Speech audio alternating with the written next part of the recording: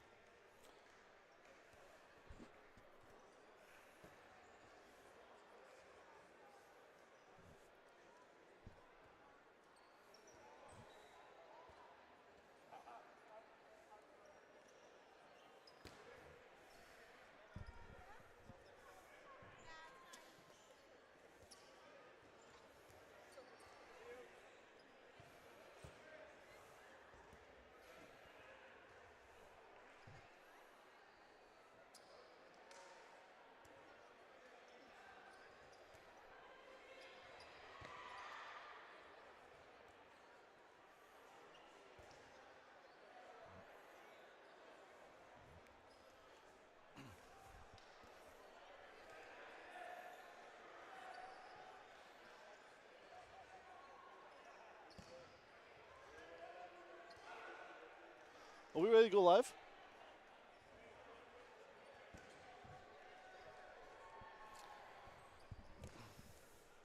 Check, check.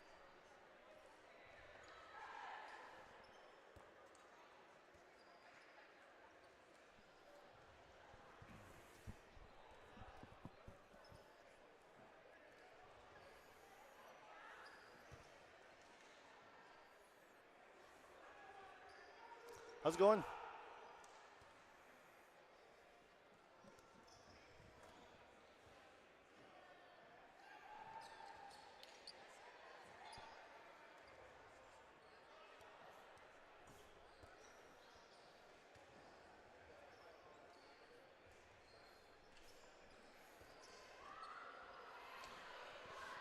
All right, 4 more minutes.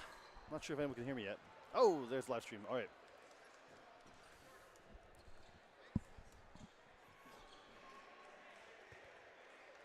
Can you guys hear me up there? Are we going live soon? Just wondering. Check, check.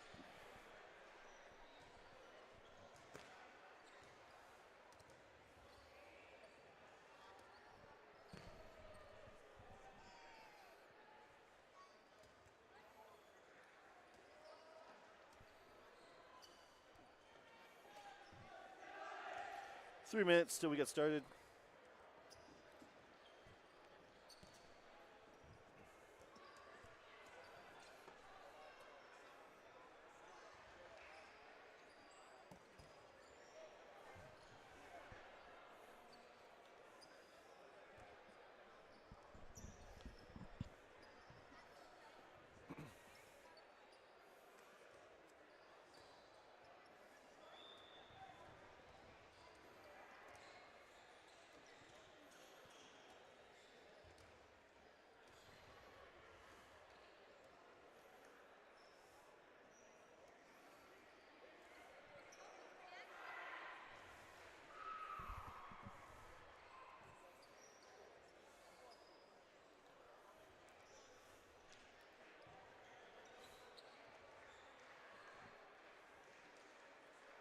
Hey guys, can you hear me up there?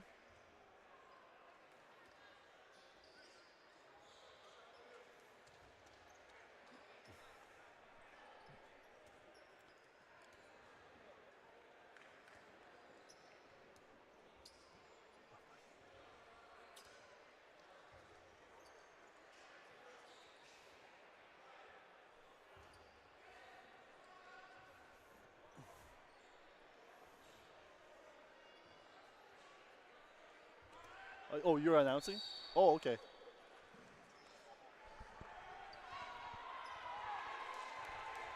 Hey, can you guys hear me okay up there? Are we good over here? Are we good on this side? All right. Not sure if you guys can hear me on the stream. Are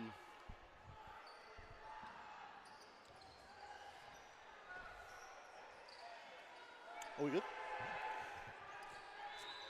All right, guys. Good morning. We are at the 2026 Dodgeball Club Championships in Markham, Ontario. My name is Jack Pavon, and we're going to get started with our first few games this morning in Tier 2. Tier 2 men's round robin. Starting with Frenzy from British Columbia and Melee from Ontario.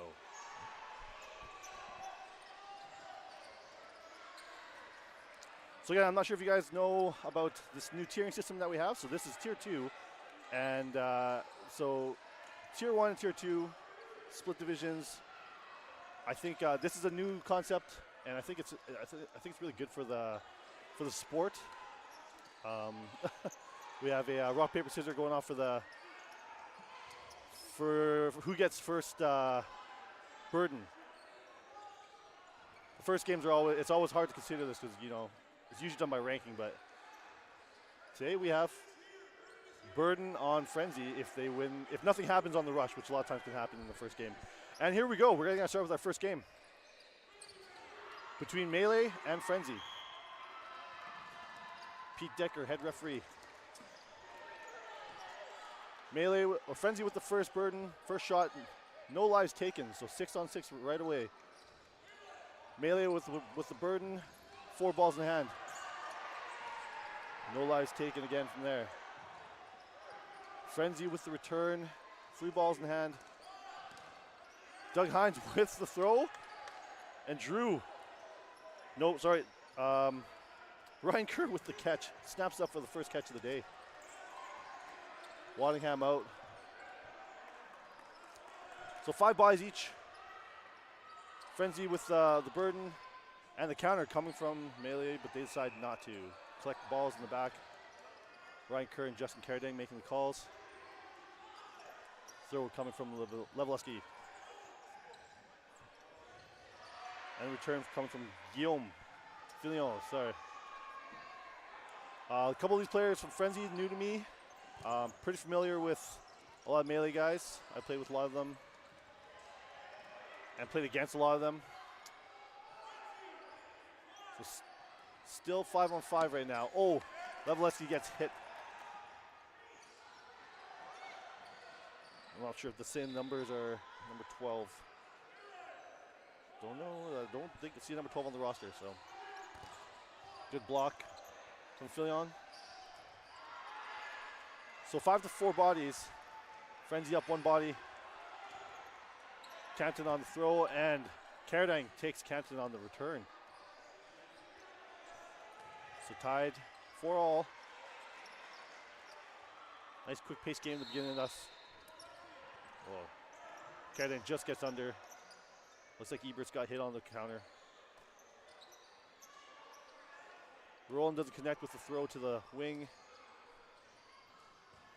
So quick turnaround with Melee taking the lead. Oh, Cardang just takes a little slip in there.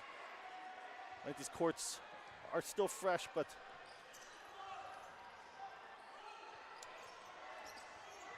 Kerr with nice dodge in the middle. Ooh, Cardang tries to get Frenzy looking.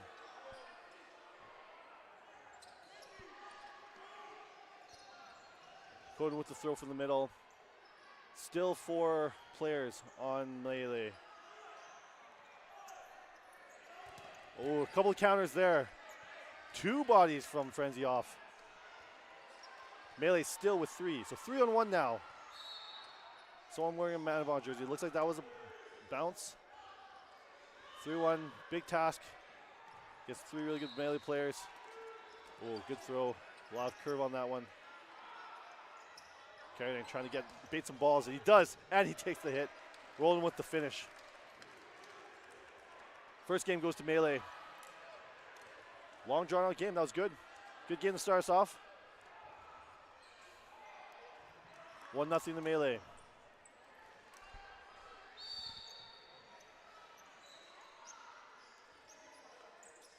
Just again, if you're just catching on, 2026 Dodgeball Club Championships in Markham, Ontario. First game going to Melee, playing Frenzy from BC, Melee from Ontario. First shots don't connect, so we've got Frenzy on the burden with 4 balls. I don't know number 12's name. He's not on the roster. I think he came from another. I think Frenzy picked him up from another place. Coden with the hit. Oh, a couple of Brad Evans and Kyle Waddingham exchange. Doug Hines gets taken out by Jones. So 5-on-3. Well, 5-on-2. Quick exchange there. Good block by Fillion. Canton and Fillion. 4 balls in the hand. Couple of fakes. Justin with the cross, but he gets taken out by Fillion. So now 4-2. Frenzy slowly whittling away at the bodies on melee. Levleski able to get underneath that one. 3 balls in hand. Kerr with the call. What's up, Danchenko? Kerr gets taken out with a counter. So three melee players to 2 Frenzy players. Frenzy doing a good job of taking a couple of players, whittling them out one by one. So we got Leveleski, Jones, and Tabernor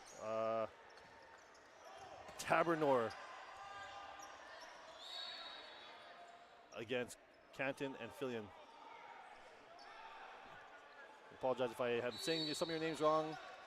It's early, it's morning. Oh, Canton gets through Tabernor's block, so now it's just 2-on-1. Frenzy able to take down, oh, and he finishes off. What a win by Frenzy. They were down 5-2, and they slowly whittled them down. Great win by Frenzy. This is what patience does for you guys. Tough in the morning sometimes. Sometimes some teams need a little time to get going, so these morning games are always tough sometimes. 1-all. Nice quick rush between both players. Canton getting taken out of the top. No trade there, so Roland's still in. So 6 melee players to 5 Frenzy players. Oh, Roland takes out the middle. Couple exchanges here. So Ebert's gone. Again, 5-on-2 again. 5 melee players to 2 Frenzy players. Fillion's still in there, as well as McCall. Oh, drop shot almost takes out Fillion's feet. Rolling from the middle. It's Burden on Frenzy now with 4 balls. Well, a little bit of miscommunication there. Oh, good hit by Tabernor on Fillion. So just 1 player now for Frenzy. We got McCall there. Oh, he gets a catch on Caradang. Little bumble, but he was able to dodge that second shot, so that brings on Canton now.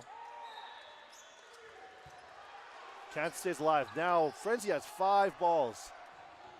3 melee players.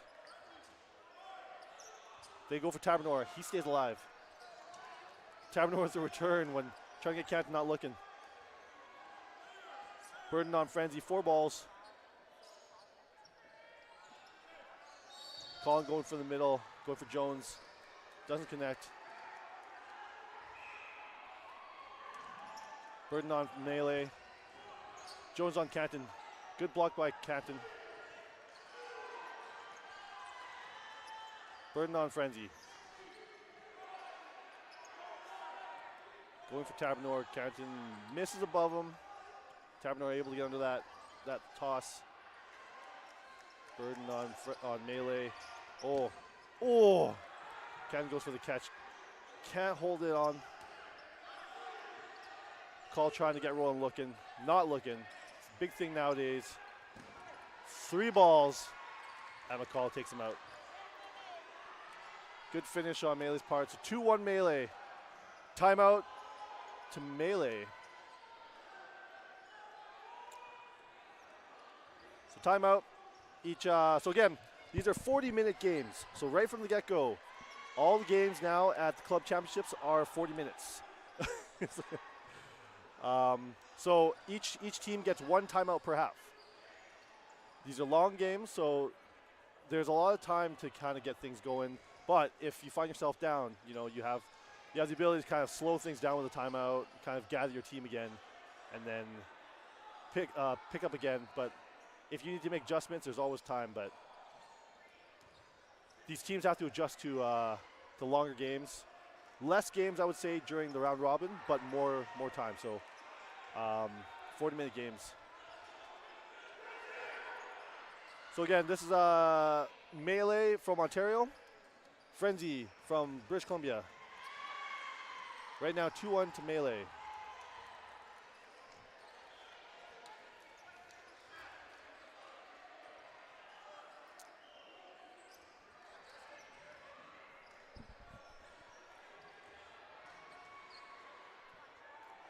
All right, we're going to start it again here. Nice quick rush for Melee. Waddingham opts to throw. So burden on Frenzy with 4 balls. Full teams on both sides. Good throw on Caradang from McCall. 6 on 5 now. Frenzy with the burden again. 3 balls in hand. Just misses Waddingham. McCall with a good throw on him. Waddingham, a good dodger, ex-Team Canada player. Bird now in Frenzy, 3 balls in hand. Ebert's throwing from the middle. Tabernor with the counter, doesn't connect. So we're back up to 6 again. 3 balls in hand. Eberts with the middle throw. No, that's Cowden, sorry. Coden? Yeah. It's a little back and forth. Oh, good hit on Kerr from McCall. Frenzy doing a good job whittling these guys down. 2 balls on Tabernor, doesn't connect. So now, Melee with 4 balls on the hand. Let's see if they connect this one here. So opt to throw just 1 throw, which is understandable. They're down 2 players right now, so only giving them 1 ball to throw back. Frenzy with the burden. Coden throws from the middle. Tabernor with the, oh! Brad Evans with the catch, with the fleshy catch off the block. But they had a full team, so that doesn't bring anybody on. Jones with the dodge. Number 12 is wearing a Manavong jersey, so I'm going to call him Manavong, but I don't know his name yet. Oh! Ebert with the catch on Ryan Jones. So, again, no bodies to bring back on. Waddingham trying to get them not looking. Trying to whittle down these guys as much as they can. Frenzy's still at a full roster, still full club right now. Ooh, Roland not being able to bring in that catch. McCall really taking some players out. He's looking, hey bud, he's looking good right now. He's feeling it. I think he's taking at least most of the bodies on here. Right now, Waddingham alone. Hines comes in for the, oh, Waddingham taking out McCall. That's a good takeout, I think. He's been the hot hand this morning. So Waddingham against 4 Frenzy players. Opting to go cross court. Burden on Frenzy, 3 players. Waddingham, lone player on his side. Good blocking on his part. Staying alive. 4 balls. 5 balls. He's got 5 balls now, so let's see what he can do with it. Good tosses. Good movement by Eberts.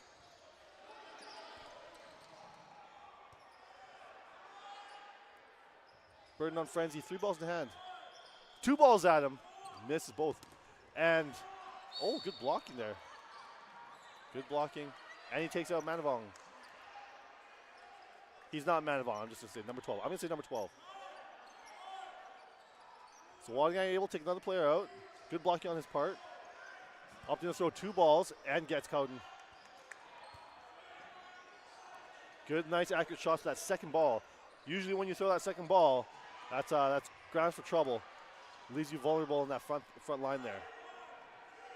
But Waddingham with the experience, so he knows that second ball needs to hit.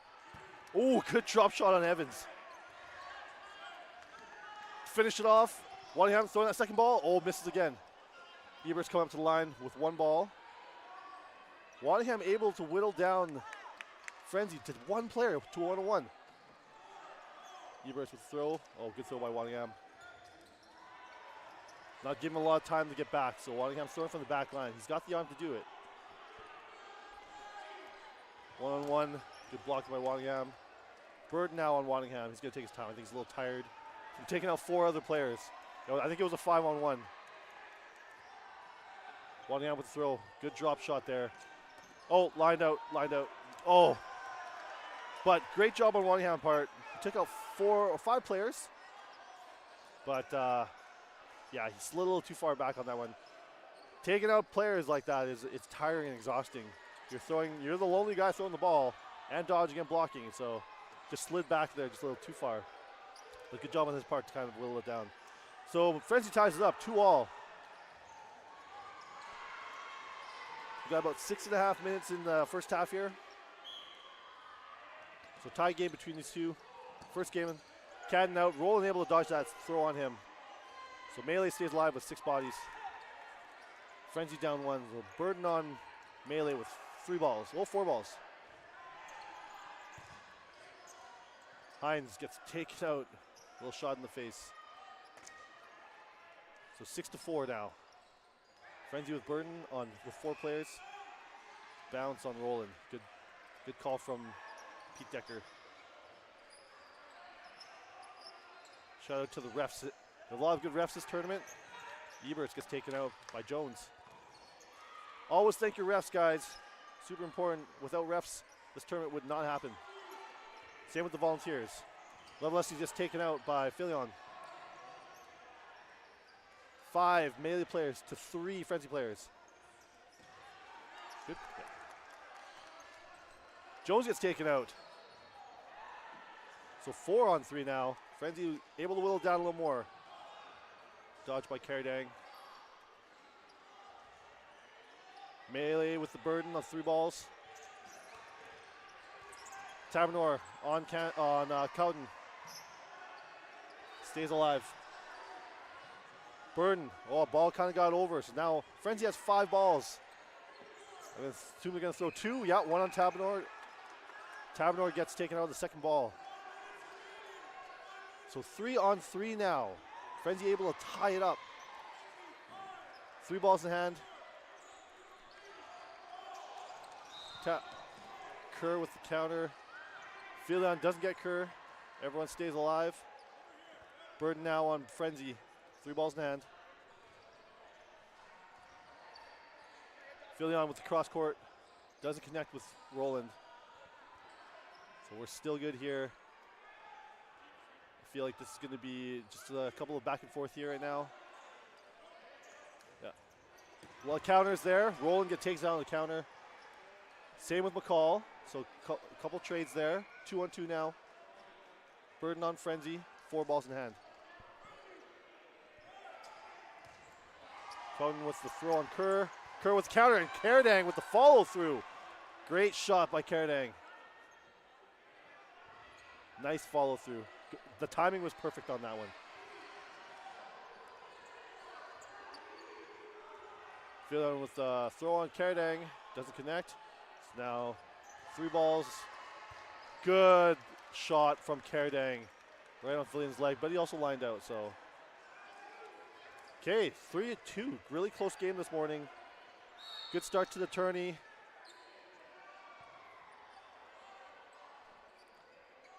Looks like we're missing a couple players on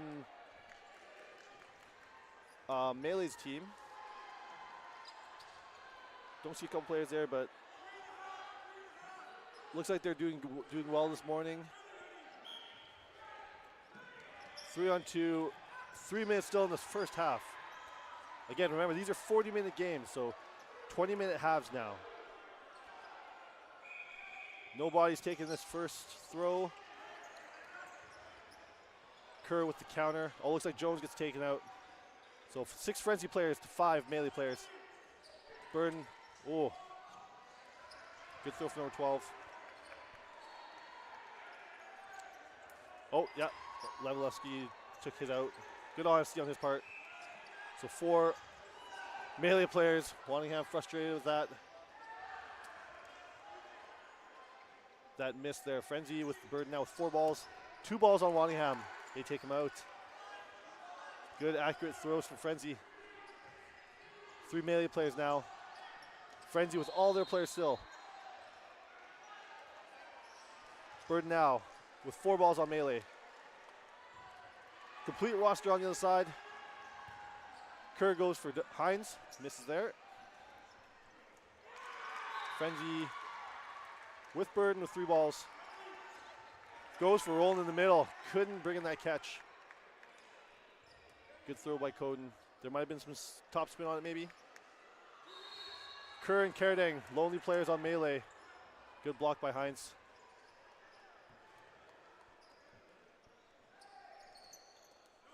Hines goes for Kerdang. Kerr doesn't connect with the counter.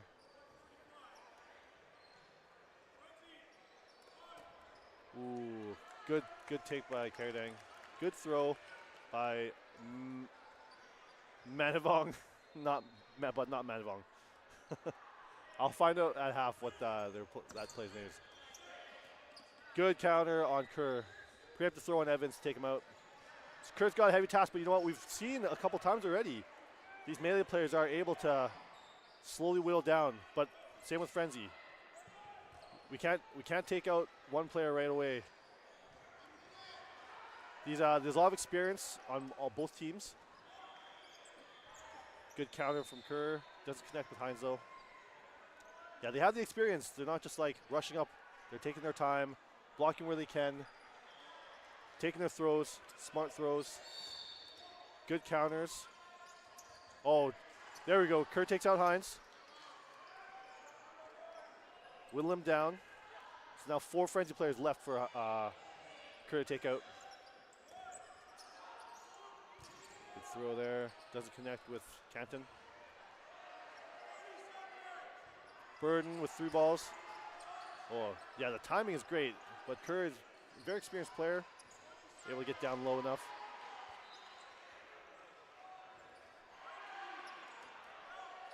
Coden spiking in a bit. Oh, good drop shot by Kerr, almost connects.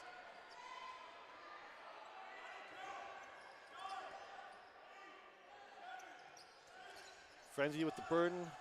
Got a good hit there. Just gets under Kerr's block. Good throw.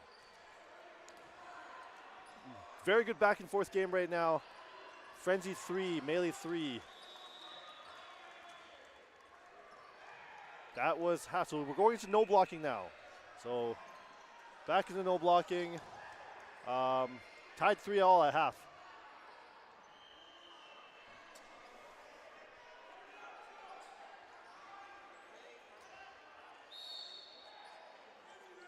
All right, Burden should be on Frenzy now. They won the last game to tie it up. So Frenzy has Burden. Oh, Fillion goes with the throw right away. Doesn't connect. So now we have 4 balls on melee side. 4 rosters on each side. Jones goes for the throw on Canton. Doesn't connect. Tabernor gets taken up by 2 balls. Both Wanyam and Roland go for throws, and they don't connect. So that gives... Oh, another throw by Roland. Oh, and brings in the big catch on McCall. Couple of buys. Melee back to 6. 4 on Frenzy now. 4 players to 6. Frenzy with the burden. Tabernor out again. Couldn't get under that ball there. So 5 melee players to 4 Frenzy players. Burden on melee. Looks like Jones is going to take the shot from the middle. Kerr with the follow as well. A couple of counters don't connect. So now we have Burden on Frenzy again, or melee again. 3 balls in the hand. Waddingham with the throw. Doesn't connect. So 4 balls to Frenzy. See where they go. Evans with the call. Waddingham, yeah, counter. He's got the arm to throw from the back line. It's a good advantage to have. Eberts with the throw on Jones, connects to the feet. Right on the toes. 4-all. Kerr doesn't connect on Canton. Canton with the counter. Yeah, no blocking. So Roland tries to block that, but successfully blocks, but we're in no block. So he is out. Couple of preemptive throws. Takes out number 12, Manavong and Canton. And we lose Roland in the middle there. Oh, catch on Evans on Waddingham. Waddingham tries that long counter again, and Evans makes him pays for it. Oh, good shot. Oh, the no blocking. It's killing him. In the early morning, it's hard to remember that. So 2-1, two frenzy players to Ryan Kerr on melee. Filion and Evans on the other side, going for those long shots. Trying to catch people sleeping still in the morning. The no blocking thing seems to hurt people a couple bit. Oh, Kerr goes for the catch, doesn't get it. Filion with the follow shot, but the apology is there, so. Frenzy takes another game. 4-3 for Frenzy in this morning game at the 2026 Dodgeball Championships, Dodgeball Club Championships. I'm Jack Pavon. Thanks for joining us today, guys. Take a moment to thank our sponsors while this halftime goes in. Where's my hi? Adrian. Sorry, guys, I got distracted. There's a lot going on here. A lot of activity at the Club Championship this morning. Right now we're watching the first game of the day on live stream between Frenzy from British Columbia and Melee from Ontario. Let's take a moment to thank our sponsors, Dodgeball Ontario, the Markham Center, Panam, for offering this beautiful facility, as well as VC, providing a lot of the awesome jerseys that we have at the tournament this weekend. You'll see a lot of new jerseys, including the mint jerseys. They did our mint jerseys, which I'm excited to play in and reveal. So if you guys are interested in any of the jerseys, you can talk to the teams or look at VCU to purchase them. If you guys at halftime right now, there's still a game on court 2 right now. Looks like it's between Sirens and Phoenix. So if you guys are waiting right now, go join those guys. But our halftime's gonna be done here soon. Again, these are 20-minute halves, so a little bit longer halftime. And now the timeouts reset, so now each team gets one timeout per half.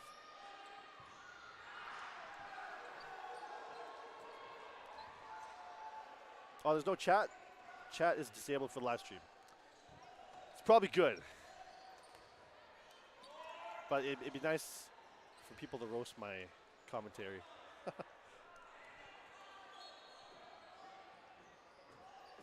So again, this is the Tier 2 round robin today. So we're going through a lot of the Tier 2 round robin for men's and women's. And then tomorrow we'll start up with the Tier 1 and Tier 2. Finish off the Tier 2 round robins and then move on to the Tier 1s. We got 6 courts of action. So again, all these games are getting recorded thanks to Doki Doki Dodgeball Club. They do a really great job of recording and putting the games up on YouTube, so you will be able to see a lot of your favorite teams if you don't get a chance to see them on stream. They will be recording a lot of the games, so I believe. From what I was told, I'm not sure though. I don't see a lot of camera set up, so. All right, we're gonna get started again here. Again, a nice close game between Frenzy and Melee. 4-3 to Frenzy right now. Getting started. This is the first time we're going to be seeing Lindsay on Melee. Oh, big hit on Evans from Levaleski. Nice quick rush there. But looks like, no, it's full roster on Melee. Going for Cowden. Doesn't connect. So five Frenzy players with 4 balls in hand. Couple of pump fakes. Takes out Roland. Tabernor takes out the wing, number 12. I still didn't figure out his name. Sorry, guys. Good block by Cowden on Tabernor. Goes for Kerr. Kerr gets under that. Burden on Melee. 5-on-5. Kerr with the shot from the middle.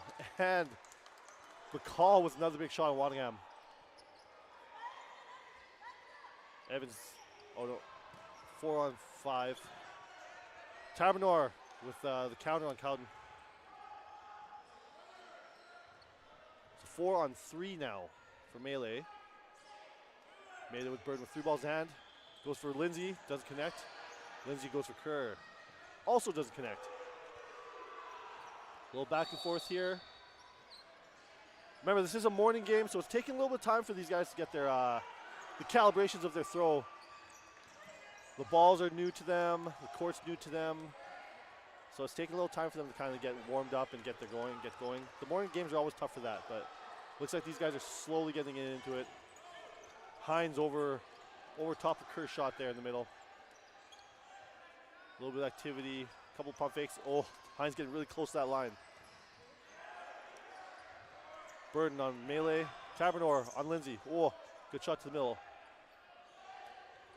Not a bad shot. 2 people had to dodge that, so. Burden on Melee. Kerr goes to the middle on Hines. Doesn't connect. A little bit of back and forth to the mills there.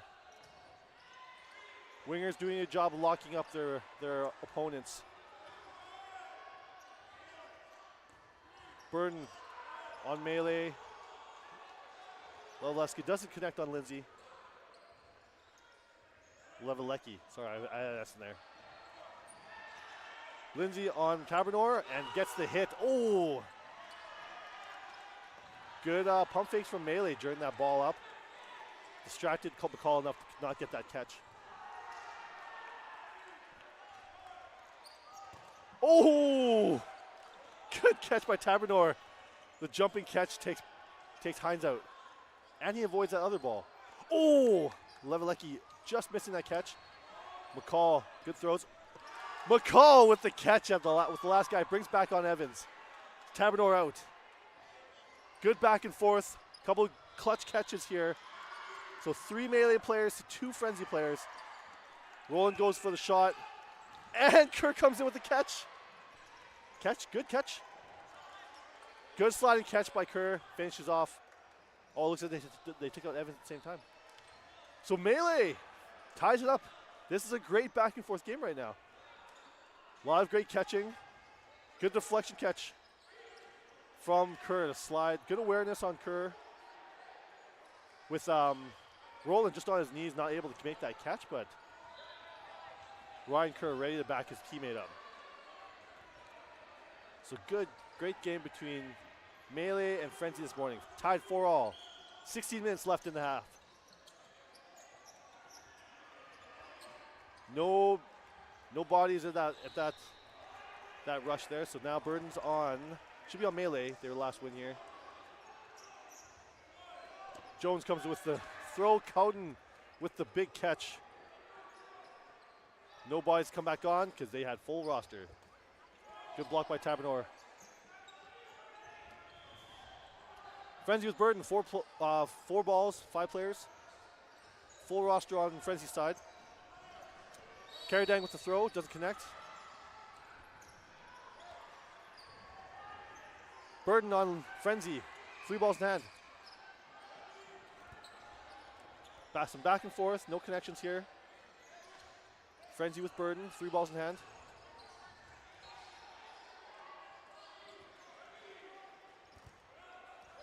No hit there on Levelecki. Burden again on Frenzy.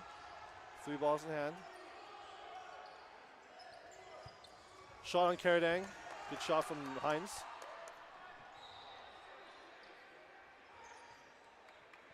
So 4 now Melee players, but they have 4 balls in hand. Everyone's got a ball. Don't connect with Hines. Good pressure from the wings. 3 balls on Frenzy's side. Burden.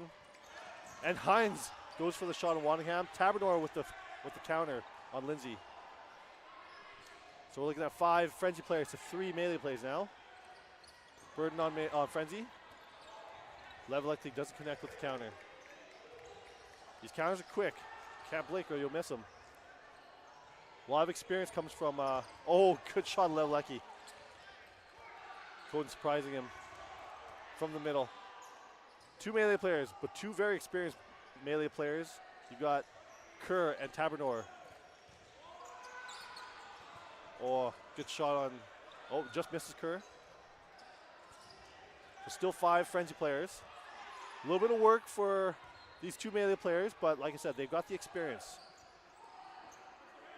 Good shot on Fillion from Kerr. So 4 frenzy players now. Just whittling them down one at a time. That's all you need.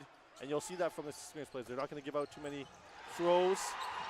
Oh, good return from Hines on Tabernor. So just leaving Kerr from melee to face 4 frenzy players. Kerr on Hines, doesn't connect. You'll see Kerr throw from the back line low, just kind of save some energy. Yeah, good throws. He's got the arm, so he's able to kind of stay back, not to stay up and get too much trouble. So you'll see that. Good shot on Cowden. So Kerr is slowly whittling down the other team, but he hasn't left the back line yet. So that's something to keep in mind. Like, he's got the throw to kind of stay back there and just, oh, good shots right under the block. Good job on Frenzy. Frenzy taking another game. Taking the lead once again, so 5-4 for Frenzy on melee.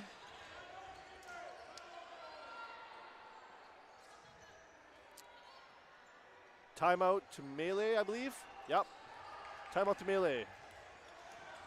Thanks for joining us, guys. Again, you're at the 2026 Dodgeball Club Championships in Markham, Ontario. We are at full speed now with all courts full. Games on all courts. We're in the Tier 2 round robin for men's and women's. I'm Jack Pavon. Thanks for joining us this morning. We got a lot of games. We're with Dodgeball Canada's YouTube. This is Court 1. We also have Court 2 streaming with commentary as well. But with both games really close. Looks like the second game between Phoenix and Sirens. I can't see the score on the other side, but this game here is real close. It's a lot of back and forth between these two really good teams. Between Frenzy from Ontario, Frenzy from BC and Ontario Melee. So we're back up again after that timeout. Levelecki taking out Canton from the middle, and they get the ball back. Carradine coming in for the ball, so that burden on Melee. 3 balls in hand. Jones for the throw in the middle, doesn't connect. So now Burden on Frenzy with 5 players, 3 balls in hand. Or 4 balls, sorry. Shot on Waningham, easily blocked. Takes the shot on Manavong, but not Manavong.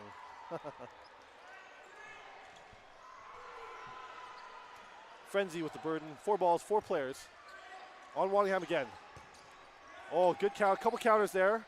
Hines with the block, but it looks like Philly was able to take out Waningham. So 5 melee players, 3 balls in hand. Oh, good shot from Tabernor on Hines. Through the block.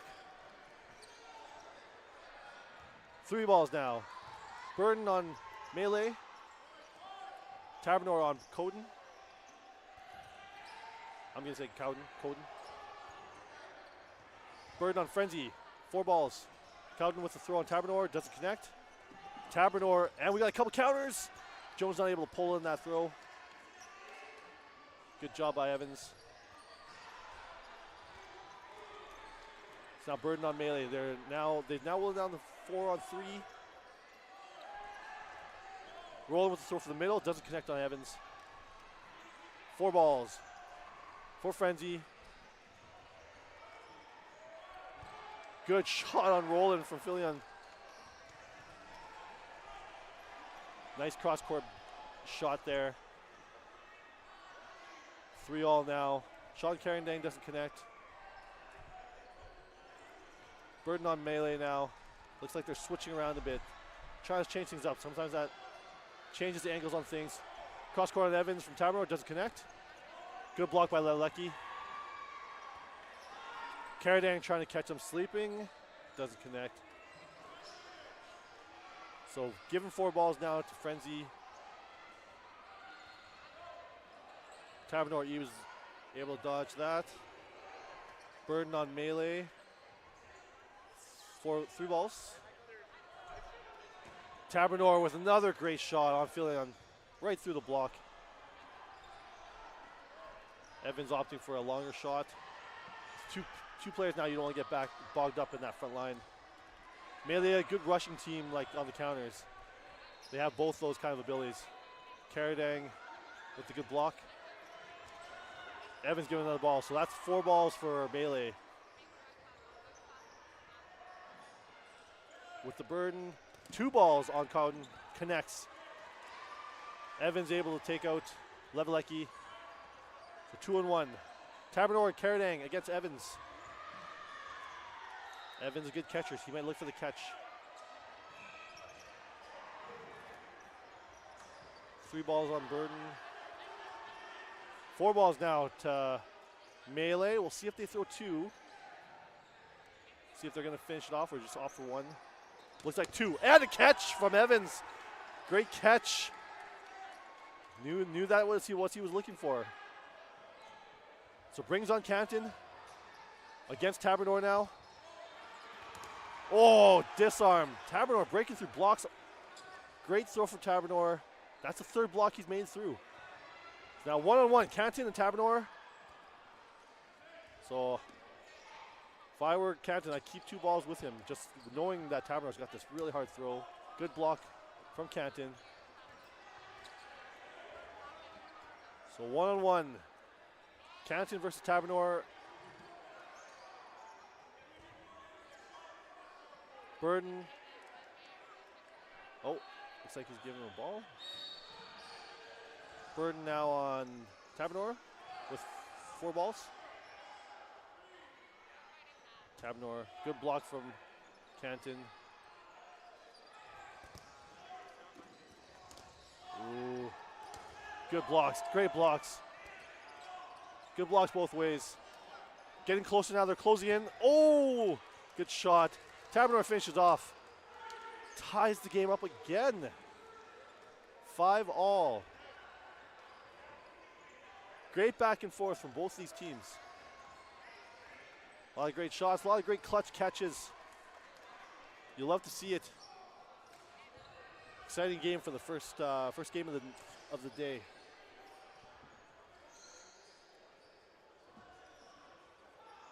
Refs deliberating something. Not sure if it was during the game or not. I thought that looked pretty clean, the last part there, when they were closing things in.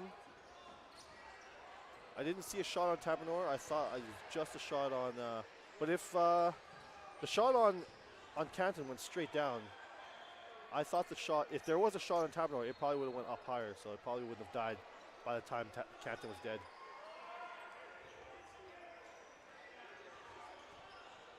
Yeah, looks like that's what they were talking about. Yeah, if there was an exchange, Canton's ball would have died first, so. Good deliberation on the refs. It's always good to make sure of that stuff. All right, awesome. So now, another tied. We're back at 5-all. 5-all on this game between Melee and Frenzy. Rush comes out. Levelecki taking the shot on Evans. So Melee stays live with 6 players. Burden on Frenzy with 4 balls. Good double catch, or good team catch there. Levelecki taking out, catching Jones. He should, oh no, he got hit the second ball. So there was a catch, this should be out. Colin McCall's out. So 5 players on Melee, 5 players on Frenzy. Finland stays alive. No, 4 players, sorry. Evans is out there. Might have lined out there, I didn't see that hit. Burden on Frenzy. There's some counters here. That might have been a bounce. Yeah, bounce. Good quick call from Pete Decker. Melee with 4 players. Looks like Kerr got taken out. Burden, oh, good hit from Hines on Waddingham. Roland taken out as well. Frenzy on a tear right now. Oh, good shot from Caradine to take Lindsay out. Frenzy needs to pay a little more attention. They're getting taken out by these long shots from Melee. Good movement from Levelecki. Caradang with a little pressure. Goes to throw on Filion. Doesn't connect. So 3 frenzy players to 2 melee players. 3 balls in hand for Frenzy. They opt to throw 2 balls in Levelecki, giving melee 5 balls. So last ball with Filion in hand. Sure, they'll throw 2 balls on Filion, and they do. They don't connect. So now we have, hey, Cole, good seeing you, buddy. It's been a while. Hey, buddy, how's it going?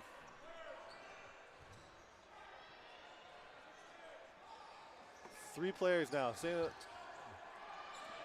Couple of counters here, back and forth. Good block by Caradang. Filion trying to get him on right on the touch there. Burden on melee, 4 balls. What's up, Austin? Sorry, guys. Saying hi to a lot of people I haven't seen in a while. Filion with the cross court. Levelecki trying to counter. Again, these balls, still getting used to these balls. First game of the day. Frenzy with the burden. Good shot from Caradang, but good block by Manavong stand-in. Oh, Caradang. Oh, getting real close to that line, Filion. 4 balls to Frenzy. Burden on Frenzy. They throw 2 at Caradang. He gets under both of them. So now 4 balls to melee. Yeah. Oh, good shot from Filion to Caradang. So now just Levelecki left against 3 Frenzy players. Again, he's probably going to opt to throw from the back line. Trying to get that snap in. He's kind of get that drop shot. That looks like the ball is flying a little high right now. Oh, just catches the toe. Good shot from Manavong stand-in. That's another game to Frenzy. So 6-5. Frenzy on melee. Again, Frenzy from British Columbia, melee from Ontario. 4 minutes left in this half. So let's see if Frenzy can take a couple more games, or if it becomes a tie again. Melee's been good about coming back with the tie. Levelecki's been quick on the rush. No connections there this time, so both teams full bodies. Burden on Frenzy. Last throw. Oh, the chat's up. Okay, someone tell me who number 12 is. Yeah, Holotenko. I was missing him. Work. Oh, the shot on Waddingham. Takes Waddingham out. Hey, chat. What is number 12's name? On it's not Manavong, I know that. Anyone from BC? I don't think he's from BC, though. I think he's taken from somewhere else. Good shot on. Oh! What a catch! Coming off the dodge, he was able to pull that catch. And Lindsay with a crazy unorthodox catch. That brings their team to full roster again. Kerr out, Roland out as well. Looks like Frenzy might take this game as well. But hey, we've seen both teams come back from down 1 player or even 2 players. Frenzy with 5 players against 2 melee players. Sean Caradang, good block from Caradang. Opts for a counter on Filion. One of the 12s is Chris Prasad. I'm assuming. Don't worry, guys. Camera's looking at me. You're good. The amount of people walking past this camera ducking. I'm like, you guys, it's looking at me. I'm going to call him Prasad because, you know what? I know most of the other players. The other 12 is Hines. I know that. So, all right. Timeout. Looks like there was a timeout called. So 6-5 for Frenzy. 2 minutes left. So Melee has a little bit of time, but they got a little bit of work ahead of them to get back in this game. They need this tie.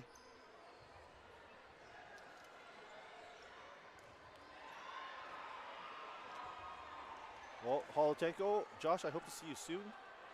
I miss you. I need a hug. I love how Josh Hustis is watching this chat or watching the stream from wherever he is in Ontario. Again, this is the Tier 2, guys. Tier 2 men's and women's round robin at the 2026 Dodgeball Club Championships in Markham, Ontario. I'm Jack Pavon, hailing from Edmonton, Alberta, playing on Mint. Thanks for joining us this morning.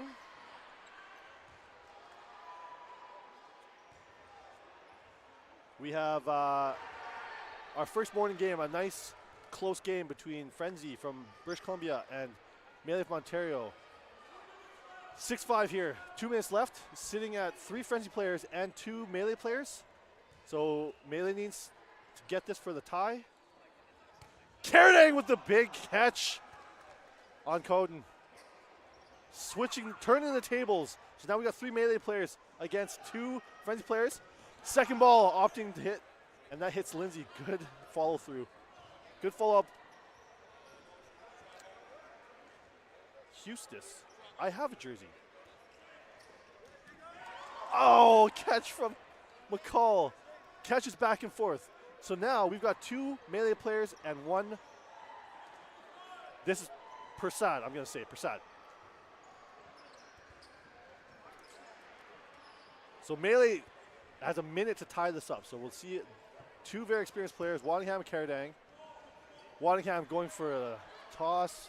Persad able to get underneath that. Just over a minute left before we go into no blocking. Carradine throw, Persad with a good block. Burden on Persad now. I think he's going to try to take his time, stay alive. If he stays, actually, no, you don't want that. Good hit by Waddingham. So again, ties it up. Melee ties it up, so we're at 6-all with less than a minute to go into no blocking. So they're still going to play out that minute. They're going to play whatever's left. So 39 seconds. They're going to play the rest of this until it goes to no blocking. So 39 seconds. The rush is still going to happen. Josh, I got a jersey from my sister that she said she got it from Kevin. So I don't know if it's the same jersey.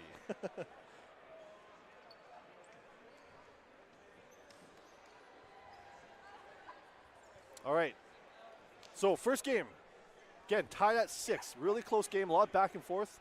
We have 39 seconds in this last game before no blocking. So no connections in the first. So this game, 36 seconds before no blocking. Let's see if these players are up to take some players out or play conservatively. So Burden on Melee, 3 balls in hand. Good block by Hines. Ooh, takes a shot on Kerr, doesn't connect. So now we got 3 full rosters on both sides. They might go into no blocking with full rosters on both sides. Oh, the hit on Lindsay from Kerr. Good connection there. So 5 players on Frenzy, 6 players on Melee. Burden on Frenzy, 4 seconds left. Oh, the hit on Roland. Going for the last shots is going to be some chaos here. So we end up Cowden off, I believe. Hines off, yep. So we got 5 Melee players, 3 Frenzy players. Ooh, good turnaround. So going to no blocking. It's anyone's game though. Good blocking teams on both sides, but now this takes away the blocking. And McCall, some Melee takes out 2 players. So Fillion and McCall off, leaving Canton against 3 Melee players. Levelecki, Tabernor, and Carradine. We're missing a ball here. So Frenzy with the burden. Levelecki with the catch. So Melee takes that last game. A lot of back and forth. Really great game this morning between Frenzy from BC and Melee from Ontario at the 2026 Dodgeball Club Championships. Thanks for joining us today, guys. Whew, that was a good game. I'm glad I jumped onto this game. This was a good game. This gets me hyped up for my game. All right, guys. Thanks for joining us. Next up, Who do we have? We have, I didn't see the Ross, hey Josh. Yeah, it's up there. Yeah, we're gonna announce the next game. So next game we have Eclipse and Crush. I believe those are two Tier 2 women's teams. So stick around, guys, join them. I don't know if we have any commentary for them, but they're gonna be good games regardless. So thanks again for joining us. Thanks again for joining me this morning, guys. My name is Jack Pavon. I'll be on later on, but signing off. Thanks, guys.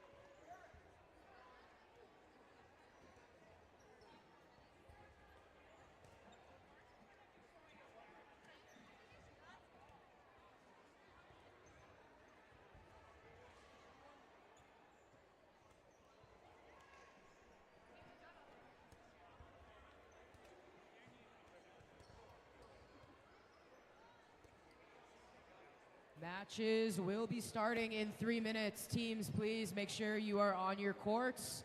Team refs, please make sure you are on your courts.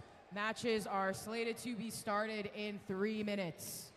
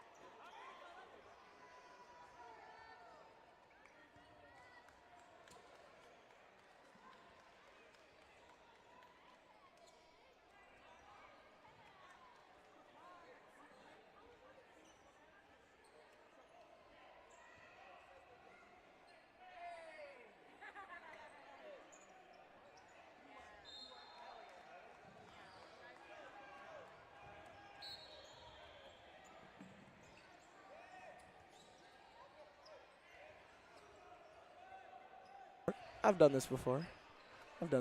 Hello, everybody, and welcome to the 2026 Canadian Club Championships. I am Nicholas Danchenko, coming to you live from the Markham Pan Am Center. We have an Ontario versus Quebec women's Tier 2 match to, I was going to say kick off the day, but I believe this is match number 2. Match slot number 2. That is confirmed. Match number 2. We have Eclipse and Crush. Eclipse, Ontario Seed 3. Crush, I do not know. I recognize a couple players in this Crush roster. I'm very familiar with Eclipse. Lots of local talent out here of Southern Ontario. We got nice solid team out of Eclipse. Last year, a lot of these players were on a team that was called Raven, which later decided to split this year into 2 teams, Eclipse and Luna, following this kind of space theme, I guess. Single ball thrown by La. It's going to be Captain Aaron Lomax getting out of the way. 4 balls up to the line for Eclipse. And it's going to be Michelle Durham, one of the, I believe one of the 2 players on this Eclipse side that have made a Team Canada appearance. Of course, the other one currently on the bench was on the court earlier, but did get hit. World champion 2024 with the women's Canadian national team, Christine Del Rosario. Single ball, La really looking for Lomax.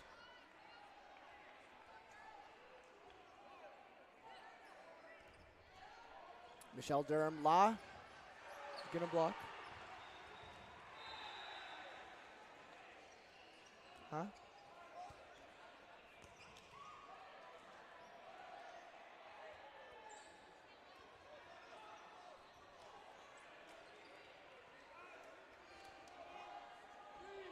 Thank you. Shout out to the new crew doing the streaming for Dodgeball Canada this year. Also, it looks like Lika Cheng is gonna line out. Shout out Lika, one of my favorite players on Eclipse, probably my favorite. My teammate on Nameless Dodgeball Club, this U21 team, or just young kind of friends team out of Toronto. And it looks like Crush are gonna find themselves up 3 versus 1. Michelle Durham takes one straight. One's returned. She's gonna go for the grab, and Crush win the first point of the match. We have a long tournament. If you are just tuning in, this is the National Championships of Canada, but we call it the Club Championships because the National Championships is now a new thing. Dodgeball Canada, you're confusing everybody. And we have, this is the Tier 2. It is Thursday. We got the first games from Tier 1 coming tomorrow. Kaufman, I believe, also out of Ontario, takes one down the middle. It's not going to connect.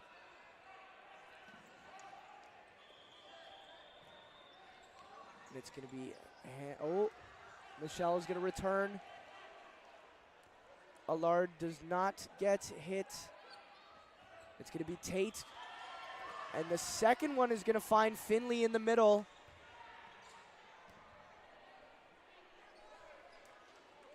Morgan Wheatley, hey, what's up, man?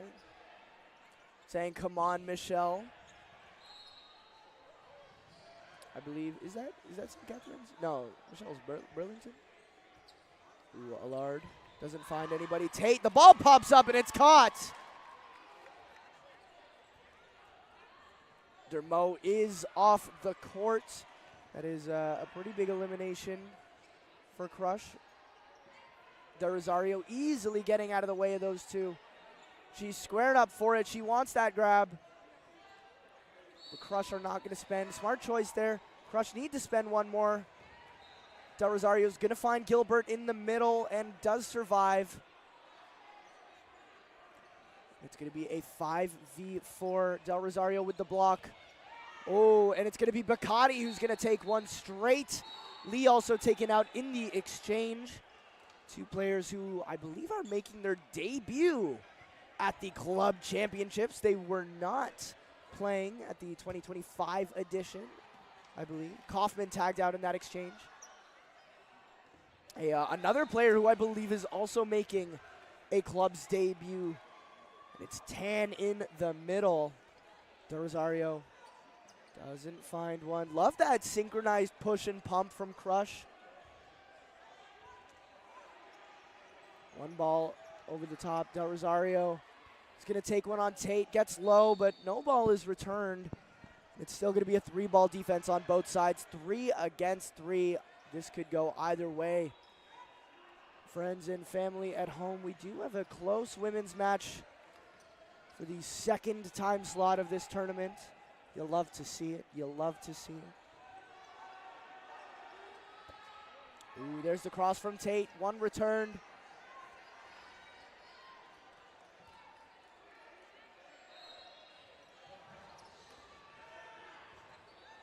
And it's going to be a 4-ball play. They do spend 2, and the right 2 are going to throw at the left. That's a very interesting choice. Typically, you're going to see a stack left or that 1 3-on-1, but whatever they did, it did work. Del Rosario, a very hard to hit target, does get taken off.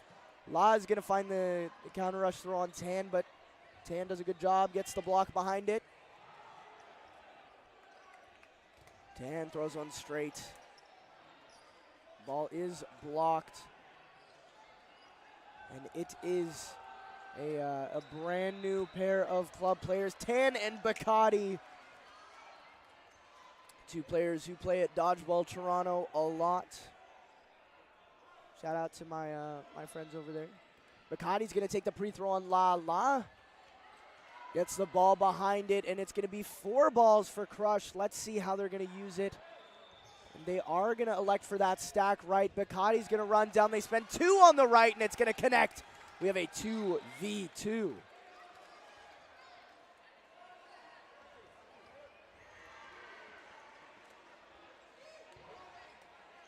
La's going to take one. Bacardi does not get hit by that ball. And Bacardi misses one on Tate. Tate returns. Does not find anything. Ball a little bit high. Tan throws on Tate. Tate looking for that return. Not going to come. They're going to be patient. They are going to be patient.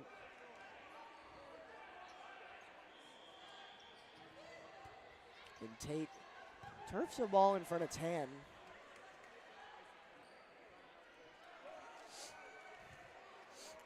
And it's going to be Bacardi who's going to take on La. Ooh, and did they just give that up? Oh, and Bacardi is going to get found. La goes straight, taking out Bacardi. Tan in alone. Dodges 1, dodges 2. Oh, what? From my angle, that looked like it was like a foot above her head. But I think she felt more of the wind than the ball on that one. But Crusher going to go up 2-0.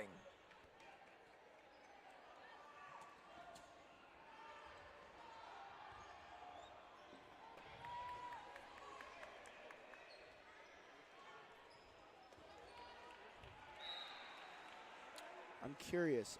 Crush, are they the 2 seed of Quebec? 3 seed?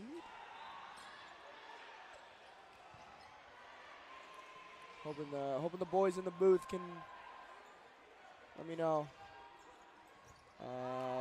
What seed are Crush from Quebec?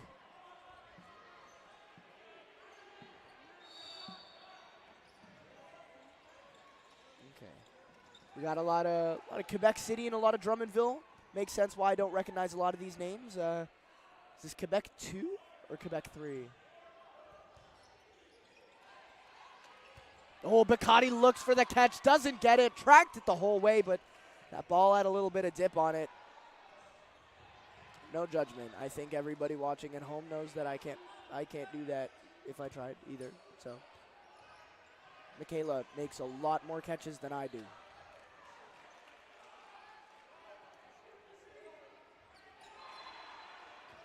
Oh! And Lee is going to get caught out. Quebec 2, giving Ontario 3. A tough match right now. Yes, confirmed. For those of you watching, wondering what seed crush was, thanks to the boys upstairs, they have confirmed this is Quebec 2. We are just above halfway through this first half of dodgeball. And Finley is taken out by that trail, gets out of the way of the first one, but that second one, again, another ball with that looping downward movement. It's going to get under Finley's blocker. We have Lika in alone. Nameless DC represent. Skibidi Squad for those of you who play at Dodgeball Toronto every week. Oh, she's looking for it. This is Lika's game. Lika likes this last in. She's good at this last in. She does find a grab. She's an accurate throw, always squaring up to make those catches. I've seen her make a couple for sure. Shout out Kaimani. Has been caught more than once by Lika. Oh, finds the pre-throw. And Charlebois does get taken out. Lika survives 2. Coming all the way from Hong Kong. This is her second club championship. She did make an appearance in 2024, took gold with Reckless. So we actually have 2 national champions on this Eclipse team. Plays a very patient defensive style of dodgeball, lots of pre-throws. Every time you get to the line, it's very annoying to deal with. It's going to be pre-throw. There it is again. Pre-throw dodge 2. And she is going to find La. Let's see. Lika making the choice to switch corners. Oh, and she does get found. One ball went above. And Jack Favon blocking my view a little bit of where that second ball connected. Shout out to him for reffing. Great ref, great official. If you watched Alberta Provincials, I was not doubting him. I would trust that man with every call he makes. Oh, and Finley with the nice throw and grab. Doesn't make the hit, but it's a toss, and the ball coming back does get snagged. Rosario is going to throw at Tate. Gilbert and Finley go 1-4-1 trade. And a new face on the court, entering the match for the first time, I believe. Don't remember if she started the first point, but that is Cynthia Lee. And it's not the world's MVP Cynthia Lee, but it is Cynthia Lee. It's one of them. And Bacardi straight in the pocket, bringing back Finley. Catching out Joachim. I am doubting my pronunciation on that one.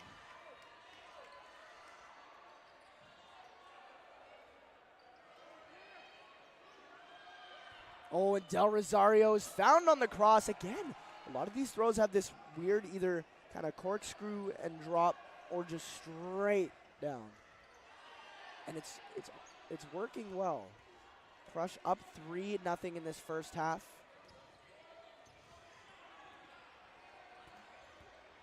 Lots of throws exchanged. Bacardi hanging high.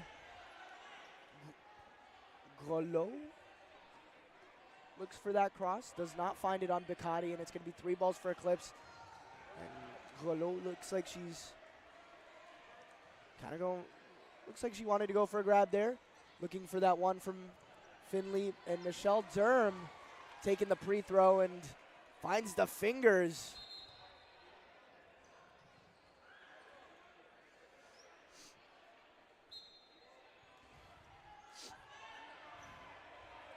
One player remaining on the side of Rush. Apologies, I do not know the name. Cannot see the back of the jersey or the jersey number from here. Ooh, one ball goes high. Bacati's going to return one. Looks like she's apologizing to the bench a little bit. Maybe they wanted a little bit more patience. Christine maybe calling for letting her in and maybe running her down. And there it is. There's the run down, but the ball was on target at Finley. Makes Finley make a play on that ball so they can't go for the kill. Bacati with the block. They have 3 balls, 5 players. I'm expecting at least 2, and they're going to go wings. And it works. I believe both balls actually connected. Love to see it. Finley very accurate on that cross. Well played in Eclipse. Get their first point on the board with 4 minutes left in the first half.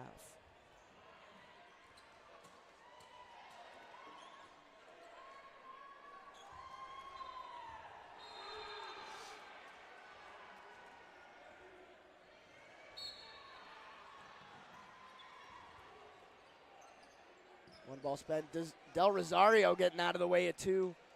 The other national champion that I was talking about on this team. I believe potentially more than 1-time national champion, actually. 2-time, 1-time? I don't know. Ooh. And Kaufman is going to find Finley. That's a good target. Finley makes good grabs, has a good arm. Ooh. Hovering over that back line. Kaufman almost connecting with it. I believe she spent some time in Europe playing cloth, and I believe represented Canada on the international stage. Maybe. I could be mistaken. 2 spents on Lee. Durham pushing very, very hard, looking for it. Lee's going to get called out, probably on a line. Loiner, number 18, woohoo. Shout out to number 18. I can't see who that is right now.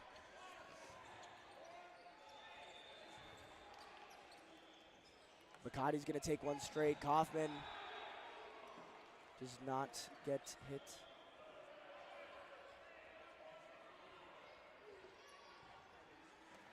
One ball across. And Lika is going to find the counter on Golo.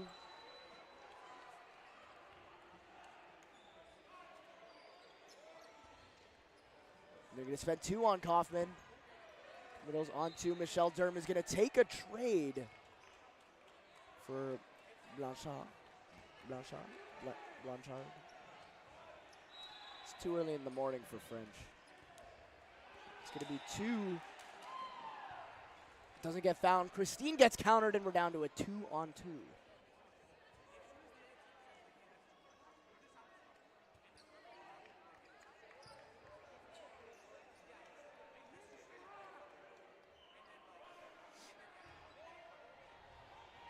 Four balls for Eclipse.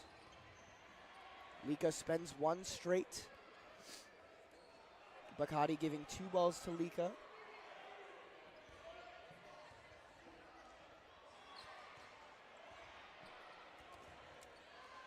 Kaufman gets behind that late counter from Michaela Bacati.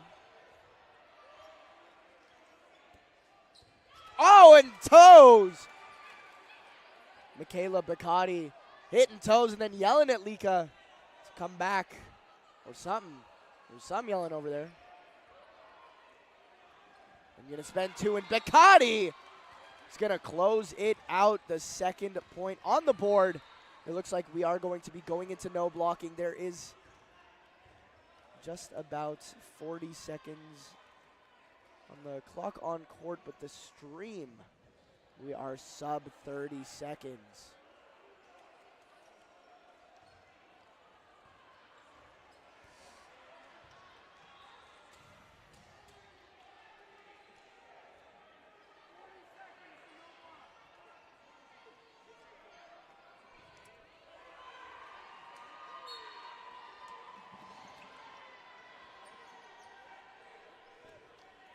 The rush.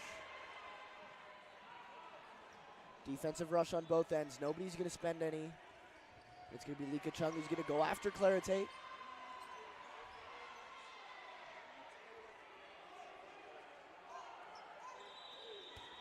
And they're going to spend 2 on Del Rosario.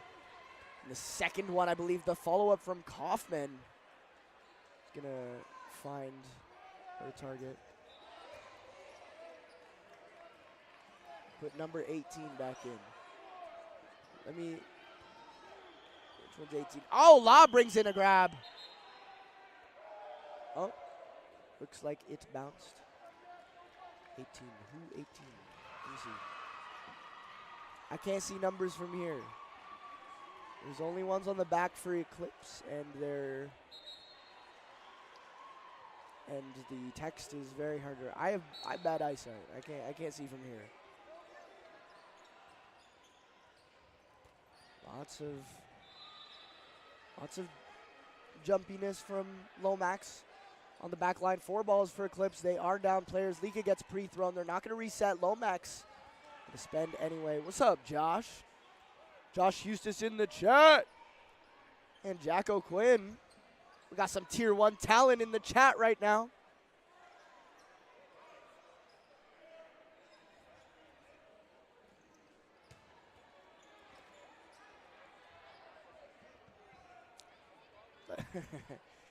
Lots of cheering for Eclipse in the chat right now. Eclipse with 5 balls.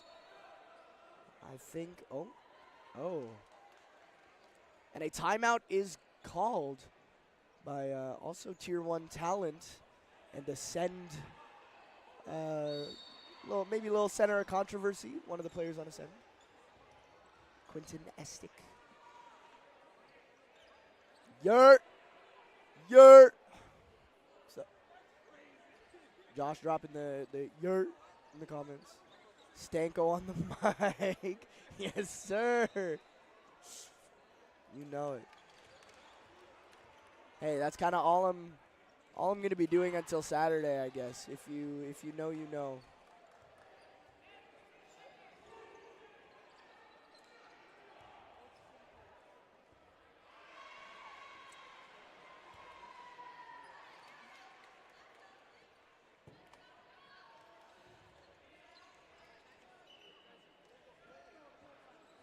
And it's going to be 5 balls in hand for Eclipse. A 2-player deficit currently. And it's going to find Tate. Eclipse now only down 1 player. Kaufman still on the court. She's been a problem in this game so far. Kaufman finding Chung. Tan tagged out as well. And it's going to be Lomax against 4. Let's see if she can drag Eclipse to a tied game going into the second half.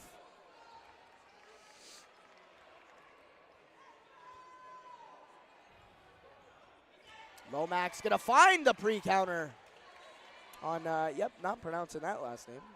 Tried once, not again. Lomax with another pre-counter, left with 1 ball. I'm assuming Crush are gonna send full house right here. They send 3, and the second ball out of the middle is going to find Lomax. And to the end of the first half, it's 4-2 for Crush. Quebec 2 leading the race in this match so far. Very interesting. Eclipse winning 2 of the last 3. Not ending the half on maybe more of a low than they would have hoped, than they would have wanted.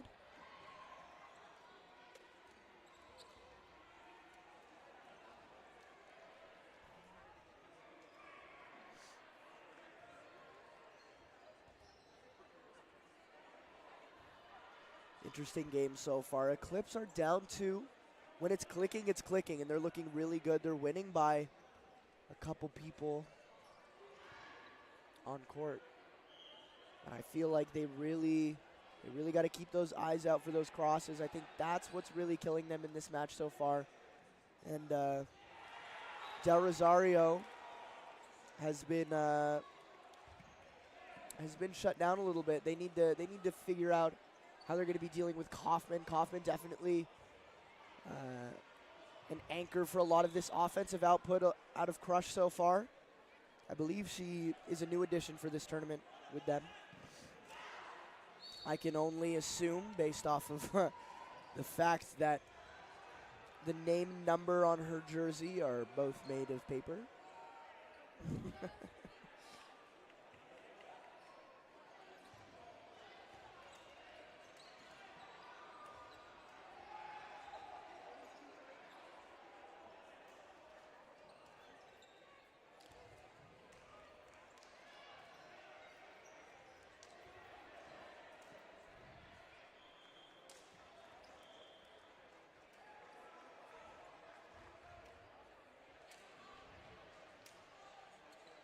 We're still in the halftime team talks.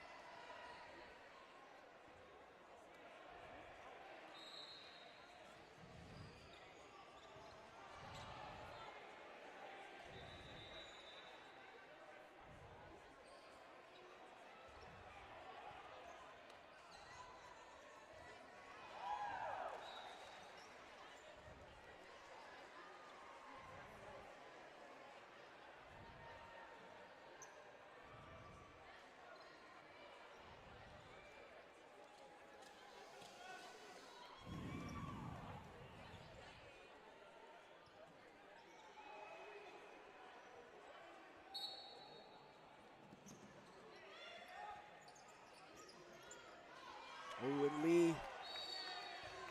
Cynthia taken. Oh, Cam. Hold on.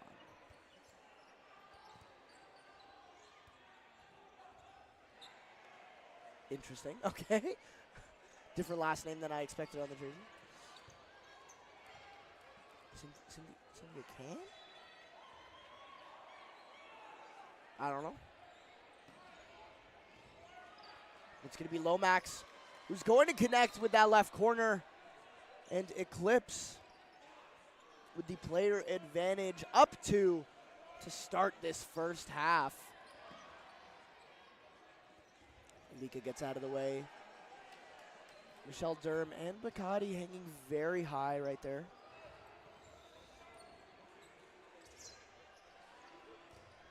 Oh, ball pops up off the block. Nobody's going to connect. Finley calling herself. Let's see it. Let's see it. There's the shallow cross. One return, and Kaufman brings in the grab. And it's a double play, a hit on Finley, and a catch on Bacardi. Two Spence. Lika taken out.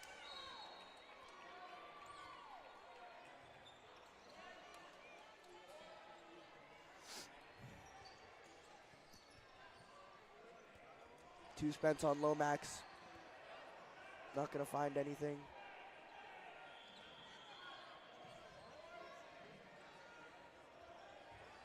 Lomax sends one at that left corner. Doesn't happen. 4 balls for Eclipse, and it's going to be Durham who's going to take one on Law.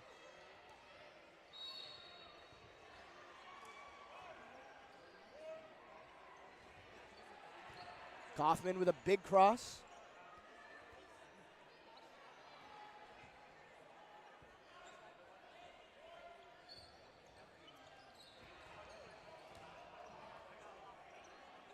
Lomax sticking the block, and it's going to be Eclipse with 4 balls once again.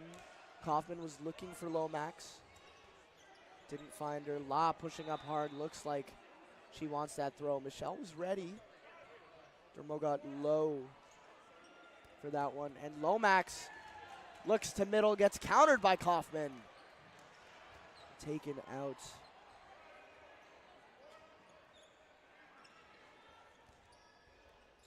And it's Dermo in alone. Definitely a player who can turn the tides of a match.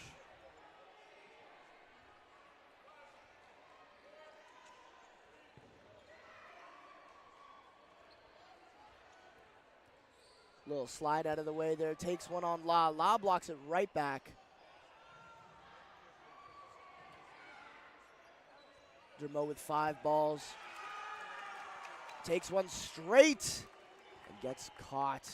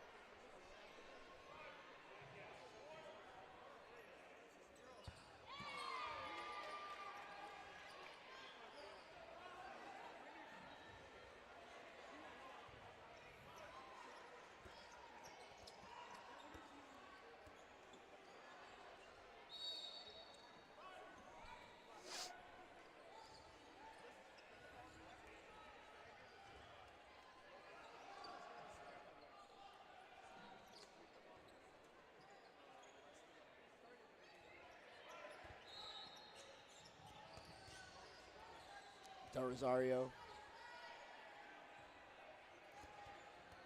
does get tagged out there. Trade on the right side of the court. Still a very even matchup in this point. It is a 3-point difference. Eclipse, if they want to stay in the game, they got to win this point. A 4-point deficit is very hard to come back from. Lee's going to spend one at the left corner.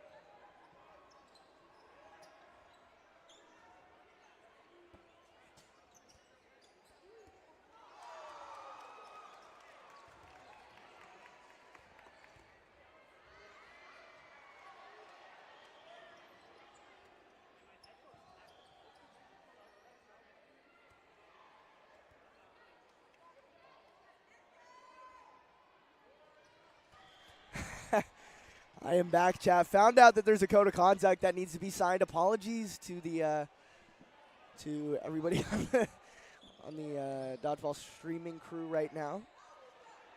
I didn't know there was a a code of conduct needed to be signed. My bad. I'm here illegally. Clarete pushing up the court. He's going to be patient. They're going to take that 4-ball play instead of rip a counter. And Eclipse with the player advantage. 1 ball crossed. La's going to return. Ball goes high. Finley in that left corner at the moment. I like that. I like that choice. Bacati makes the block on Tate.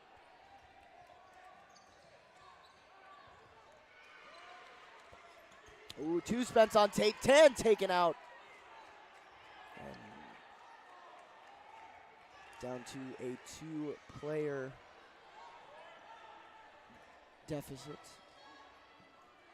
Crush. 5 balls.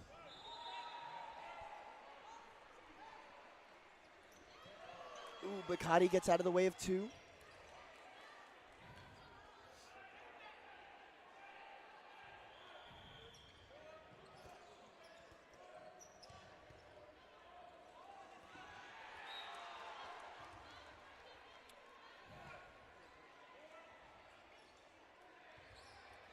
Take the ball spent, goes down the middle.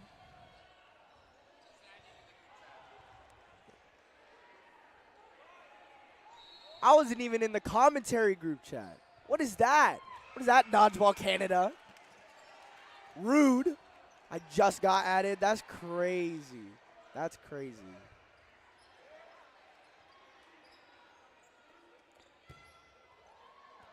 One ball wide. La in alone against 3. Lika gets very low and under that ball. 4 balls for Eclipse. Send the house. Send everything. And they do. La survives the triple. And that 4th ball was not in hand for some reason for Eclipse.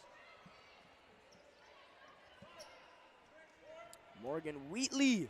Do I play later or tomorrow? Do I play? I don't play till Saturday. Mavericks play Friday. So tomorrow. I'm just here reffing, chilling out. Guess they didn't plan for me to commentate. I wasn't even added to the group chat. Rude. Ball bounces. La and Lika bringing in the catch. Nameless represent. Yes, sir. Or yes, ma'am. Watch that line ref.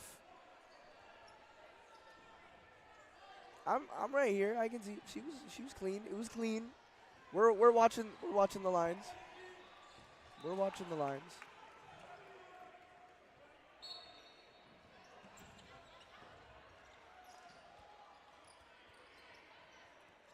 And Eclipse down 2 points. Half of the second half left to go. Oh, Lomax looking for the shadow grab.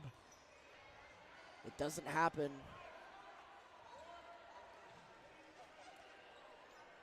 Ducati gets low. Blocks the single. Player advantage for Crush. Their burden on the 3 balls. 1 ball spent. Finley stays alive. Heels hovering over that back line.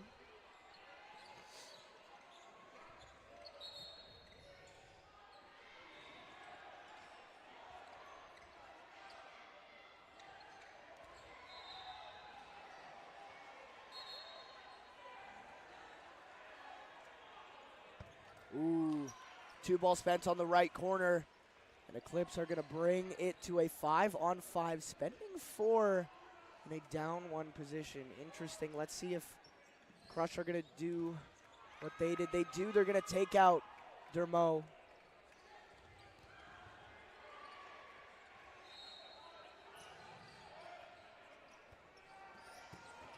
Ooh, lots of balls back and forth. Nobody gets tagged out. Eclipse still down 1 player. All right, let's see this.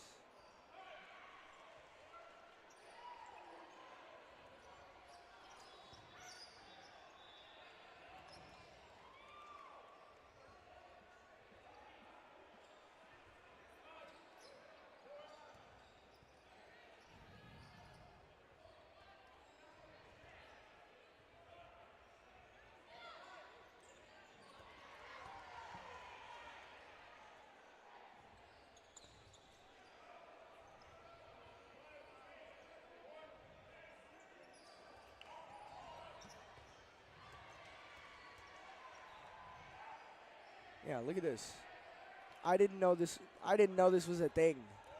That's wild. That's crazy. My fault, Dodgeball Canada, for just hopping on the mic. I saw it was free.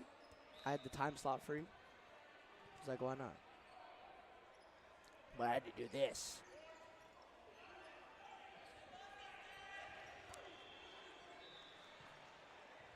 No hits in the last about minute or so. Christine Del Rosario with a quick release. Ball pops up off the block. No one's even looking for it. That looked catchable off maybe the. Oh no, never mind. I forgot. Women's play on different lines. Whoops.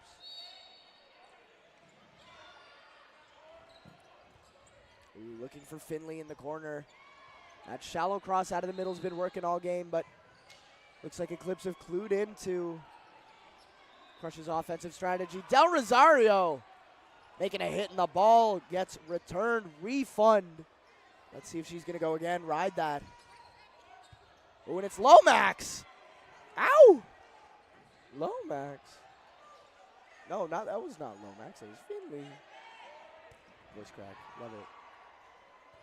Lots of balls exchanged. Ooh, Bikati went to go for it and then pulled the hands back down.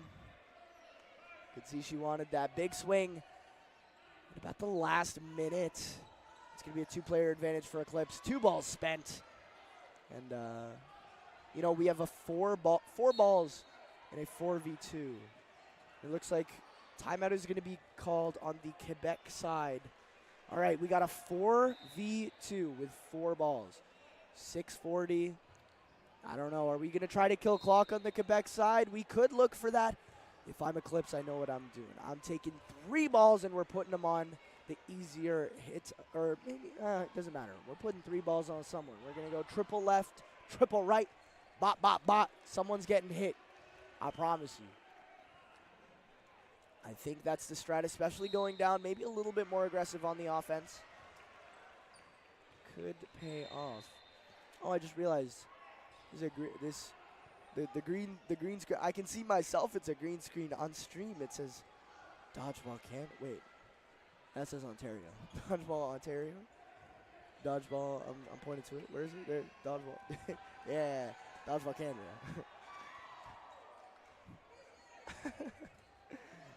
That's my clip that. That's my stream selfie moment. After a short timeout, we are back. Let's see. Are they going to spend 3? Lots of pumps. They draw in a ball. Oh. They had the opportunity to reset and send the house on 1 ball. But they didn't. And now it's going to be 4 balls. They're going to spend 1. They had the opportunity to use 3 in that scenario. I really think when you're down to that 4v2, 4-ball position, that doesn't happen often against a lot of teams who are smart on that backline defense, down players. I really think they needed to take advantage of that 3-ball play. Bikati goes straight, blocked. And it's Finley, not Lomax. I made that mistake once, not again. Ooh, cross. Oh, Michaela looking for that grab. Finley goes straight, gets countered on the cross. And again, it's these crosses that are really working for Crush.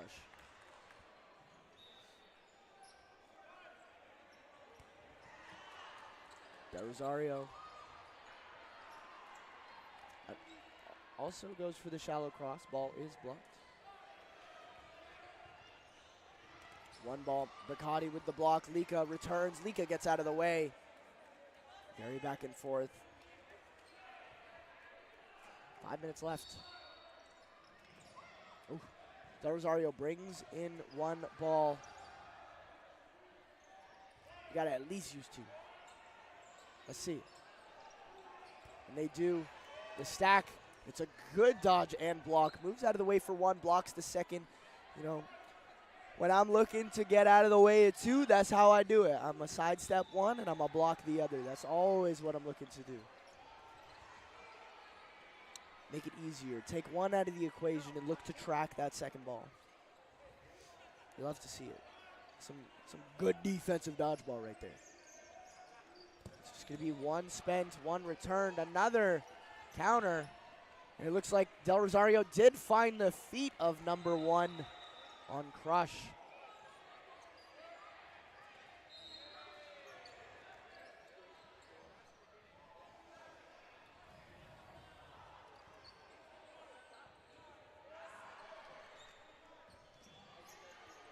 One ball spent, 1 ball returned.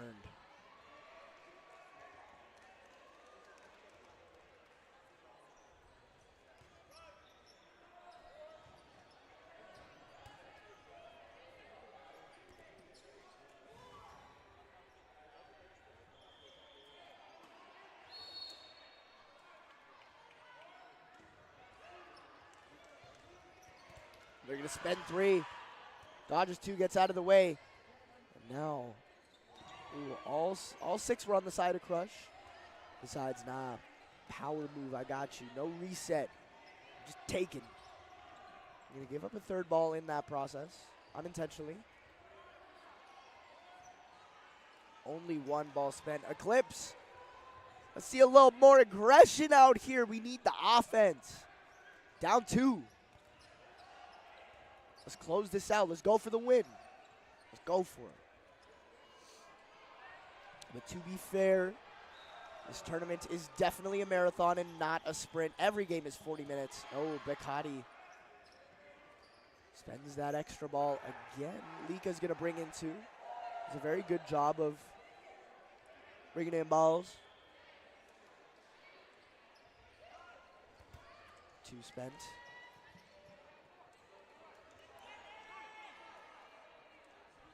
That's more of what I want to see, those two balls being spent. Bekati, surprised she didn't go for that. Looks like she tracked it the whole way. Got the ball up. Shout out to a fellow one-hand blocker. Oh, looks like they wanted the counter rush. They go for it, but not really. They decide to reset. Let's see, are they going to spend three? No, they spend wings. One ball's returned.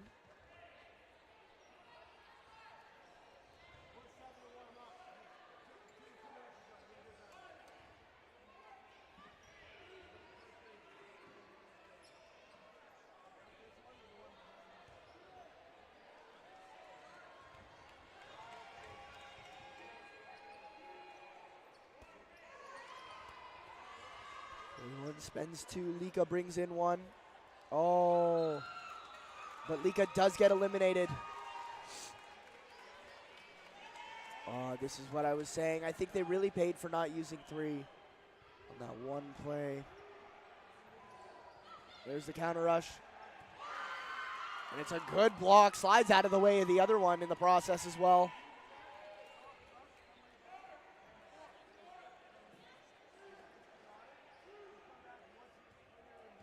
Lots of rush downs.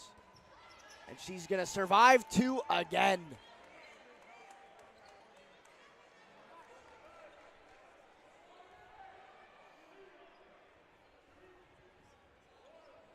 Oh, goes for the trade. Bekati is going to close it out.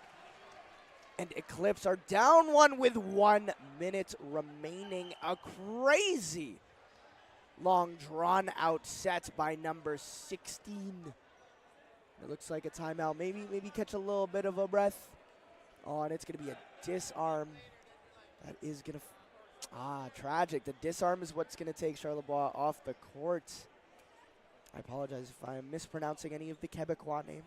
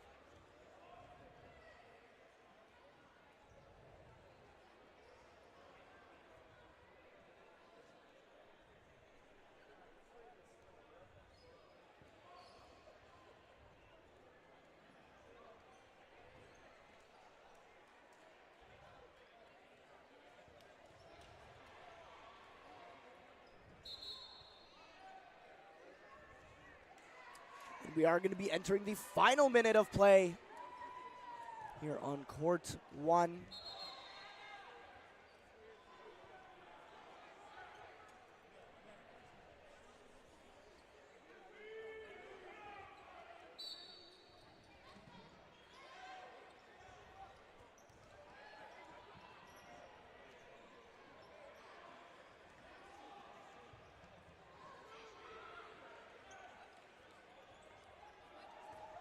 One ball spent.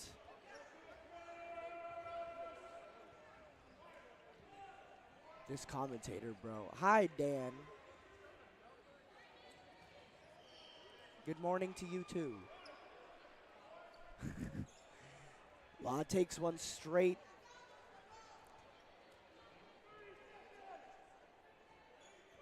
It's going to be Finley looking for that cross on Kaufman. Kaufman.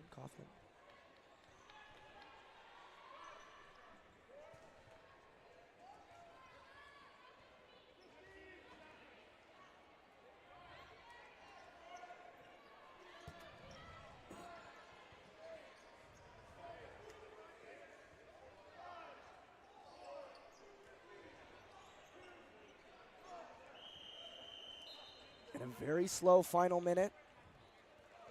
And we're going to be entering no blocking. Crush obviously looking to hold on to the win.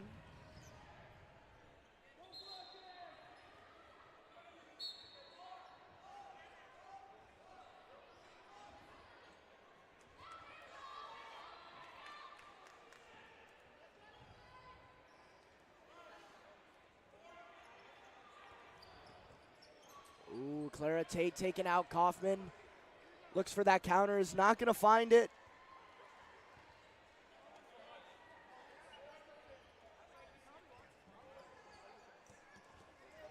Ooh.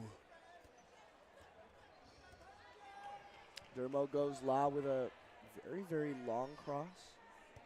Oh! That's a big throw, backline to backline. Finley is going to find a hit. And now Crush, one player down. Ooh, throw, Riccati gets taken out.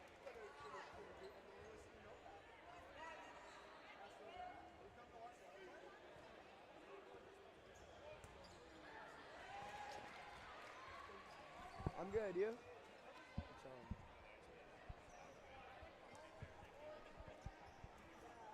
Oh, Dermo taken out. Dan, if you are still here, Mr. Nick Grenier himself hath just come by and say hi to me. What a goat. Oh, Del Rosario finds that straight. And it's down to a 4 versus 2. Eclipse might be grabbing up the draw late in this game. The final point.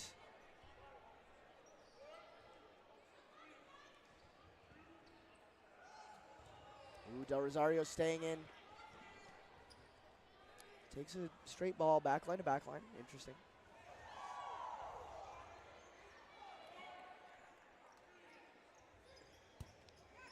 Del Rosario and the other corner across the court from her. Kind of going back and forth. One ball for one ball on each other. Let's see. 2. Come on, spend 2. Nothing connects.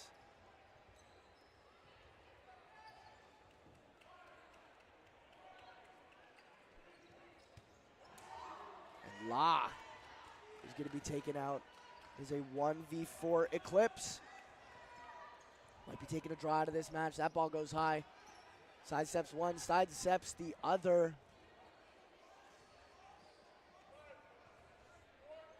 Four balls, taking her time. Looks like she's going to throw backline to backline. Does.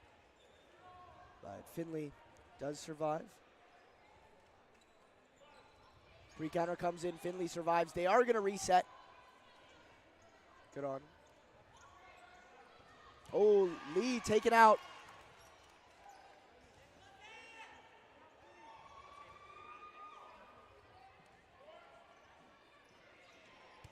And they are going to spend 2. Eclipse are going to find the that last hit Beyond. Let's go Beyond. All right. Shout out Beyond, I guess. And that is going to be the game. Eclipse really crawling back later in this game, looking like they're finding their rhythm a little bit. I believe that was their first game of the tournament, so I'm looking to see a little bit more out of them. Maybe some quicker adjustments when they when they're getting cooked by maybe 1 or 2 specific things during the match. But anyway, a great second match of the day. Love that, down to the final point. And just now, you guys better stick around. The next matchup is going to be a Tier 2 men's matchup. Another Ontario versus Quebec matchup. And I believe, I want to say it's Quebec 2 against Ontario 7. Quebec 3. Quebec 3 against Ontario 7. We have Notorious taking on Diabolique. Shout out Notorious, a team play a lot at Dodgeball Toronto, and Ernest, Mr. Chook, with the, you can see me as the little orange shoe bag on Notorious fellow number 23. Shout out Nameless. Anyway, that is going to be it for me. Stick around for more dodgeball action. Come to you here from the club championships. Peace.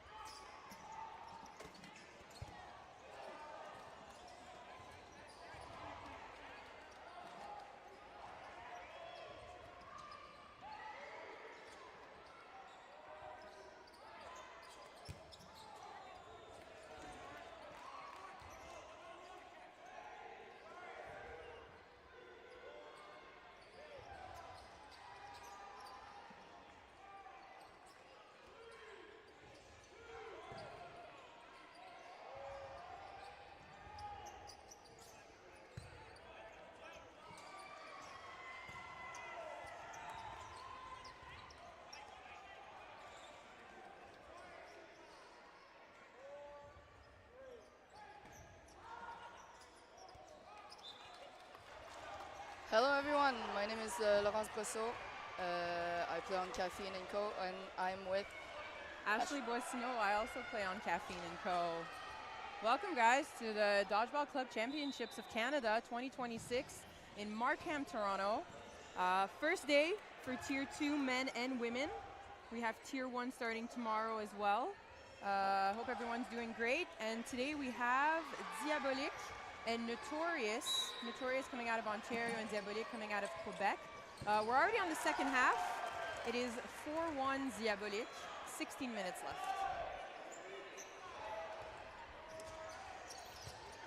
Diabolique coming in on an attack, throwing 2 balls. A lot of people in front of us, we're not sure if it hit. Notorious coming in.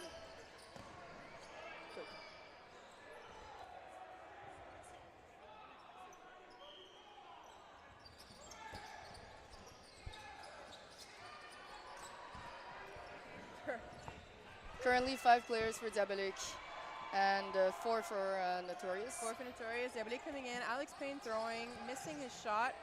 Good counter by Notorious. Kyle John putting a lot of pressure. And hitting the target.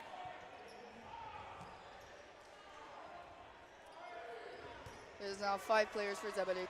Yeah. And 3 for Notorious. Yeah. And Notorious brings it to 4v3. To 4v, Yeah. To 4v3. Coming out, Kyle John a pickup from Ontario for Diabolique for a 2nd year in a row. I guess they liked playing with him last year, so they took him up on it again this year. Fits well with the team.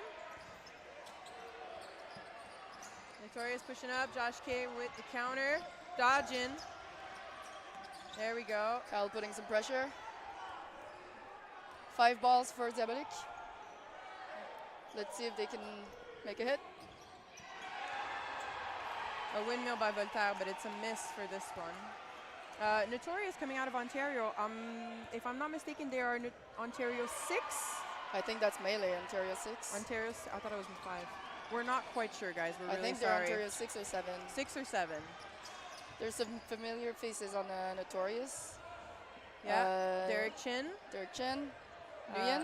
Yeah, Nguyen, exactly. Number 29, I'm really sorry, I do not know your name, but I've seen you a couple times at tournaments. Number 22 as well. I think Yeah. I've seen him in kickoff in mid-season. Josh K. Collin from the side. Diabolique coming up.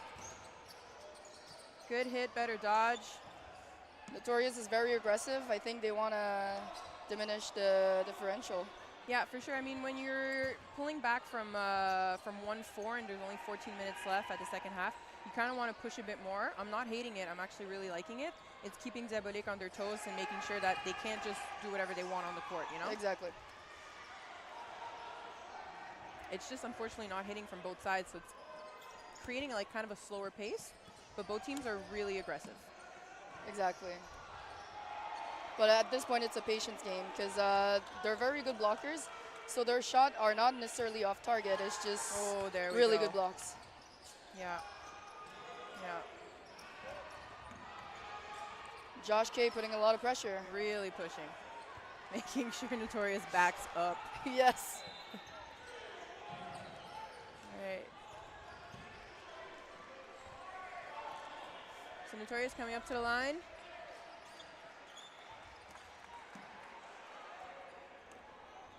Both Notorious players are very agile. Yep, absolutely. The left wing on Notorious, number 17, had some great looks and great shots in the first half, really taking players by surprise with his pre-counters. Ooh, and number 23 from Notorious gets out. Diabolique kind of playing well. They had a tough first game against Horizon, but they're bringing it back for Quebec this year. Yep. But number 17, do not underestimate him. And right there, great throw. Showing his arm, showing his accuracy, squaring up for the catch. He is not afraid. He's we ready. like the confidence. Oh, and it that's too bad. just slipped out of his hands. He would want that one back for sure. Diabolique taking that point 5-1. Yes.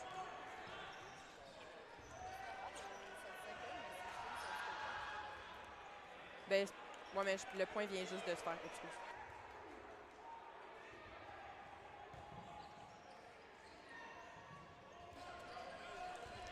We're going to see. This year we have Hugo Beauregard, number 19 on Diabolique, who is taking more of a role of coaching for his players. Wanted a new challenge for him. He's been playing for years and really likes it. So we got the inside scoop yesterday, working on lineups the whole week. He was video reviewing, coming up with strategies and stuff like that. So we like seeing that from a young player. Or a veteran of the game, I guess. I don't think he constitutes as a veteran, but I think Notorious has way more veterans. Way more veterans. He's a veteran to me. Yeah. He's been playing longer than me. He's considered a veteran. Oof. There's a lot of windmills during this game. Hugo Voltaire, I think, number 42 as well. Yeah, he's been windmilling and won the sudden death at the first half. Surprised Diabolique with that windmill. And Derek Chin can windmill as well. Yes. We like seeing it on the boys' side. We usually see it on the women's because they play softball. We do. Shout out Tara Flat. Shout out JC. Shout out JD. Hannah. Too many to name. So many. All of Reckless. Anyone.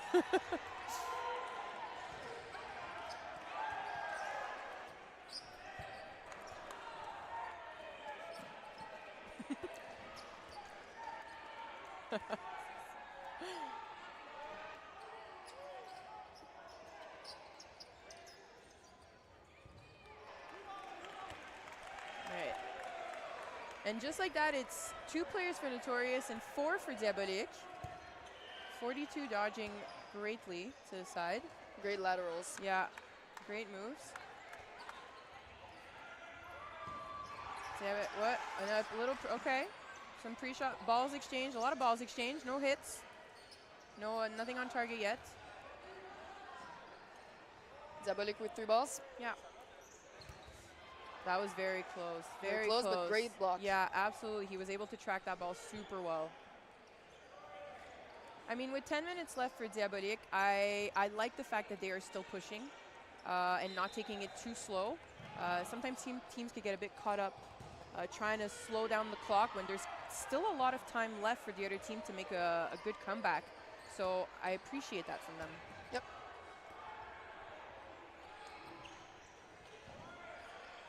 Notorious still being patient, but still aggressive. Trying to select the proper target to get out.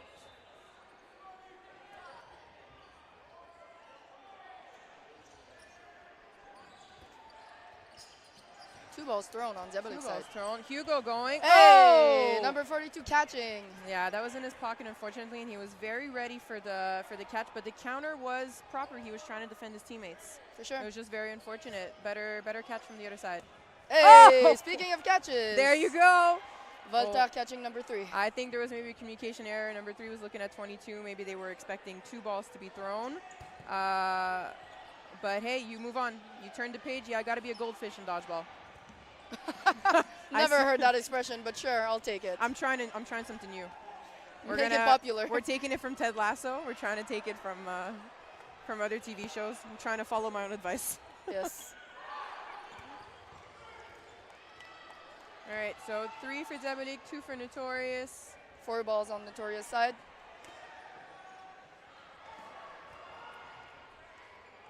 Voltaire with the call. Diabolique advancing to the line. Oh, I'm not sure. That's bounce. That was a bounce. Nathan's calling a bounce on that. He had a very good view of that. From afar, you kind of didn't really see it. You just saw it kind of trapped. All I know is that it touched the floor. I didn't know if it was before or after. Yeah. And they throw 3 balls on number 22. Yeah. Number 22 doesn't seem very happy. I mean, 3 balls, you got to take it as a compliment. That if I'm throwing 3 on you, it's because we really want you out. We really want you out. I think he played on Toronto Blitz last year, if I'm not mistaken. I think so. And we've seen it a couple times on midseason and kickoff. We know he's a dangerous player if you let him get hot. Yep. Good block. No. No? No, that was I'm sorry, there was people in front of me. There's a lot of people. There's a lot of people, guys. Which we like. So it is now 6-1 Zabelik. I don't know if Notorious is calling a timeout or not. Maybe. I think they are. Maybe. I think it would be a great time to strategize. Yeah, Hordat, number 22, was talking to the refs. But Zabelik seems to be lining up, so I'm not quite sure. I don't think anything was called. I don't think anything was called. No. In case you didn't or did notice, there are 3 players right now on Zabelik that don't have the right jersey. That's because their jerseys got lost in the mail. I don't know when they're expecting their package, but since the 3 players that didn't have a Zabelik jersey, they were all on the same team last year, which is Immortel, so they're all wearing their Immortel jersey. Yeah, exactly. But they are on Zabelik this year. They are on Zabelik this year. There is a discussion about if Josh K called or not. Yeah. Josh seemed to say it was a bouncer. He kicked it. Nathan, he thinks he kicked it up. Yeah. Nathan was very close to Josh, and he seemed very confident with that call. I'd just respect the call and see how it is. But I could understand. I mean, if you thought you saw something as well. Things are happening fast. As long as everything is done with total respect to the refs, that's the most important thing right now. Exactly. Nathan is a great ref, so. Yeah, absolutely. Shout out to Nathan for reffing literally everything all the time. We truly appreciate it. Yes. And just like that, Notorious taking the lead on this set right now. 5 players against 2. A lot of early outs on rush counters. I think they started understanding that Zabelik is going to push, and for them not to be afraid and really just getting them out on those rush counters.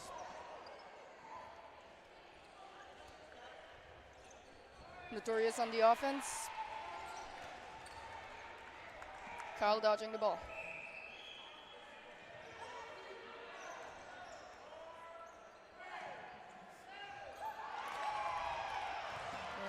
Yeah, number 29 really pushing and trying to. Yeah, number 22 is up there with him. Exactly. They really want to push to get points.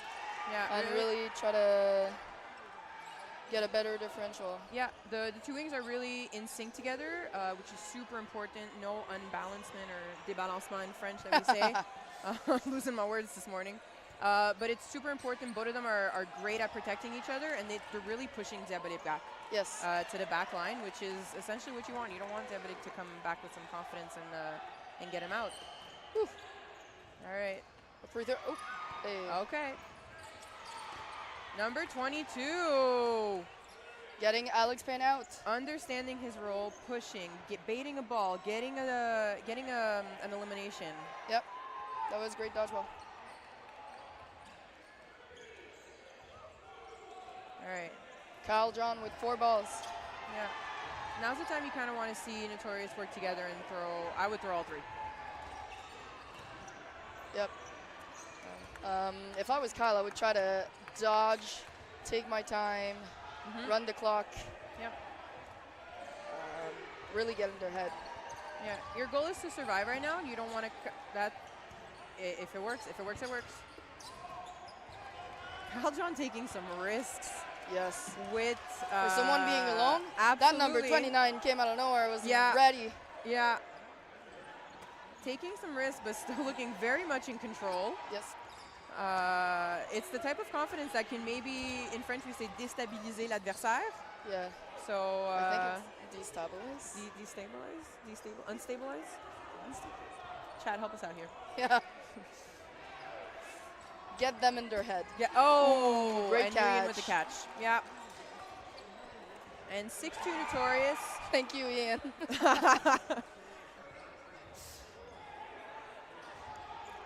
Ian, who's missing from the Zabelik. Yes.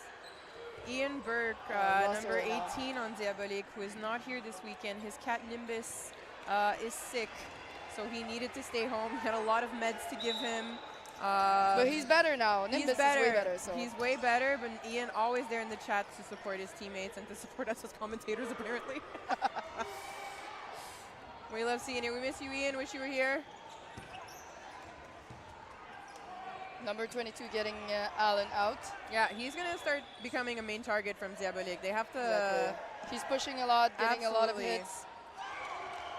I think he's feeling hot right now. Absolutely. Both wings are feeling very much in confidence. It is not over yet. 2 minutes and a half could anything can happen, guys, but maybe more of a win towards Diabolique, but you kind of want to go on your differential right now.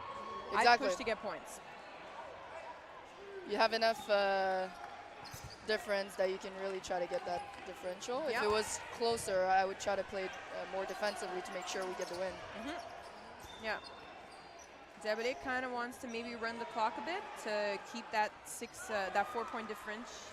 But they're still pretty aggressive. They're still going up at the line. They're not playing back line. No, they just have to make sure that It's controlled it's and together. Exactly. Because Notorious seems very much in control with the counters. Diabolique, the counters aren't hitting as much. But, I mean, you still want Ooh, great catch from from Nguyen. Tony. Yeah, absolutely. You're going to have to put 2 balls on him next time. Yep. And another hit from Notorious. Yeah, momentum has kind of shifted a bit right now. Exactly. They're feeling themselves. We like it. And they're pretty much in control of this game right now. Oh, so close. Greedy. He was going for the third. Listen, it was really, really close. Oh! And Ayub with the catch. Ayub. Bringing back Alan, his old Yeah. teammate and new teammate.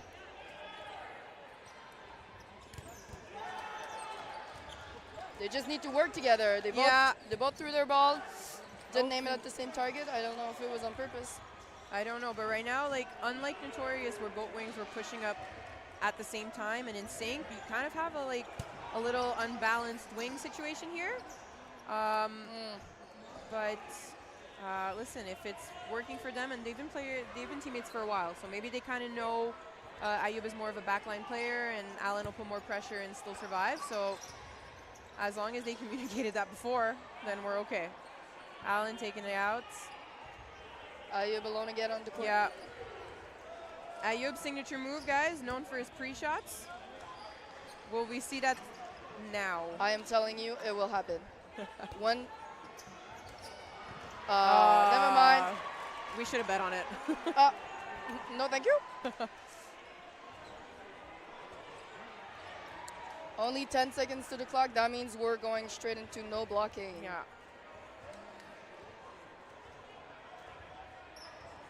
All right, a couple games.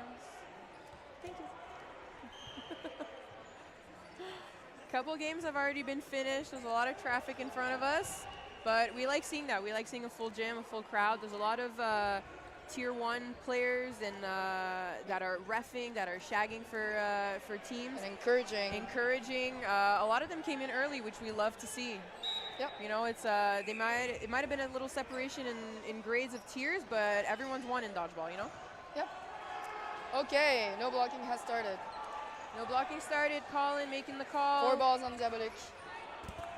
Throwing 2 on the right, their left wing. Yeah, And hitting. Richard out on that one. He was causing some trouble. All right, Notorious coming up. With a 4-ball offense. And the pre-shot. Up. And the pop-up catch. And the pop-up catch. Hugo caught in the melee of it all. Yes. He's out, but Ayub with the signature pre-shot. Alan with his signature pop-up catch. So many balls. A lot of balls, actual hits. Yes. So we like seeing that. Yes. Notorious gathering all their balls. Yeah. Working together. They have all of them. They can take their time and really focus on a target. Oh! Oh my right God. There. He was ready. Ayub catching. Yeah. Ref calling him safe. And the hit is there. Diabolique taking it 7-3 on Notorious. Guys, great game on the stream. Thank you for all the comments. Yeah. And maybe see you later. Yes.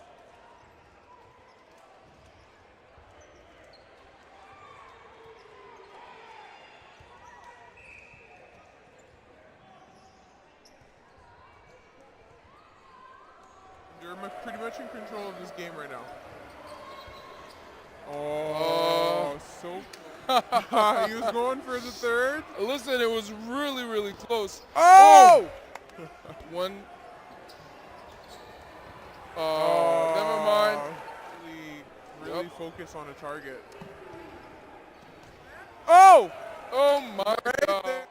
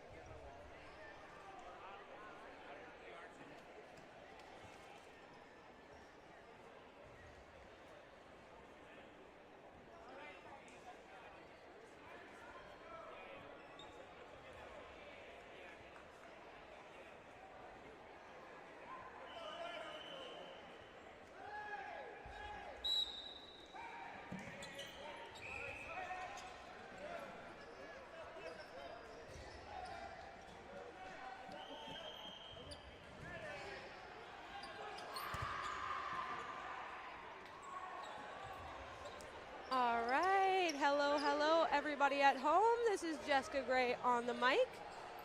Excited to tune in for this Tritons versus Melee match.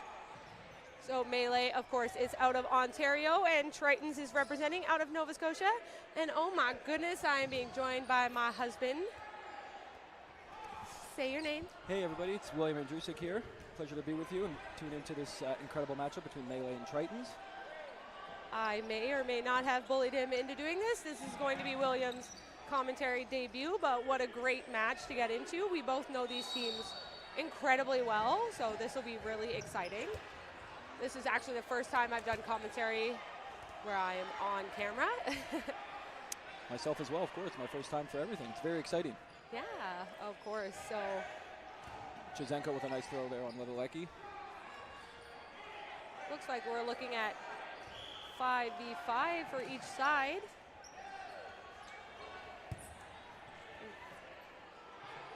Close shot from Drew Tabador, but nothing hitting. Ooh, Great shot from Joey there. That was a really great shot. Kyle got his ball on it, but it managed to bounce off his face, unfortunately. Must have had a lot of movement on that ball. From what I've seen so far today, Joey has been playing incredibly well. I mean, I only watched one game, but he was absolutely on fire, so I'm excited to see what he can do here. I think this is going to be a very good matchup. Absolutely, both teams have tons of experience, continue to grow and develop, work hard, and this is what they're here to show. Demonstrating, display their skill. Jordan Murray getting low on that one. So Nova Scotia is technically, oh wow, Justin Carandang takes advantage of the player looking at their ball retriever to get the ball, and unfortunately, that was a really good heads-up play. He does get punished for it by Joey. Joey with a nice counter Joey there. LeBlanc with a nice counter. Like I said, he's been on fire, but that's a really good take. Definitely one of my favorite takes. If you look away and I'm in front of you, I'm ripping it. Ooh. Levelecki with a nice cross-court attempt on Jordan Murray. It just sails through his legs. Absolutely. You can tell by his face that he even is surprised that didn't hit him.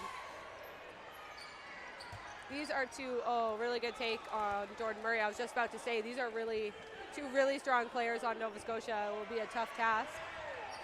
Joey as well, known for having an incredibly strong throw, but also a really good catch. So a full court shot by Joey, always dangerous. And Levelecki smothers that one with the ball in hand. Oh, Joey not happy with himself on that one. That was a really well-timed, well-placed throw, and I don't even think Levelecki really saw that until he had it secure in his pocket. Slotted That's crazy. in there. All right, that puts Melee up 1-0 over Tritons.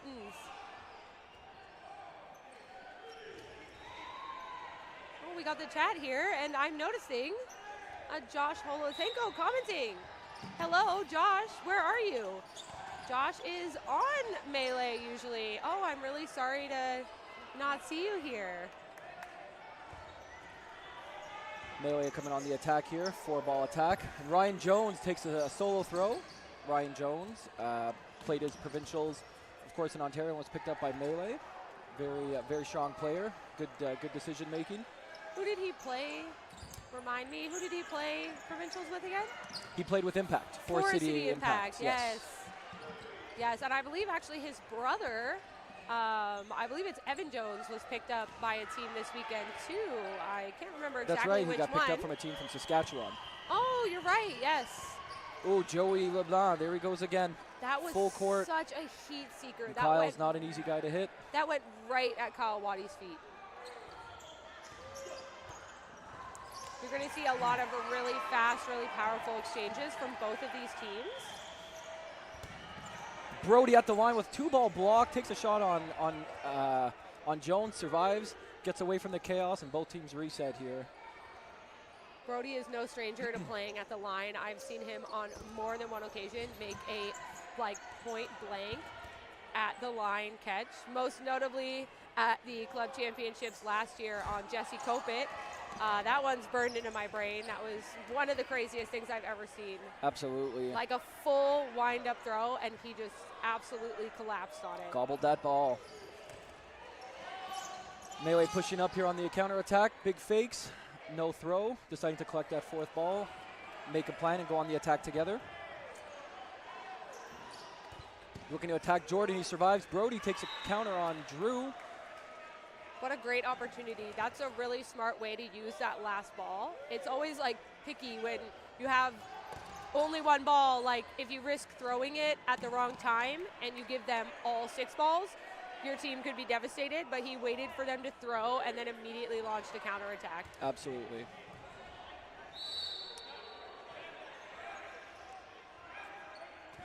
We're now looking at Levelecki versus some confusion right now.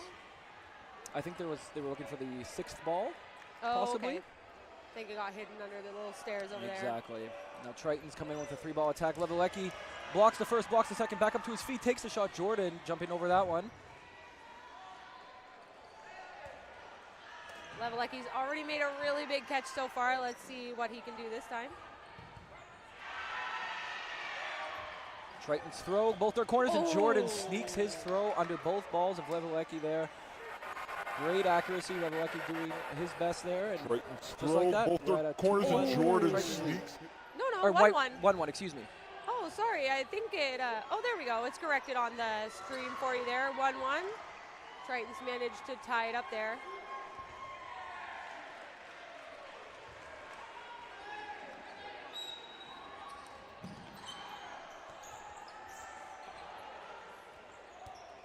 That's all right. We can see the score from here really, really clearly, so we can always relay. But a little bit of a delay on screen for the score, but that's all right.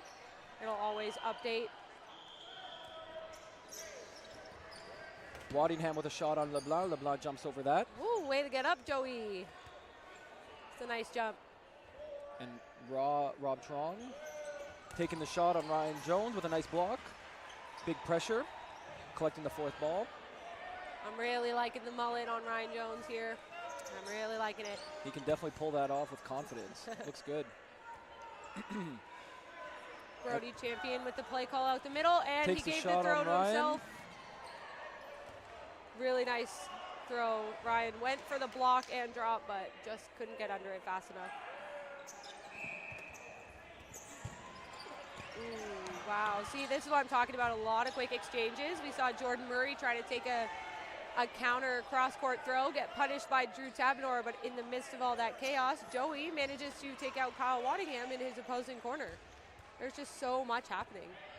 Absolutely. Both these teams thrive in the quick and calculated game. They can definitely be adaptable, very flexible, and it's on full display here. Yeah, very quick teams. Also, really strong catchers on both teams. Oh, I think I might have jinxed it. I was just about to talk about You got to be Justin careful Carandang. with the commentators' curse. Commentators curse. I It's didn't hard actually because say anything. I thought it in my head, and that's crazy that I didn't even have to say it out loud. But it's tough. You want to be able to describe players and their abilities and showcase them, but don't want to jinx it. I guess it but depends on how superstitious you are. An honest take there by Logan Rowland. I mean, Very much it appreciate still that. doesn't, oh my goodness, that was a great cross by Brody Champion. I mean, it doesn't take away from the fact that Justin is a absolutely. phenomenal catcher, even if he didn't make that one specific catch. Of course. I am sure before this game is done, we will see him with a catch. And Triton's managed to close it off against Drew Tabnor to go up 2-1, and it looks like they're taking an early timeout. You do get 2 timeouts per half, and if you don't use them, you lose them. So some teams like to just take them. I think that's new this year, timeouts in round robin. I believe so. Absolutely. Yeah, because what else is also new this year is 40-minute matches. So we've got 2 20-minute halves, which I am personally a huge, huge fan of. I love 40-minute games. The more dodgeball, the better, honestly. I think we are all addicted at this point. You think?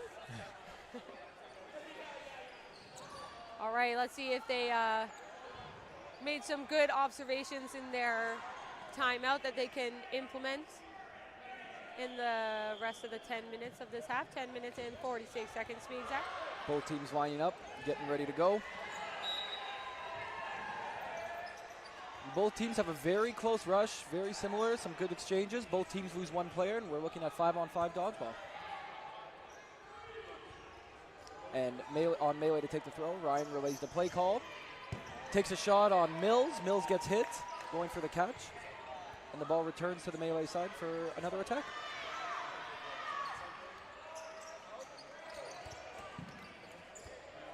A few exchanges there. No deaths. Nothing no doing, eliminations. no hits. Nothing doing, as the Aussies always say in their commentary. Nothing doing, nothing going. Oh, they do get a hit onto Brody Champion. He just can't jump high enough for that. Well, so far it's looking like whatever Melee talked about in their timeout is working. They're definitely up bodies.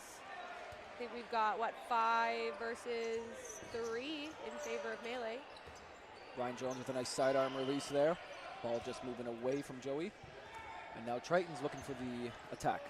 His name's also Joey? Number 15? Joey Chizenko, yes. Chizenko, okay, we got double Joeys in the corners. Locally, I believe he is known as Cheesemo, an unintentional reference to a few tournaments ago when his name wasn't legible on the jersey, and a player called him Cheesemo.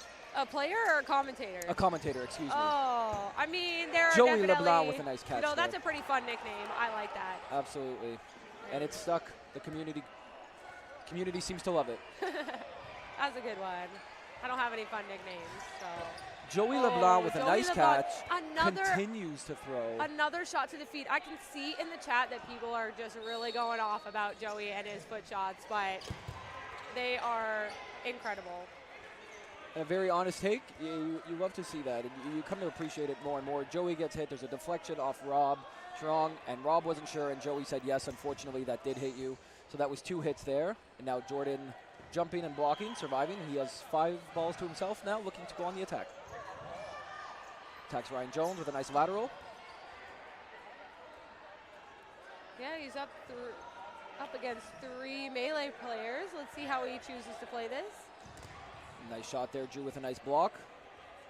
Do you think he's going to try to go for hits or catches? You know, we did talk about commentator's curse, but I will say that Jordan is a very strong catcher, very elusive player. He can work the defensive block, survive, and play that game, but he's also very skilled catching. I kind of feel for him. He's got a ball kind of stuck in no man's land over there. Absolutely. I was just about to say if he could survive this volley, hopefully he can go get it, but The ball kind of stuck he in gets no man's land double over doinked there. on that one, and I was just Melee about to say manages to tie it up. And as we can see here in the first 4 games, it's been very tight, very close. Both teams really fighting for every point they can get, every hit meaning that much more now. And as we come to 7 minutes and 40 seconds left, it continues to be an exciting game.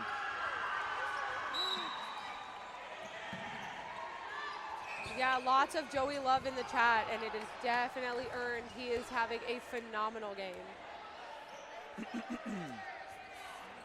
Melee coming together now. A preemptive shot by Joey. Gets out of, just tipped by, I believe that was a Waddingham shot. Logan going up, making the play call now. Calls on himself, takes a shot at Barkhouse. Barkhouse gets out of the way.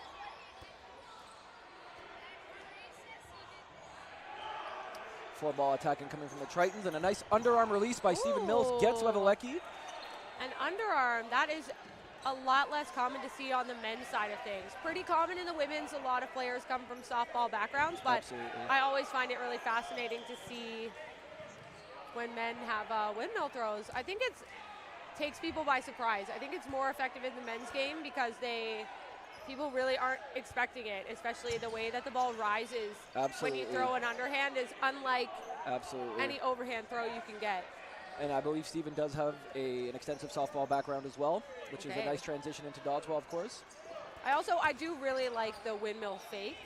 Yes, yes. Especially when you're pushing up. Yeah, I really like the windmill fake. And he Absolutely. lets go of one there, but Justin gets over it and gets his team another ball.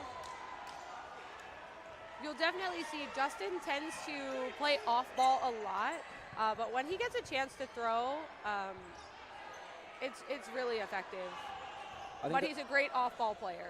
That is a very, very good point. Justin, well known for his catching ability. However, his arm is also not something to overlook. He's a very skilled offensive player as well, but he does enjoy tracking those balls. He's got great footwork, great hands. Ross getting over that one. And incoming ball, I believe, went out on the Melee side and was tossed back into the Triton side. So it'll okay. be 2 balls for Melee and 4 for Tritons. Okay. Tritons Yeah. also with a very nice new jersey, showcasing their new jersey at this tournament here. There's a little bit of confusion. You can see Nathan Herbert talking to both sides. The captains of Tritons look a little bit upset by the call. I'm not quite sure what happened other than a ball being sent back into the Melee side, so I don't know. Oh my Stephen goodness. Mills with a lovely catch, smothered that ball, and that brings Wow. in Rob Turon. That he just snuck that in there. It was almost like the second he released the ball, the other ball just magically stuck in his hand. We've had 2 of those this game, 1 for each side. Absolutely. Oh, you see Logan Rowland go for a catch and it just slips out of his hands. Wow, look at how the tides have turned. Oh, and again, It's a 2-on-2. very honest take. Very honest out. Good hit and counter by Ryan Jones. Oh, They and double they get up. both. Did they get the same leg or separate legs there? They almost jumped into the splits. I don't know if it got both or one or the other, but Ross Barkhouse left to try to take down 2. Oh my gosh. Did Ross- he get hit? Oh, he did. Okay, he got hit, but in the transition, both balls were up, so he thought that he could take a little bit of a shovel pass. I don't hate the idea, you know, court awareness that both of those balls went pretty high up, and he could have got a good throw off before he would have officially been considered an out player. Absolutely. Ross with a nice drop shot there, blocked by Ryan Jones. This is going to be a really entertaining 1v1 here. Absolutely. Both have great offensive and defensive abilities. Ross's footwork and quick movement. Ryan's ball movement, tons of movement on that ball. And his ability, and Oh, okay. I think Nathan makes quite a decisive Tons of movement decision. on Let me that actually ball see whose score and he his flipped. ability. And Okay, so it looks like Melee took that point. So both players hit each other at the same time. So what determines which side wins is which one of those balls actually dies first. So the ref has decided that the ball that Ryan threw that hit Ross died before Ross's ball. So that point goes to Melee, and we're looking at 3-2 with about 2:45 left on the clock in this first half.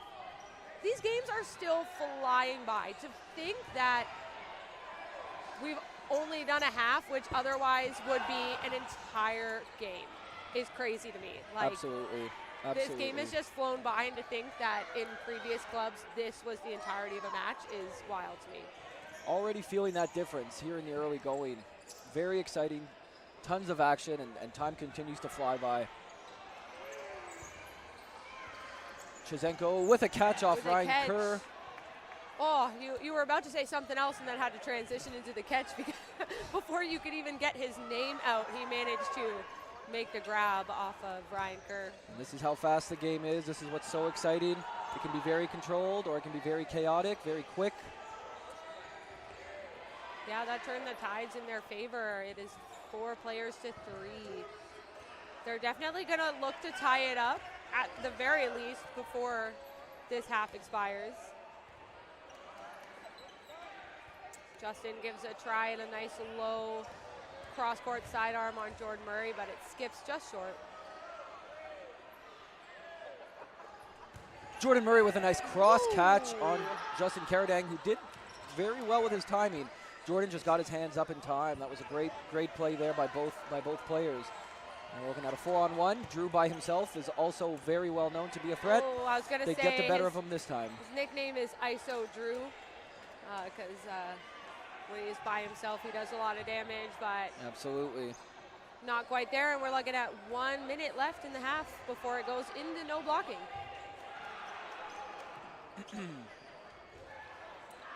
It's great having you on the mic. Thank you. Appreciate it. Thank you. I'm very much enjoying my time here. It's a lot of excitement, a lot of action. I'm very passionate, and it's very exciting to watch and talk about the game, especially with those who are just as passionate and excited. And if you didn't know, the Joe, I was just about to say Joey because he got hit. Will is really good with names, so it's really nice having you on the mic because you know every single player's name on this Triton side. I definitely know a lot of them. I tried to be more mindful of the rosters, but you're just filling in every gap. This guy knows first names, last names, crushing it. I appreciate it. I appreciate it. I take pride in getting to know people on and off the court. A great drop shot there by Rizzo. And that's what he's known for. Jordan gives him a little bit of love there. Oh, He yeah. Gives him a smile and a thumbs up. Absolutely. Oh!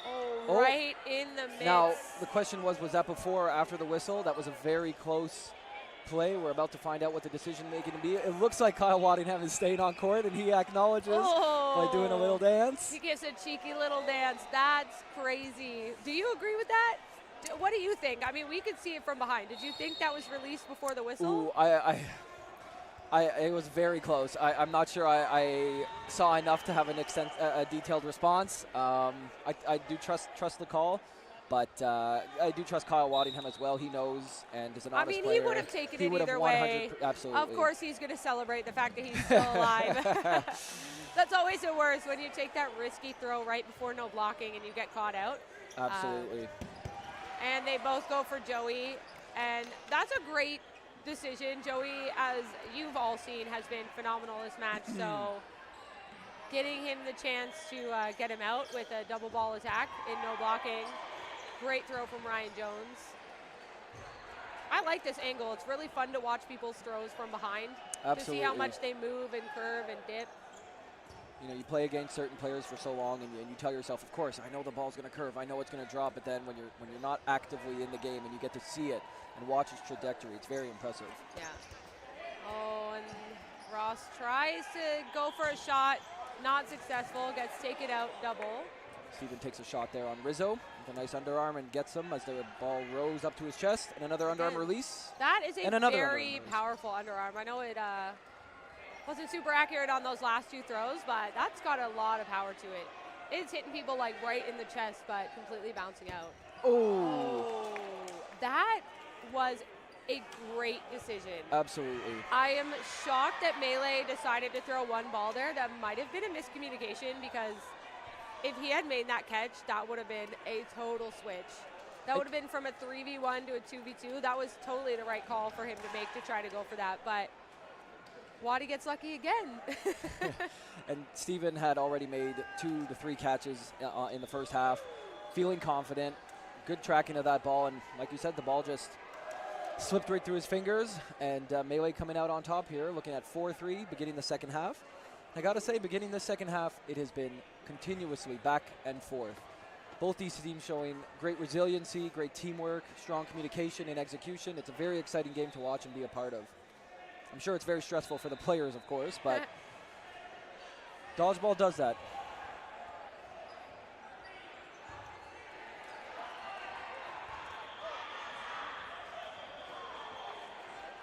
Yes, 4-3. Yeah.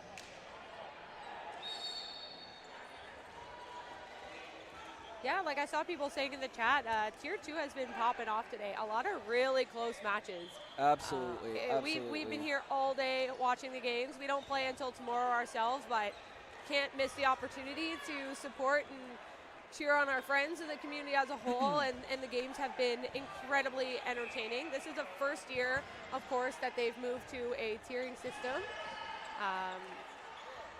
But yeah, it's just more dodgeball. More dodgeball, and who's extra gonna say no to more dodgeball, right? Not me. Looks like Triton's here, subbing in, putting in Peter Nielsen, number 4. Didn't see him in the first half. Maybe it was a planned sit, give him a bit of a break, and he's in here, ready to go. Known for a strong arm, good rushing ability. I just noticed Ross Barkhouse's shoes match his jersey really well. I bet you like that, William. Oh, absolutely. I can appreciate the effort and the professionalism. It definitely gives a lot of strength. You know, looking good, feeling good, I believe, is the mentality he's trying to follow, and it's working. I mean, I really do like their new jerseys. I like that shade of blue, like a nice gorgeous teal. I think I know they have different ones for playoffs. Can't wait to see those too. Looks like they have, for those of you who can't really see, they have Poseidon, I believe's face with a crown on it, just under the name Tritons. Yeah, it's cool. He's got like nice like white eyes. Yes. It's a really good design. Very nice. Very Have to nice. ask them who designed their jerseys. Always got to give love to the jersey designers Yes, out there. absolutely. All right, 20 minutes on the clock. Both teams looking ready to go and feeling excited. Energy is high, intensity is high, and integrity is high. And we come to respect that more and more as each game, each tournament passes. We're seeing a lot of hype on the Triton side. Yeah, I will say Melee's bench is a little thin. Looks like they're only rocking 7 players. I'm not too sure if there's a specific reason. You know, it is a Thursday. Maybe there was a work. People can't get there. Josh Holowatenko, I believe Jake Lowe as well was added to the roster. Yeah, you're right. That's something to unfortunately consider. not seeing them here today. Yeah, that's something to consider. Unfortunately, like if people couldn't get the time off work, this tournament is running from a Thursday to a Sunday. So Tier 2 plays Thursday to Saturday. Tier 1 plays Friday to Sunday. So you're right. That might be the case. So we might see them making an appearance. Oh, wow. Sorry, I cut myself off there to celebrate you that had catch. to there. That was Ooh, incredible. Nice job by Nelson. The game on the Triton side started with a Joey Chizenko catch. And Peter Nielsen just falling on that catch. Just unbelievable. Oh my goodness. Kyle Waddy tries to go for a catch there, and it's a hit like right off his knee. He was perfectly positioned for a catch, and the placement of that throw was phenomenal. Jordan Murray applying pressure there. Peter following his lead. And now Ross with the play call. Triton's on the attack. Coming out really strong in the second half with they're currently 6 players to 2. Looks like Ross took a drop shot there on Justin. Justin showing his appreciation by being surprised and smiling, acknowledging the impressive. Oh, Levelecki with going for a catch attempt there, just couldn't grab that. And now Triton's looking like Jordan Murray's taking both balls. The team's surrounding him, going for a nice block, and the follow. That was a really quick double throw. Did he throw with both arms? He there? might have. I was looking more on the defensive end. Justin is known to do that when he's by himself as well. Honestly, the throws were so fast, they had to have been like 1-2. Or else his throw, like his hand transfer, would have been crazy. Absolutely, absolutely. Oh, Justin and he does get a hit. Oh, he's looking for confirmation. The refs do confirm, I yes. couldn't even tell. That would have been so close. Would've Just been a graze, crazy. but Absolutely, you appreciate that he stopped absolutely. to sort of clarify before he popped up and did anything. Would have but been crazy. that was a really strong first game out of the second half Absolutely. gate there for Tritons to tie the score up 4-4. I believe up to this point it has been one team wins, the other team wins, one team wins, the other team wins. Yeah, trading back and forth. Which just speaks to the level of skill, honestly, and the level of competition. 100%. Rob with a nice Rob. What I found is just Rob they've been so effective on both sides. Like, it's been really rare that someone's taken a throw and not made a hit. Like, the accuracy is out of this world. Or even like that. Completely agree. Completely agree. Yeah. Even like that, it's like they're just missing by like a hair. Okay, maybe not that one, Waddy, but he tried to give her a go on Jordan Murray in the corner there. Jordan with a shot. Rizzo getting under that. And a counterattack from Drew. And now back on the Triton side. Nice block there. Good shot by Rob. Oh, and it looks like Jordan survives the shot from Rizzo and takes Rizzo out. Rob gets low under that one, picks the ball up, and they're going to reset. There's like multiple trade attempts, but unfortunately both were unsuccessful on the Melee side. They end up losing their players and not taking a hit. So we are looking at a 1v6 with Kyle Waddingham. And they're doing that again. They put 2 balls into Jordan Murray's hand, and he just kind of holds the line. Jordan Murray, a very capable blocker. Yeah, that's a very interesting strategy. Yeah. Some people call that, what do they call it? King's ball. I believe so. I have heard that term. Yeah, that's Murray's hand, and he just kind of And holds looking at the this line. Melee roster again, it goes without saying, of course, Courtney Ferguson and Cam Ranican are not here as well. Oh my goodness. I saw Josh in the chat. Josh, where are you? If you could shed some light on the situation, I'm sure Comment in the sure chat. people would Tell be me where very you're excited at. to hear from you. Yeah. Oh man, a 7-player bench is super difficult to get through. And the ball goes up, and they attack Peter, and another shot there from Champion. Ball given back to Triton side, and now it's 2 in the hands of the corners, and Melee on the attack. Yeah, all the smoke cleared there, and you're looking at 4v4. Absolutely, well said. Yeah, as I was saying, a 7-player roster, that's going to be brutal for a tournament. I really do hope for their sake that they've got some backup incoming, because you can see nowadays people are really favoring bigger rosters. You can have up to 12, Yes. and it's becoming more common to see 10 as like the minimum that people are aiming for. You know, there are some rosters of 12.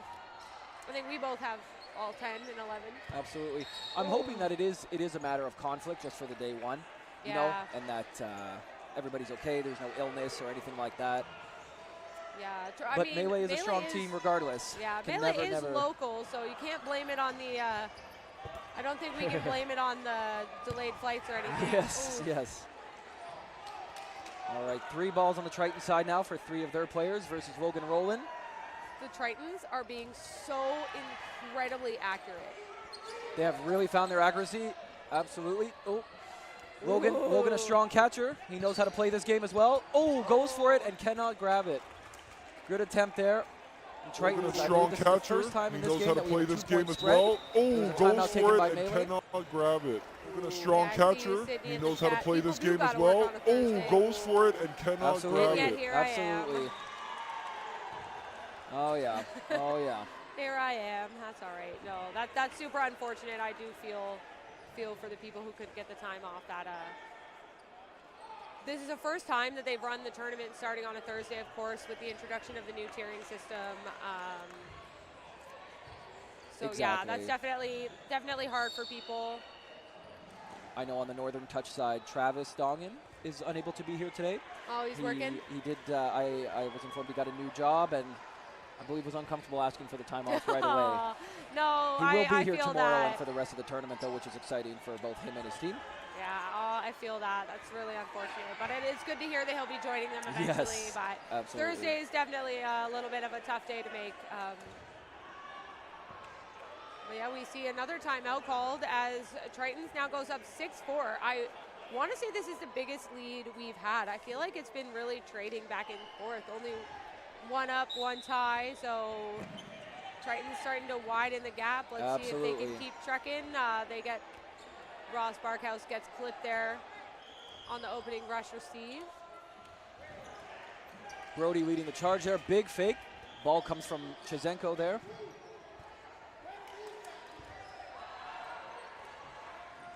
Melee coming on the attack here. A great shot there from Drew, getting Nielsen. Oh, he looks up for it, but that popped up and out so fast. Big pressure from the Melee side, but there is a shot by Trong, who does take Logan. Drew with a counter on Jordan. Yeah, And Justin running up there. Oh, surviving the end. Oh, a pop-up. He tried for a great effort. Could not grab that ball.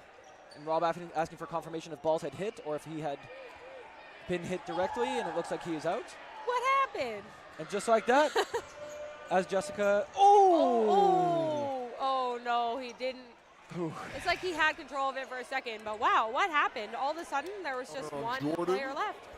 And Justin running up there. Oh, surviving the absolutely. end. Oh, a pop-up. He As tried. Jessica mentioned in the first half, And Brody just like Champion makes that, these catches as Jessica. intentional or not. He's body positioning. He's in the right place at the right time, and he will make that catch. And that one just snuck away from him. As we begin our 12th point. Nielsen hit off by Waddingham. Waddingham applying pressure. Oh, there was a catch off of Logan Rowland that Justin Carandane got, but I believe he was dead first. Are they potentially asking if the ball was cleared by Waddingham, maybe? I'm not sure what the situation is there. Jordan Murray seeking clarification. Everything is fine. I think they managed to solve it themselves. Absolutely. I'm not sure. Absolutely. I kind of like that when both teams kind of know what happened and they just talk it out amongst themselves. I mean, of course, the refs are still going to chat about it, but it's always nice when both teams can kind of agree on what happened. It looked like there was agreement there, and now both of these teams have such respect for each other and for the game. There's just the small interaction of Jordan, I believe, who was captaining with Joey LeBlanc, as well as Kyle Waddingham, an experienced player. They know, they understand the situation. They talk to each other, and you can see that there's absolutely no malicious intent whatsoever, and both teams are really just making sure everything is clear. If you could see my confusion, 2 of the ball retrievers were part of that conversation, which is interesting. Not gonna, the refs can be the refs, but typically,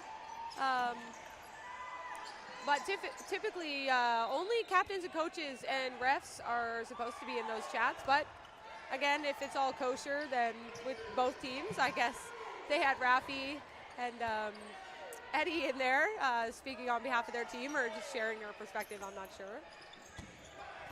And the ball goes up off Ross, off Jordan, and then I believe possibly off Brody, but Jordan did grab that ball, saving himself, possibly Brody, but definitely saving Ross Barkhouse there. Such a deflection. Good heads-up play there, and Tritons comes out on top with a 5-3 advantage. And I believe all 5 balls. Waddingham takes a shot, hits Rob Throng, and now 3 balls on the melee side. Sorry, I'm also trying to see what that little red dot is there. Maybe our commentary friends up there can help us out. I'm not sure what that little red dot beside Melee's name means.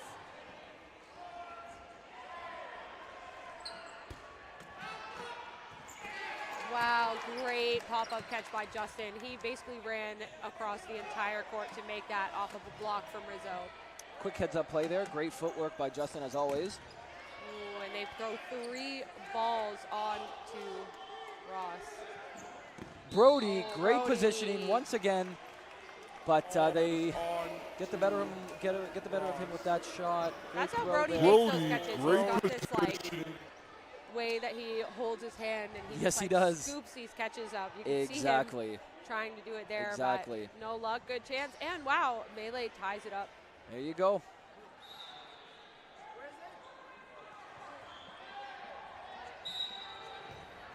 Jordan Murray and Ross running for Tritons. Waddingham and Karen Dang there for Melee. Looks like Waddingham gets hit there. Nice take by Joey LeBlanc. Ooh, another take by Joey. He's really looking for those counters. He's been very successful, so I don't blame him. But big fake by Strong. Survived by Tritons there. I believe they have 4 balls now, and they're going to go on the attack. Melee on the defensive end. Preemptive shot from Jones. No contact. Ryan does take himself out. Jones did manage to get Ross Barkhouse apologies. There. Absolutely. Okay, nice clip. Both of them acknowledging each other, saying great work. Love to see that sportsmanship, camaraderie.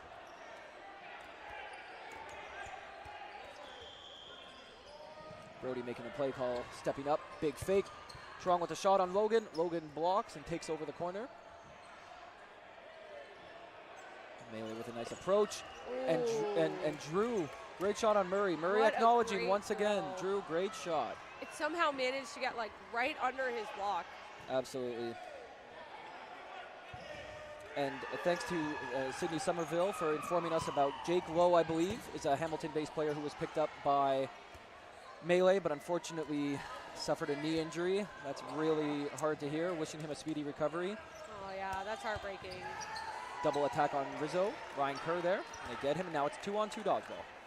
Rizzo, three balls as apiece. he's known more locally. Rizzo. Feels strange to call him Ryan Kerr. But we'll do it for the stream. Oh, and we're looking at a 2v2 here. Oh, they double up. So this is something that I've seen Melee do a lot, which they just had on that exchange, is they'll have 2 balls, and if Justin is on the court, he will give 2 balls to his other player, and he'll have no balls because he is so incredibly confident in his catch. And so that's why you saw them both throw 2 balls at Drew, because you'd be insane to throw a ball at Justin when he's ready. So they do end up closing that out, and now it's gone from 7-4 in favor of Tritons to 7-6 in favor of Melee. This is a crazy match. Absolutely. This is very back and forth and very exciting. Both teams with a quick rush. Shot by Logan. Return shot by Nielsen. Both missing. Both teams with 3 balls apiece. And the attack now coming from the Melee side. Let's see what they decide to do. I think they call Ryan Jones to take a shot. Nice dodge there. And now. Oh, see that windy fake. It gets me every time. Just, captures your head. Oh, no. And Karadang with the smothering catch. one, Oh, grabbing he did that. catch the windy. Like I said, the windmill's rising like right up into people's stomachs. Absolutely, absolutely. Which can be great, but there it was a little unfortunate. Oh, But that ball got away from Kyle Waddingham there. No damage done. spiked it just a little. I think he was scared a little bit by Joey's counter. I think he probably meant to hold the ball, but it was too late. 4 balls for Melee.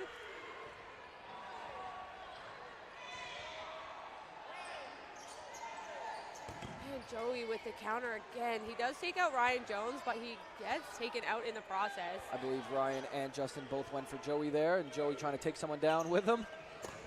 Ross and they gets go hit. for Ross. Their target selection is really great. Not discounting any of the players on the court, but Absolutely. targeting Joey and then Ross is really smart decision making on the Melee side. They've been doing a lot of damage.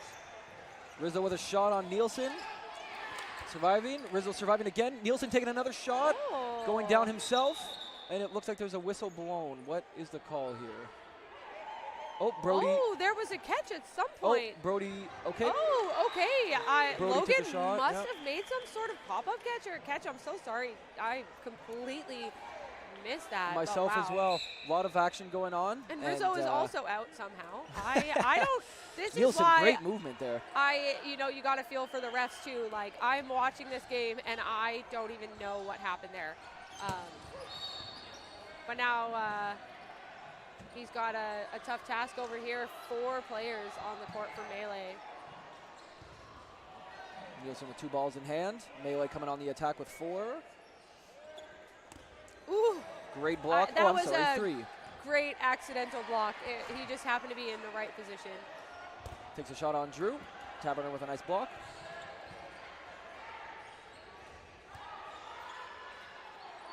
He takes another one. Oh, Goes for the catch. Not a terrible decision. When you're looking at a 4v1, sometimes you got to make big moves. Absolutely. And he gave it a shot. There's still plenty of time on the clock. There's 5 minutes left. That puts Melee up by 2, 8-6. So Tritons, very understandably, has taken a timeout. Absolutely, absolutely. Melee has really found their game. It's not that they didn't have it at all the first half. It was back and forth, back and forth, back and forth, and now Tritons goes up 6-4, and Melee now coming back with 4 straight. Melee's won 4 straight. What do you think's been the key to that? I mean, they've won all 4 points. I think.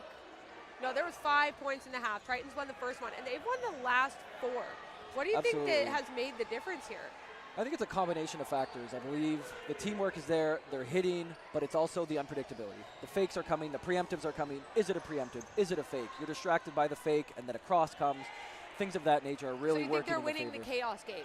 I think so. I think that's a great way to put it. And Triton's no stranger to the chaos game themselves, but it looks like it's slightly in favor right now of Melee. However, 5 minutes left, a lot of dodgeball, and still a very close game. Rush. Yeah, early hit off the rush. But yeah, I mean, definitely Tritons needs to figure out a way to stop the bleeding here. 4 games in a row is huge. And noticing it now too, the last few attacks, single ball, double ball on Drew. Drew's been surviving, right? Drew's been blocking, he's been moving, getting low, getting high, and he's been collecting the balls, and taking those balls and going on the attack has been working for Melee. Yeah, you can see that Melee in that Big scenario. shots there. Balls hit, so both players survive. You can see that Melee opted to only throw 1 ball. You can see they're maybe leaning in favor of using the clock at this point. We're at 4.5 minutes, and they're up by 2. Again, that's the chaos game. I mean, I think it's successful for them, and in that case, they lost Ryan Jones, but they did take out Brody Champion in the process. Again, they're sending 2 balls for Drew, and Drew is just getting nice and low under those. it's nice to see Drew here. He unfortunately was not able to play with Melee at our provincials, so he got an exemption to make it this weekend, and it's nice to see him back. I'm sure they're grateful to have him back on the court with them. Absolutely. Drew has such a great presence about him just in the dodgeball community. Yeah. Very friendly face, very approachable player, approachable person. He doesn't look it right now because he looks super Oh. scary on the court. Yes, but he does. Yes, he does. A lovely, lovely human. Chizenko really nice just hit. getting clipped there on that Karadang curveball. See, that's what we're talking about, Karen Dang. Like, you know, I definitely think he's known for his catches, but he is no slouch with his throw either. Oh, absolutely not. Karen Dang, and a pop-up, and that the is name of the third game. one that has happened this game where this just like stuck in there. Just slots itself in there. Oh. Nielsen taking a preemptive shot, Before I surviving, was looking for a so- catch. Before I was so rudely cut off by that crazy catch, I was going to give Oh, Karen Dang some love. Apologies. Representing the Team Canada in the cloth program. That's right, absolutely. In 2024 Austria, trying to give him some love. And before I could even do that, the chaos took over, and Melee closes out that point to go up 9-6 with 3 minutes left. Oh, that is crazy. This game has really taken a turn. That is 5 games in a row that Melee has won. Looks like they're sticking with the same 6 players.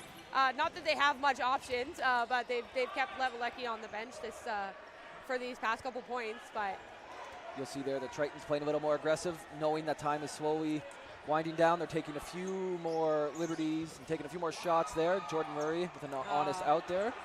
Telling his team, guys, we need to get moving. We need to play hard. We got to push. We got to push. We got to push. Nielsen with a nice block there. He survives. I think that's such a double-edged sword, though, because they need to push because they're running out of time, but Melee has been so successful in the chaos game that you know it's super risky because Melee has really been doing well in transition, and with all the chaos that's happening, that you know it's kind of a risk. But at this point, you've got nothing to lose. You got 2 minutes. You're down 3 points. You gotta get it in there. I think it's a great thing to acknowledge too is the leadership on both of these teams. You can see that the leadership is really. They're communicating well, but they're leading by example. Both teams finding success. You know, I understand that Melee is up 3, but both teams are really finding success, and I think it starts there from the leadership and the captaining on this team and the respect that both teams have for their leaders. It's impressive to watch them play. Yeah. Lots of love for Drew in the chat right now. I feel like we understated how amazing he was, and I'm sorry for that. Yes. Oh, no, Drew, I agree with you all. We cannot stress enough how incredible Drew is and how great it is to see him out there. Absolutely. So, yes, thank you, Josh Sakura.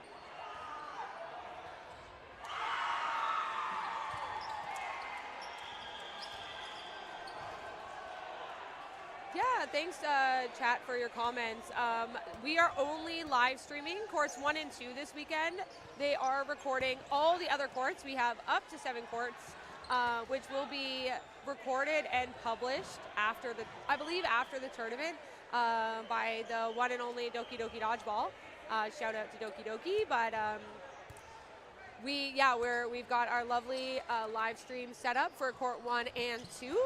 You can watch, of course, if you're not already watching it. You can also watch the other stream, court 2, as well on Dodgeball Canada's YouTube. Ooh, and time's running down. 30 seconds left on the clock. Nielsen with the last ball in hand. Look for him to possibly take a shot here. Nope. They took an a preemptive shot on Nielsen himself. We got a comment. Ooh, nice pop-up catch. Ooh, they're pushing. Oh, wow. And they managed to close it out with, I can't even see how many seconds left on the clock. 5 seconds left on the clock to push for another game. On Nielsen himself. We got a comment and nice. We got a lot of comments in the chat about Will's lovely mustache here. I will say, I'm a team player, and we're doing this for the team. Fury, for the last few years, has been trying to do this, and single-handedly, I was the reason why we were not. So I figured it's time to be. It's time to let people, let Fury, who works hard, that my teammates, have this. So. Not to distract from the game at hand, but yes, apologies. Please keep your eyes out for the Fury mustaches starting tomorrow with the tier 1 Ross round with robin. a nice jump, and Ross takes a shot on Waddy. Rizzo firing, Nielsen firing on Rizzo, gets the contact, And a ball up. Oh my God, the no blocking action continues to be Yeah, impactful. so Big much hits. back and forth. There Oh, we go. Kalawani takes the shot from his And up again, knees. and Logan gets hit. Unbelievable. This back and forth. Chazenko with a nice catch. Unbelievable. Oh my goodness, we can't even keep up. And look at that. It is now a 4v1. Justin smiling. And He's Justin accepted. taking that shot. He's accepted his fate. I don't know. Let's see what he does. Justin looking for another preemptive shot. Goes for the catch. Ooh. Great placement there by Barkhouse. Oh, I think Does not make contact. He's just having fun at this point. I mean, it is going to be a confirmed win for Melee, but Tritons, as we all know, in round robin, going into playoffs, plus minus is also really important for final standings out of round robin. And of course, for Tritons, a point differential of 1. They definitely were able to bring that. Bring that game a lot closer, but that will be a win for Melee, 9-8 over Tritons. I'm Jess Gray. I'm William Andrusik. Thank you for letting me join you guys during this exciting game. That was a really great game to watch. And see you guys soon.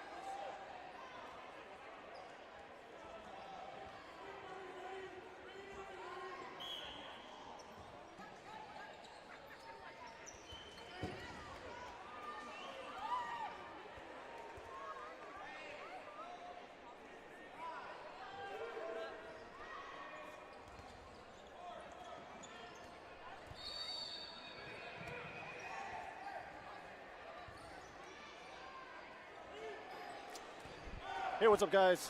Welcome to the 2026 Dodgeball Club Championships. My name's Jack Pavon. Sorry, guys, I'm just getting my notes organized. I kind of just rushed onto this. But we're watching Rain versus Piece of Cake. I believe Rain from Saskatchewan, Piece of Cake from Ontario. I believe.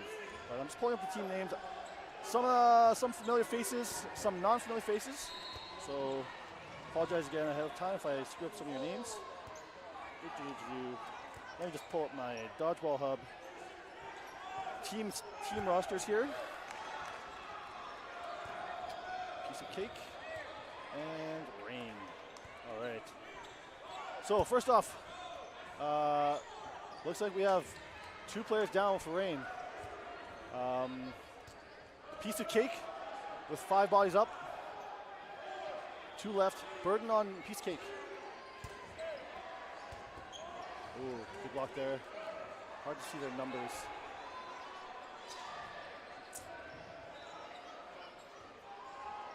Rain doesn't have any numbers on the front of their jerseys. Guys, really make this hard on. Oh, they're on the bottom corner there.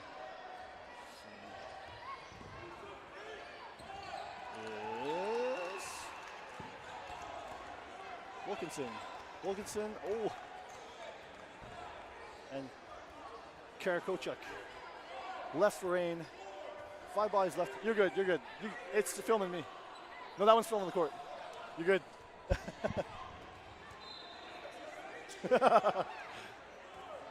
Thompson with a throw on Wilkinson. Oh, Wilkinson takes out a body. That is more. You get these names eventually. So whittle him down one at a time.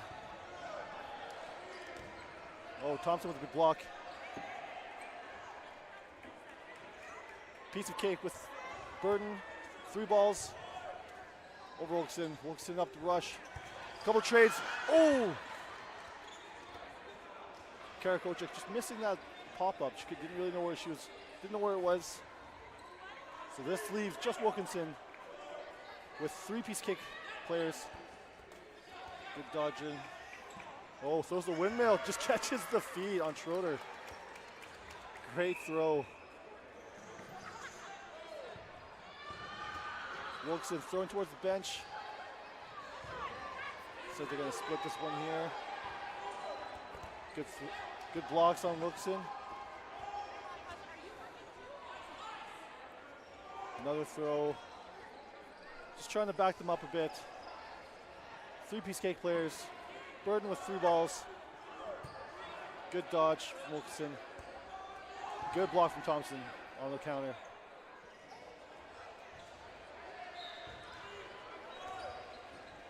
Wilkinson with Burden. Oh, gets underneath the block with that windmill throw. That throw was sneaky. You really have to get those blocks down because that's a rising throw and just snuck right under that ball. Good block from Wilkinson. So whittling down. 2 players left on Piece of Cake. 1 for Rain. Wilkinson doing a good job of slowly taking them out. Good block there. Good throw there from Wilkinson. Thompson able to move out of that one.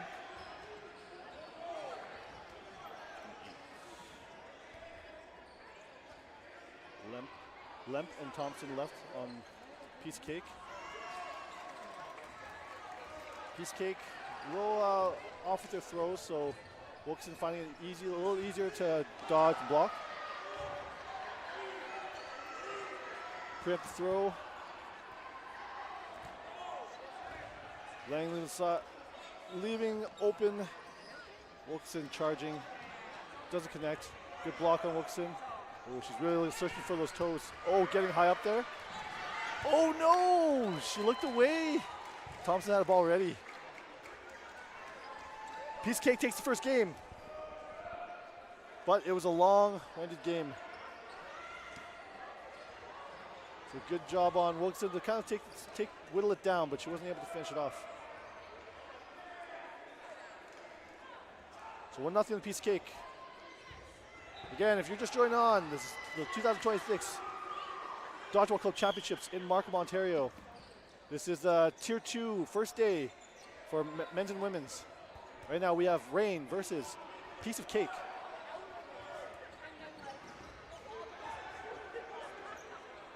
So no bodies off the rush. Looks like everyone's full roster right now.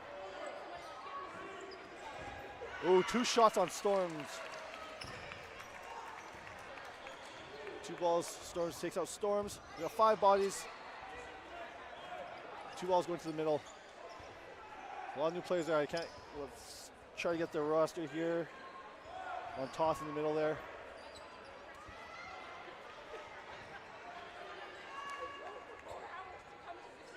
Rain with Burden with 4 balls. Take 2 to Elzinger. She's able to get out of the way. 2 balls. Burden on Piece of Cake with 3 balls. Or 4 balls, sorry, that one was a little late. Burden now on Rain with 3 balls. Big pump fakes, keep him back. The counter, oh. Wing takes out Wing. Shoulder out.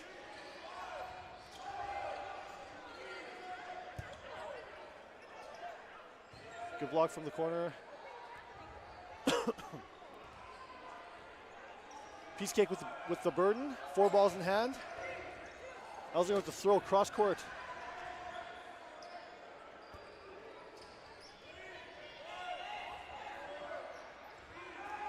Rain with Burden. Takes the throw right away. And Moore's able to take out number 28.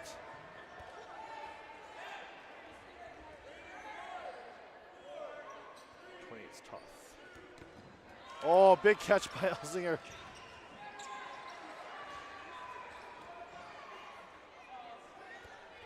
So that switches the tables now. Now Piece of Cake up again with 5 bodies.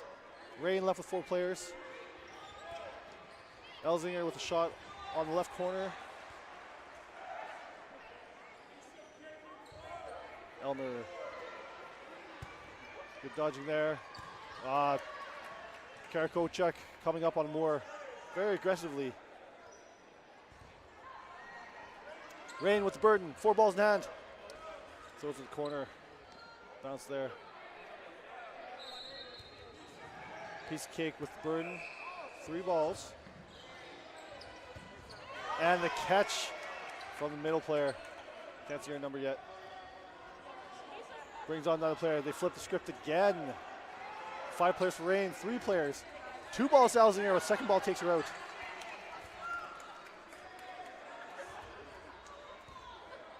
Karakochuk. A lot of pressure up there, which is great. Now they've got 5 Rain players to 2 Piece of Cake players. Toth with a good block. And Karakochuk with the cross court on Storms. Great shot. Storms is distracted by Elmer's distractions for pump fakes, and Karakochuk was able to take advantage of that. Rain with 5 players. Burden on Piece of Cake. Well, that's a long name. Maloney. Karen Maloney, lone player. Rain put on a little pressure. They've got 3 balls. Good dodging from Maloney. Coming up, pushing them back a bit. Catches number 4, Jamie Toth. Is it Tooth Toth? I think there might be Tooth Toth. Elmer with the pressure. So Maloney, seeing if she can whittle down this Rain team a little bit more. Good block. Coming up, a little pressure. And takes out Elmer at the top. Pays off to be aggressive. No other balls to help Elmer, but Elmer was caught up in no man's land for a bit.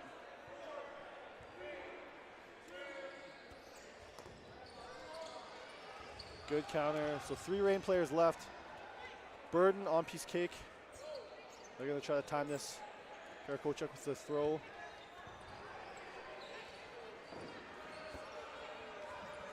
Oh, good throws. Henschel trying to get up there early, so they should be waiting for more balls. They've got 3 balls now with Burden.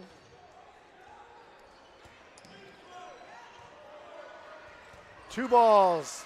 And the second one takes her out. So the Rain's able to tie that up, 1-1.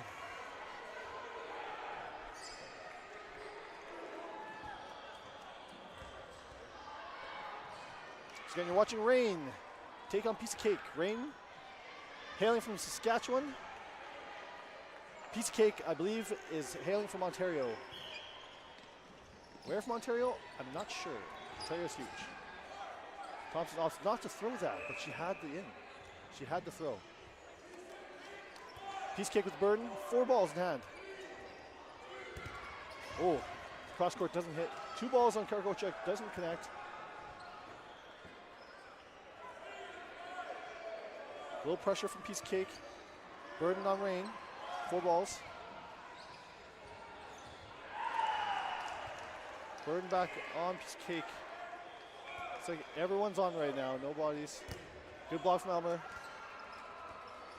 Karkochek with the cross court on Storms. Great hit. Now Rain with the burden with 4 balls. Good hit on Thompson.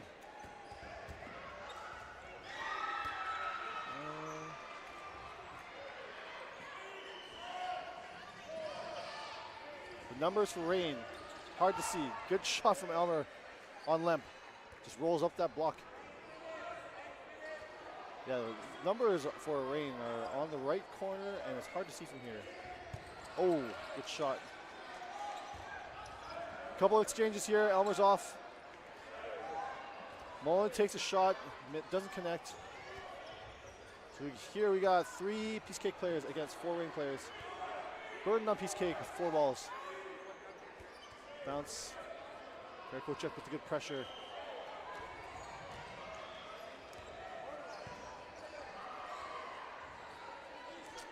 Burden, Piece of Cake, 4 balls. Shoots on Hulbert. Hulbert easily blocks that.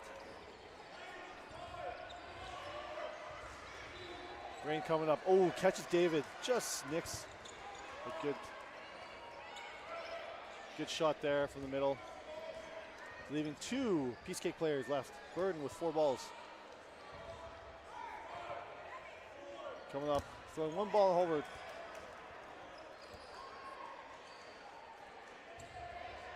Bamber. Okay, I know her name now. Hulbert with the throw on Bamber. Good block, 2 ball block. Good return. Block is good. Shoelace. Those shoelaces. I opted to use Velcro now. Velcro is the best. They are the best. I'll never have to tie shoelaces again. Oh, good throw on Bamber. Just getting under that block on the toes. Those toes are vulnerable. Rain, 2 balls throwing at Maloney. Maloney comes up with the rush, but with only 1 ball, so that leaves her vulnerable. Luckily, she was able to get out in time. So 4 balls on Piece of Cake side. Uh-oh, countdown's coming down. Oh. Oh, there's a pop-up. Oh, she opted not to catch it, which is probably safe. Karkochek was ready to take her out.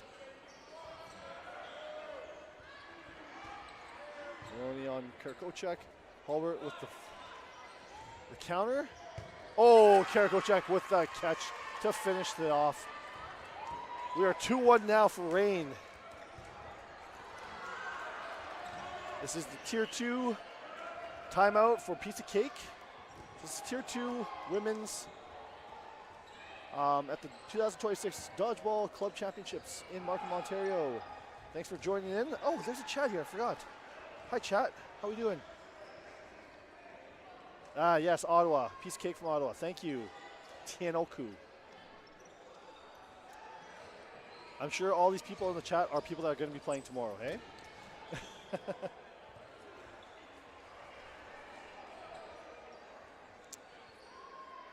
So winding down, a lot of great action. A couple of upsets I've seen. A couple of really good games. Still competitive. A lot of competitive dodgeball. It's been good. A lot of close games too.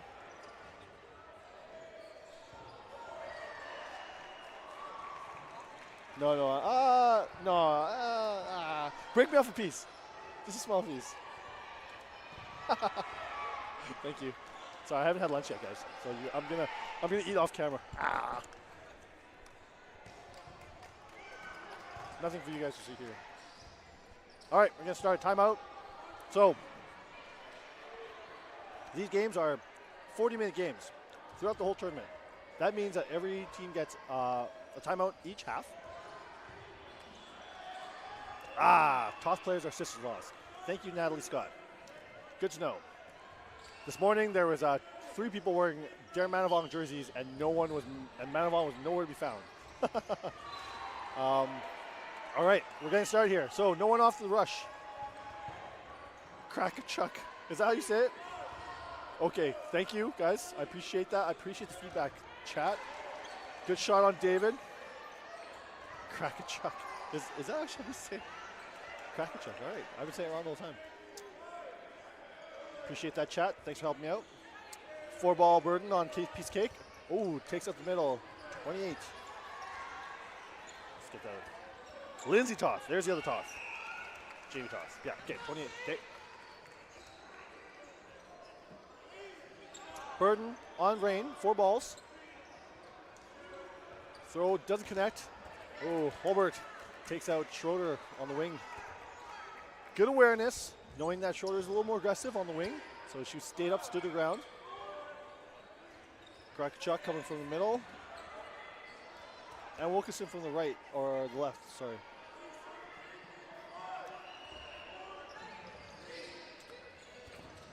No balls on Krakachuk. That's way easier to say, thank you. That 4-ball Burden on Rain. 2 balls on Elsinger. She was able to get on a block in there too, jumping over.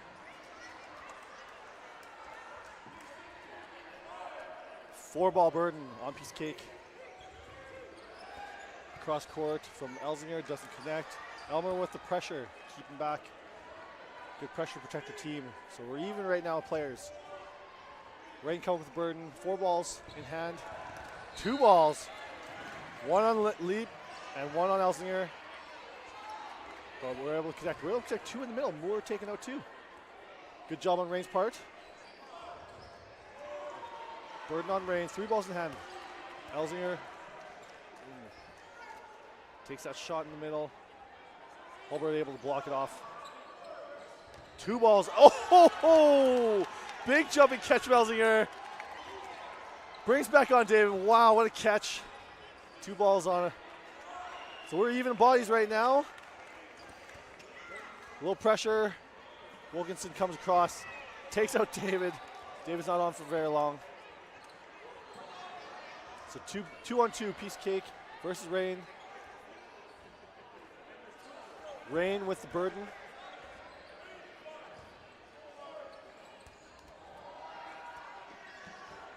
Number 1, Miranda Lambert. That's number 1. Oh, yes, okay. I've been getting that wrong. Sorry, my apologies. Cross court. Oh, no! Oh, you hate to see it. Good block on Elsinger's part, but it goes off across to Thompson. Deflection hit. It's very unfortunate. But when you're back and forth like that, it's really tough. Good catch by Wilkes on Elsinger. Unfortunate turn of events there, but that's the sport of dodgeball. It happens like that. But good job on Rain to capitalize on that. They were able to close that 2v2 out.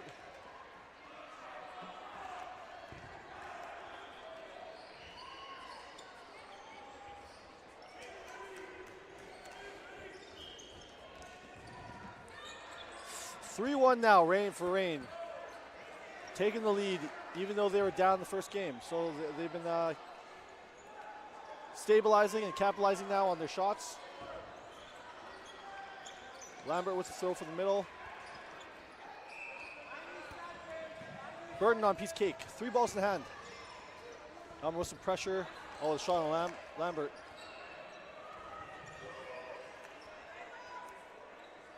Six players still on piece of cake side. Shot to the middle doesn't. Oh, good hit on Bamber. That came, I believe, from the other toss. Yes, Jamie toss. There we go. I'm getting it, guys. By half, 1 more minute till sudden death, no blocking. Cross, good shot of Wilkinson, cross court on Maloney. What awareness. Wilkinson seen that she wasn't looking, was able to take her out. Burden on piece of cake. 4 balls in hand. 2 balls in Elmer. Good baiting. Able to bait a couple more balls. So that's all 5. That's 5 balls for Rain. Thinking we're going to put 2 on Elzinger. 3 on Elzinger. 1 takes her out. Good follow through with that second ball. That leaves Storms against 5 Rain players. Burden on Storms. Elmer coming with the pressure up. Takes the throw. Krakachuk and Elmer both taking shots, but not connecting. And it's Wilkinson with the hit to finish it off. 4-1. Now we're going to no blocking.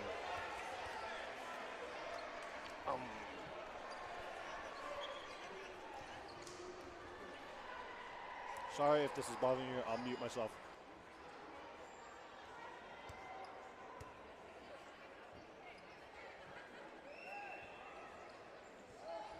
All right, I'm back. Sorry, guys. No blocking. 4-1 for Rain. Let's see if Piece of Cake can like capitalize on the no blocking. Oh! Is that, is it Lambert? The last name on her jersey said Sam Bergen, but Lambert's easier to say, so I'm going to say Lambert. What a catch by Krakachuk. Wow. She didn't even flinch. What a catch. Rain with the burden now. Brings Lambert back on. Good shot from, what a catch. So nonchalant by David. But then she gets taken out. Lambert was good awareness to kind of take her out while she's making that catch. I think she was trying to get it beforehand. 3 balls on number 8. That is Ratzlaff. So Piece Cake still in this. 4-4 right now. Lambert taking a little further back shot. Burden on Piece Cake with 4 balls. Lambert getting hit. Toss as well. 2-on-2. So we had a couple exchanges there. So Schroeder and Bamber. Bamber gets hit as well. Wilkinson just taking everyone out. She's got the hot hand right now. That puts Rain up 5-1. And that is half. So we're at halftime, guys. Take a moment now to just talk about the sport right now. We're at, again, 2026 Dodgeball Club Championships. We are in our Tier 2 round robin with our men's and women's. So if you guys don't know, we've kind of started tiering now. So we've a Tier 1 and a Tier 1, Tier 1 and a Tier 2.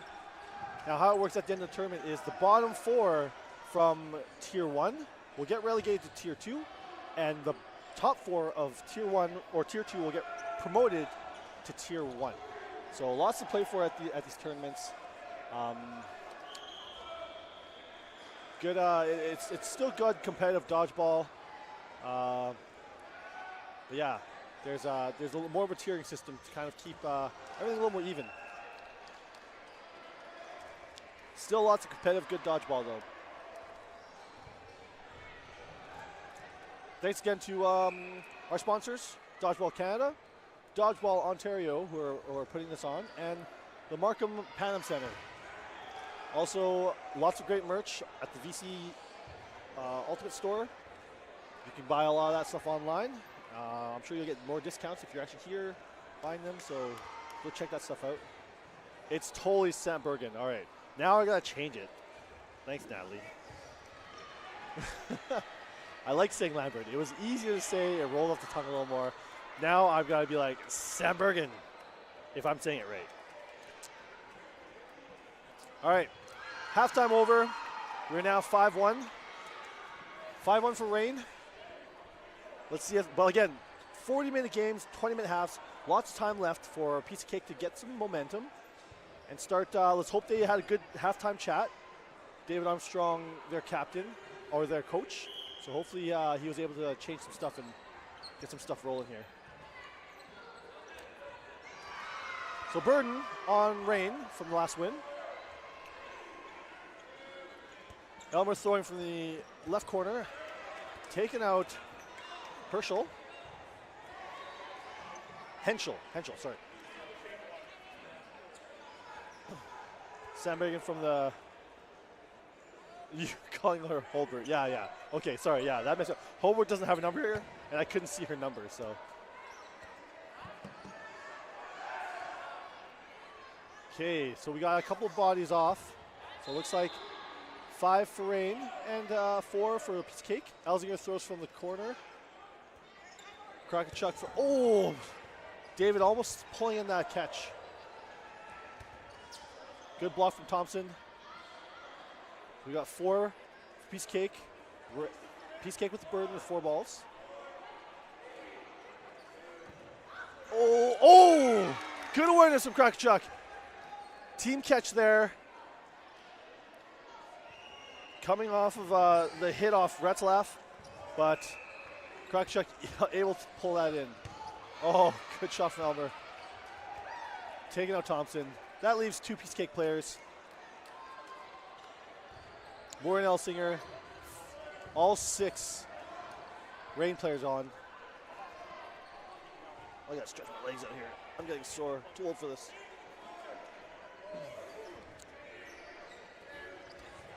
Two shots on Sandbergen. Oh, Krakachuk takes out Moore from the middle, from the side there. Rain with 5 balls on Elsinger. And the last one connects.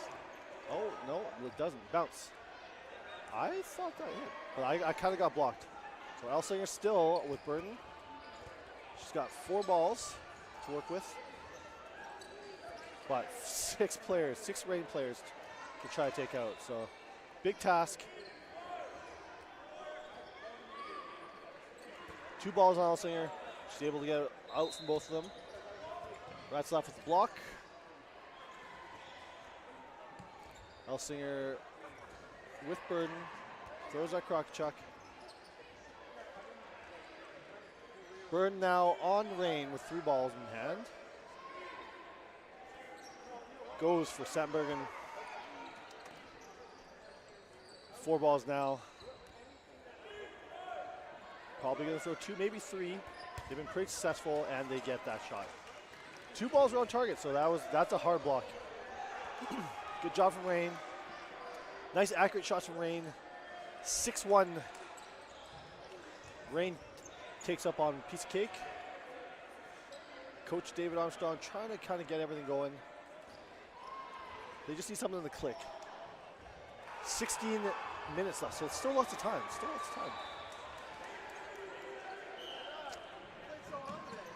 Rain a little bit faster on the rush. Toss going for the throw, but not connecting. So we're still able bodies on all players, or on both teams, sorry. Burden on taking out toss in the middle there. So Burden on Rain with 4 balls in hand. Oh, the shot on Schroeder just takes her feet out. Oh, Toth with the shot under Elzinger's block. Beautiful shot. 5 Rain players to 4 piece cake players. Moore, no shot, but Sandbergen takes out Moore with the counter. 3 players left for piece cake with Burden. 4 balls. Bamber doesn't connect. Burden back now onto Rain with 3 balls in hand. Toth making the call from the middle. Elmer from the outside. Lemp tries to come up and counter. No connection there. So now Rain has a little more time to take their time. They take their shots that they need. They're up 6-1, so Even though there's a lot of time, there's still only 15 minutes left, so it's going to come down quick. Shot across to Lambert, or Lemp doesn't hit, but shot on Toth does. So Bamber takes out Toth to the middle.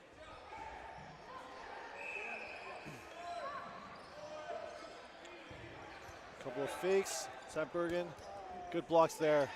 Elmer gets taken out of the front. Oh, looks like Sandbergen got taken out too, so we're now down 3-2. Piece Cake taking 2 boys out there. So we're at Retzlaff and can't read that number. That must be Holberg. Number 20. That is Holberg. She doesn't have a number on here. Caitlin Holberg. There you go. I can read her name now. All right. I think I know everyone now. Ooh. Kachong Retzlaff, but she just dodges out of the way. Burden on Rain. 4 balls in hand.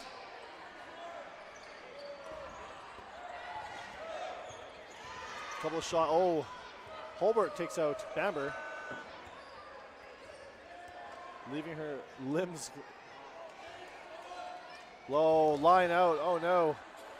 Holbert with the line out, and Retzlaff, Maloney, and Lemp with the finish. So take another one off the board for Piece of Cake. 6-2. 13 and a half minutes left.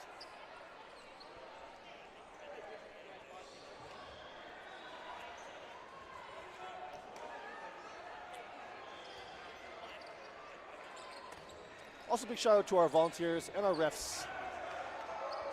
We got a lot of good refs this tournament.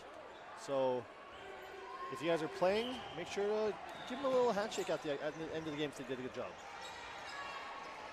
They say it's a thankless job, but it doesn't have to be. Thank you, refs. Without the refs, the sport doesn't happen. A little pressure from Rain. 4-ball Burden. Call come from the middle. No shots connect. Oh, the counter does though. Bamber taking out on the right side. 5 Rain players. Piece Cake also with 5. Shot comes out from Elsinger on the right side.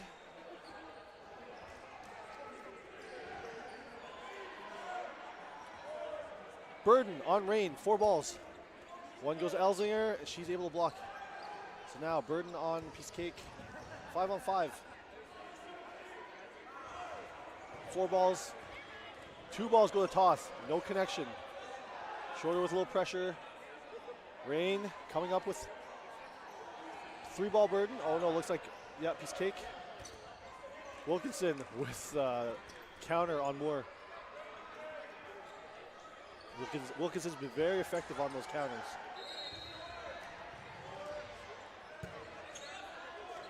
Shot from Sandbergen. Shorter's alive still. Still got 4 Piece Cake players. Burden on Piece Cake with 4 balls in hand. 5 players on Rain. Shorter with the hit, or the shot. Elsinger goes for the shot. Misses Sandbergen, and she baits the catch. Elsinger with the catch. So that brings another Piece Cake player on. 5 on 4. 2 shots on Toth, and 1 connects. Piece Cake getting some momentum now. Hit on Toth, other Toth. So now we're down to 2 Rain players. Wilkinson and Holbert. Switching spots, change it up a bit. Shot from Wilkinson.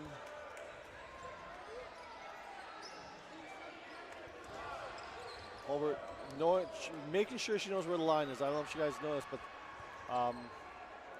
the blue activation, or the blue line for the women's, is a good warning line for men's. Unfortunately, the women's don't have that line, but so they need to be a little more aware. Piece Cake now with 5 players. Wilkinson with the block. Burden now on Rain with 4 balls in hand. Coming up now with Burden.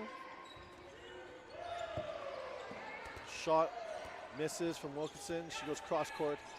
And Bamber takes out Wilkinson. Good shot on the counter. Elise Hulbert, last player standing for Reign, gets down underneath both those shots. Good shot there.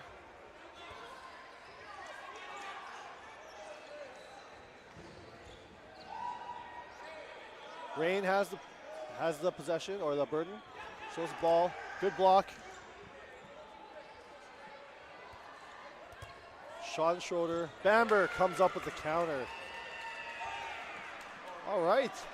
Piece Cake getting some momentum, taking the last 2 games. So 6-3 now. 9.5 minutes left in the half. So lots of time still.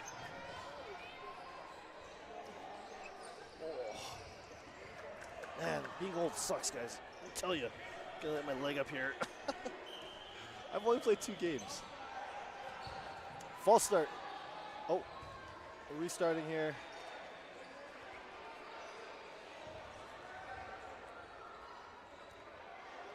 So I'm not sure who that false start went to, but you get 2 false starts. Oh, another false start.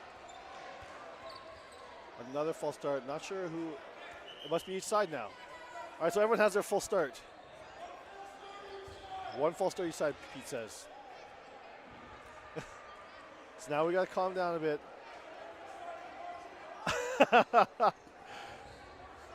Pete's like, I don't know what side to watch now, but you have linesmen, Pete.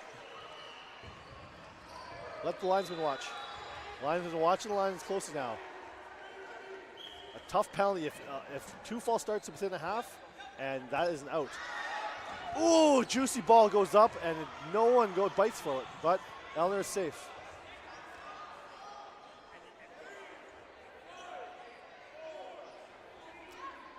Six balls. No connections there.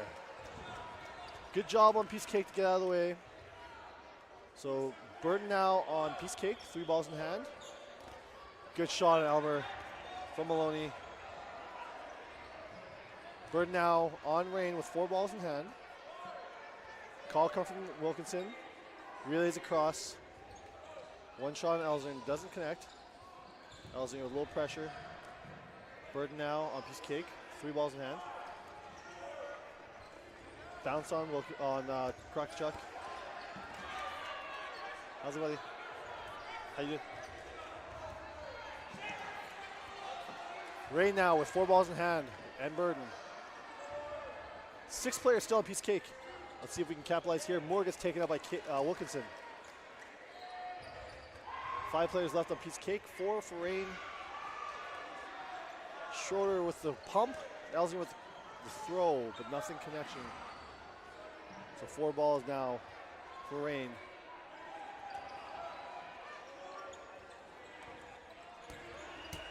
Krakachuk from the side. Maloney able to block that. Piece of Cake with Burden now. Sandbergen gets taken out. Okay, so slowly whittling down. Piece of Cake coming by player for player. They've got the bodies right now. They'd probably be a little more aggressive. They're running out of time. 6.5 minutes. So they need to be. I think they need to start being more aggressive. Pop-up catch. 3 balls. 3-ball Burden for a Piece of Cake. 1 for Krakachuk, doesn't connect. So now we got 4 balls for Reign. 6 minutes left in the half, second half. Schroeder moves out of the way. Oops, sorry guys. Good shot from Elzinger on Krakachuk. Second ball to Krakachuk, she blocks both of them. And there's a ball, just too close to the outline. And another ball takes Elzinger out as well. That was a big juicy one, but when you're looking up the ball, you have no idea where the sideline is. Good block from Wilkinson.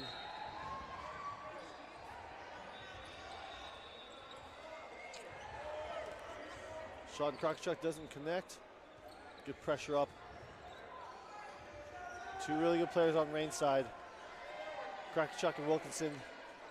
Gets three-piece kick players. Schroeder with the dodge. And the counter doesn't connect. So Maloney and Schroeder against Krokachuk and Wilkinson. Krokachuk with the throw. Wilkinson with the block from Schroeder. Rain with 4-ball burden. They're probably just going to throw one. They don't want to give the extra player balls to throw. Burden on Rain, 4 balls. Krokachuk with the cross on Maloney. What a shot. Good job for Wilkinson to kind of lock eyes with Maloney.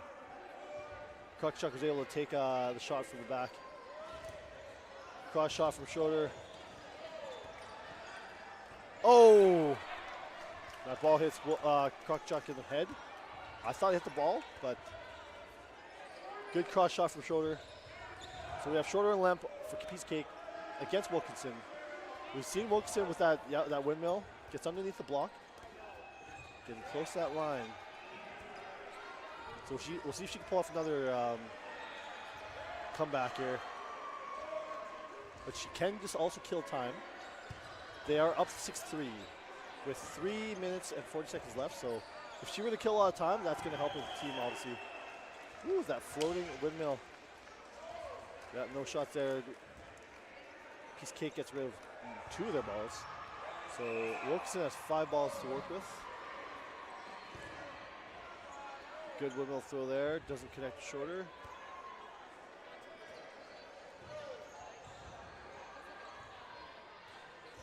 Now we have burden on Piece Cake with 3 balls.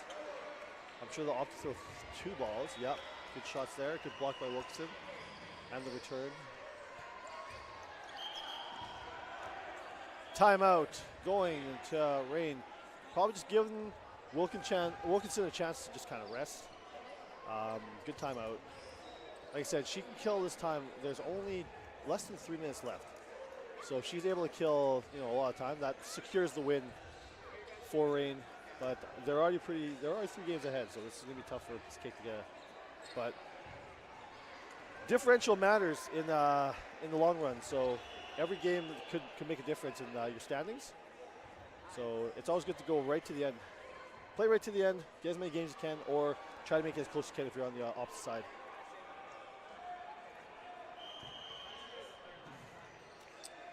Hope everyone's there enjoying their Thursday. Like I said, I'm excited to see a lot of the Tier 1 games. I'll be reffing and commentating a lot of those games as well. So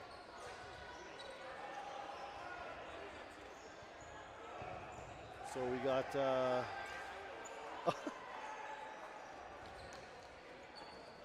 Coach Armstrong just kind of kicking a ball across, giving them burden. Was that ball originally there? I wasn't sure. I think it was originally for them. Okay, so they have. All right, 3.5 minutes left. Wilkinson versus Schroeder and Lemp. Oh, good block from Schroeder. The throws are just a little off time. Wilkinson easy able to block that second ball. Oh yeah. Good, they're getting better now. Oh, good shot on Schroeder from Wilkinson. Just drop shot on the back. Now we got a 1-1 Wilkinson versus Lemp. Burden on the Piece Cake. Good throw there. Wilkinson able to dodge that. Burden on Wilkinson. 3 balls in hand. Windmill throw. So, and Lemp takes that win on Wilkinson, making the game 6-4. Timeout, 2 Piece of Cake, using their second timeout of the game. Good momentum swing. Yeah, Rain has only won one game this half. They were up 5-1 at the half, and Piece Cake has just been slowly chipping away. Slowly chipping away is now 6-4. They've won the last 2 or 3 games.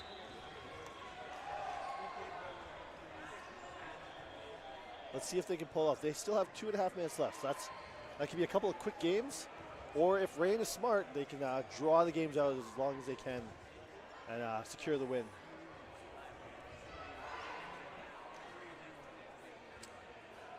Again, welcome to the 2026 Dodgeball Club Championships in Markham, Ontario. We're watching Piece of Cake from Ontario, from Ottawa, against Rain from Saskatchewan. 6-4 right now to Rain. 2.5 minutes left, so I'm sure Coach Armstrong is telling Piece of Cake that they have to rush. They have to probably get up, be a little more aggressive, try to take some better shots.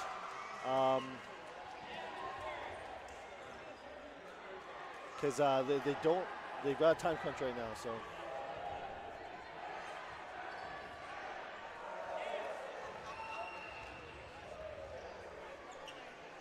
All right, here we go. New game, 6 players each. Coming into the rush. Elzinger takes a shot, no connection, so we have full rosters on both sides. Burden on Rain with 4 balls in hand. Oh, hit on Schroeder from Henschel. Good shot there. Clock. Couple seconds there, but that's okay. Piece of Cake with Burden. 3 balls in hand. Oh, slow shot there. Thompson was not expecting that.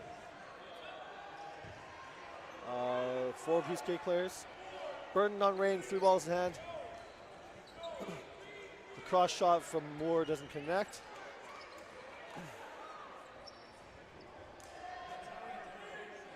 Rain with the Burden with 4 balls in hand. 1 ball on Elzinger. Ooh. Hit on from Elzinger to Toth. Good shot there. 5 on 4. Rain with the Burden. Elmer with the throw, no connection. Big catch by Bamber.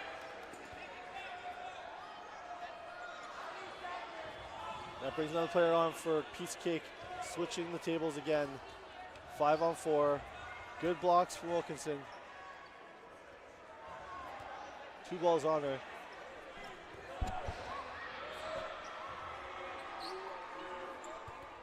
Oh, good honesty from Elsinger. Takes that shot from Krakachuk.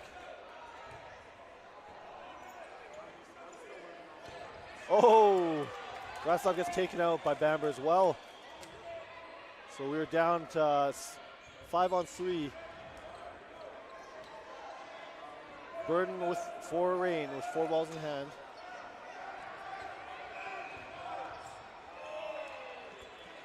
Elmer with a shot there, no connection. Rain with Burden with 4 balls. Piece of Cake will put a little bit of pressure on. Yeah, good shot. Good shot there on Krakachuk.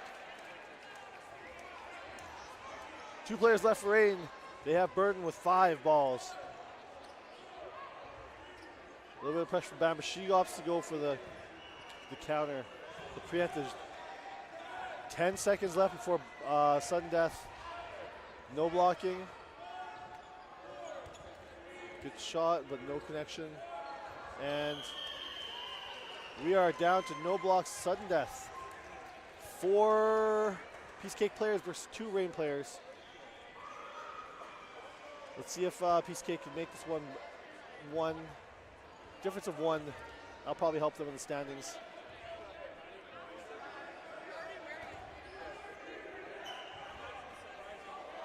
And no blocking. Let's see if we can let's see if Piece of Cake can capitalize on this. Oh, there's a juicy. Oh, she gets the catch. Oh, wow, she had time to even look away. So, Bamber with the catch and the hit on Elmer. So that closes out. Piece of cake, able to bring it close, 6-5 against Rain. And that was a good game. That was a really good game. I thought that Rain was going to pull it out a little further. They were up 5-1, but again, these are 40-minute games. Piece Cake was able to time that up and come back. So 6-5, 6-5. All right, I get my leg up here. I gotta go play. Oh, I'm playing next on the stream. All right, guys, thanks for joining us for this game. Again, you're watching the 2026 Dodgeball Canada Club Championships. Thanks for joining me. This is Jack Pavon. I am signing off. Gotta go warm up.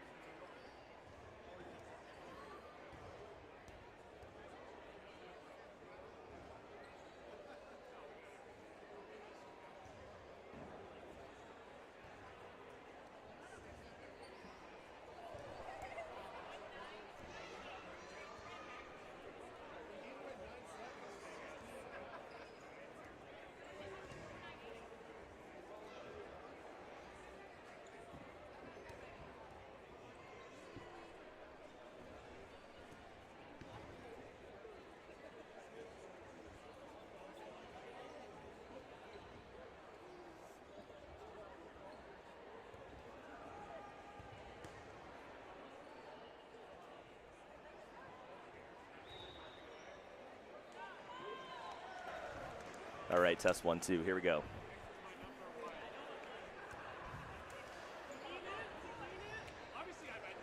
All right, we got ourselves Battle of Alberta versus, a Battle of Alberta versus Ontario. We've got Mint with their fresh new jerseys, just debuted today.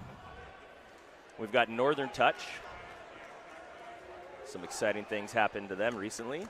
I don't think we're allowed to talk about that. If you're interested in knowing what that is, just go to Dodgeball Memes on Facebook. Northern Touch is 2-0 coming into this game. Mint is 1-1. This is an exciting one. Mint winning this one would allow them to get themselves higher up through the rankings going into playoffs. Mint coachless. Northern Touch coached by Taylor Ewell. Team Canada mixed foam player. Had that standout moment in the gold medal game.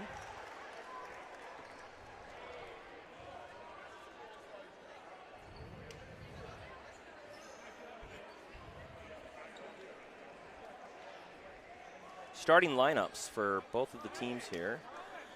We've got Washbrook, Vavone, Hoppenbrouwer, Croft,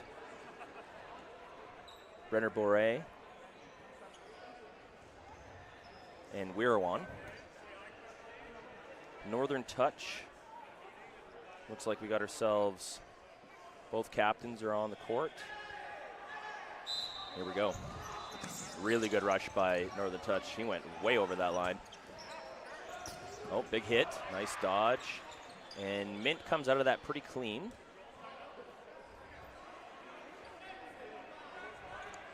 Mint's ball here. Hit the captain on the head.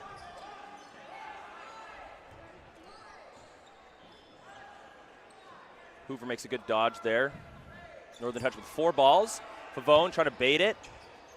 Dwayne Hoppenbrouwer gets taken out on the side. Looks like they're now down balls but up players for Mint. Northern Touch goes for the volley. Attempted catch. Not able to bring it in. Washbrook. Croft, 2 in the head. That's unfortunate. And just like that, Northern Touch is up 1 player. 4 players to 3. Ball coming in from Mint. Big dodge there.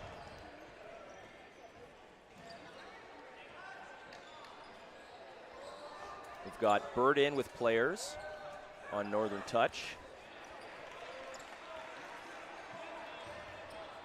And now looks like Favone got snagged on that on a curveball. Really nice curveball overall. 5 balls back against Northern Touch. Mint sends 2, dodge both. 4-on-2 now. Volley coming back. Double hit. And now Mint's got 4 balls, but last player. Northern's been systematic here. Every volley getting a kill. And just like that, 7 or 8 volleys and 6 kills in that overall. After losing the rush, the 1 player, I can't see his number here, number 5, Ing, he had a pretty unbelievable rush. Let's see if he does it again. Jumps right over the line almost. Let's see if he gets back in time. Once all the balls are activated, he would end up being called out. That is close. That last ball gets activated on the end. All right. So it's on Northern Touch for winning the last game. Huge throw. 2 kills. 3. Oh, that one hit the ground. 2 kills against Northern Touch, and Mint lost 1 off of that. So now they're up players and balls. Nice dodge by Dungan. Dungan and I reffed a game together earlier today. Great ref. Really good dodge by Croft. Got really low there. That ball went horizontal.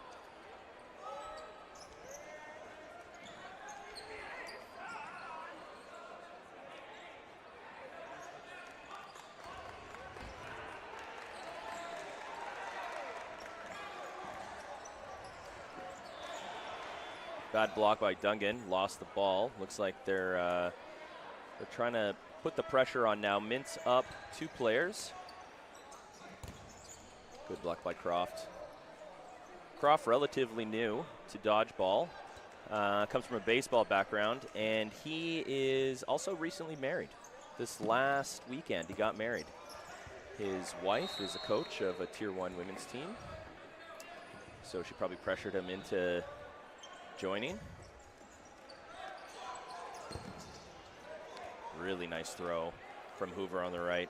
Had a lot of movement on it, took 22 out. And now the 5-3 deficit's been evened out. Ball coming out from the left side. Huge hit, Washbrook. Croft, Barry. 3 throws, 3 kills. Surgical. These games are going fast. We're on pace for 16 games in this set if we keep going at this pace. Or sorry, in this match rather. All right. Changing up the, oh no, sim rushers. Here's his big rush. Throws.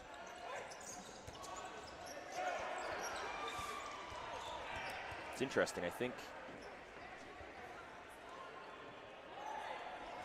that one rush is almost, it's really close to that line. When all those balls are activated, he might still be touching the end.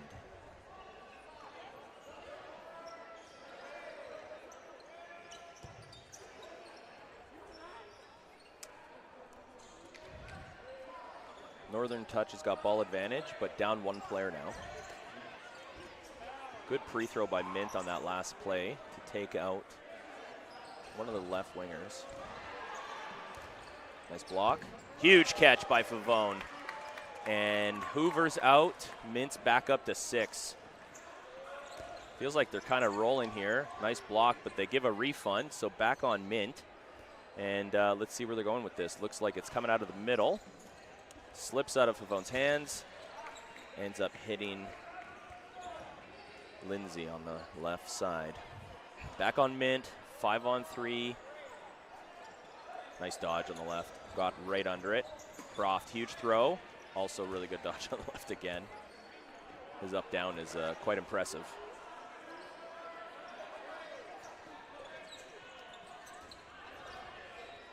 Yeah, good call by Nathan on that one. Oppenbauer, Team Canada Cloth team member.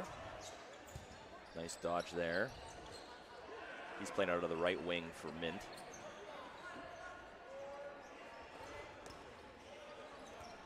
Oh, that was so close to a catch. He tried really hard there. All right, so still up 2 players, but Burden's on Northern Touch with the 4 balls. Let's see what the captain could do. Captain got hit off of the second throw.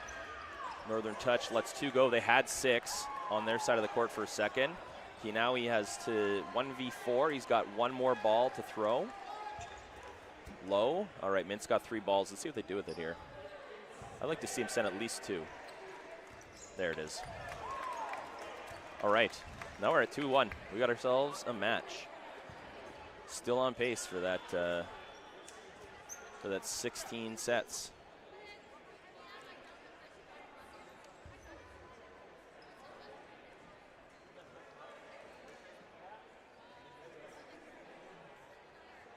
Welcome to the chat, Terry. Nice to see you.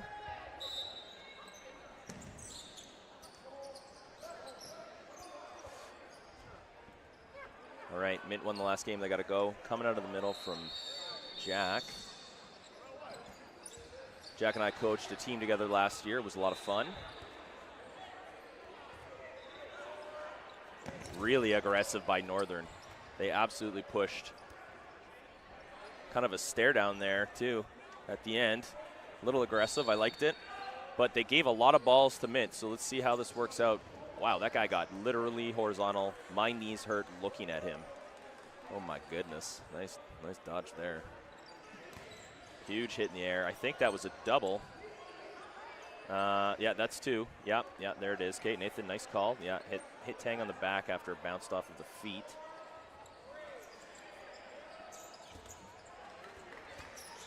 Ings pushed that line, or no, sorry, Lee's pushed that line really hard there. The tape's coming off, unfortunately. Court court 1 and 6 have this setup of the tape. And unfortunately, the tape's starting to come off, so it might be tough to see how the lines are going. Might have to start playing soft lines in the middle if we can't see them. We'll have to get them refixed by the end of the day. Big reset. 2 on the middle. Should have picked a different target, I think, on that one, but that's okay. Chris Berry gets taken out. And now they're down to 3. So we got a 3 versus 3. 3 balls. Let's see what happens. Finger block on Washbrook. And then they give a refund as well off that. So 4 balls for Northern touch on 2. Big block by Elliott. Oh, they all threw the balls because the ball was coming back down. Was potentially catchable, but I don't think he was ever going to catch that. Nice throw by Dwayne to take Lee out. Now we got a 2v1. Absolutely amazing throw by Hoppenbauer. Now it's a 1v1 on the captain. Block down, block down. No ball in hand. Missed. Didn't go too hard for the catch. Throws. Big, huge throw. All right, pace is slowing down here now. Northern Touch has got 4 balls. Dungan, the captain, trying to hold up the team here. Dwayne's going back now. He's got 3. All right. Oh, I like that pre-throw. Almost caught him. I like Dwayne's hands here. Hoppenbauer's going to see what he can do.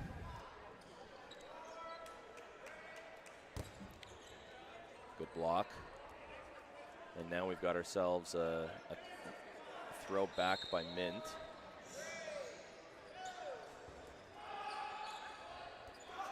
Nice block. Oof, almost got his feet. Another big block. Oh, he went for the catch. He goes catching him on the back pedal. Almost got him. Really good try there by Hoppenbauer.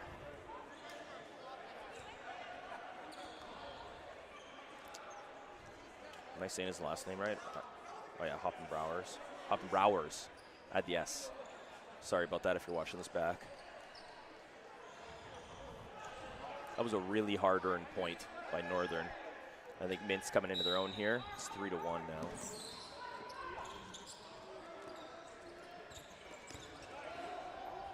Two balls hit the captain on the counter after the rush. And now we've got 4 balls for Northern touch. Huge throw. Lost the ball off the rebound on the back net. Back to Northern. Huge hit. Good try. He was going down hard for that ball. Mint's tempt here now, 5v5. Hit the ground. They're chasing hard. Croft. They decided to spend 2 on him. I think that's a good target to kill. Probably one of the harder throws on the team.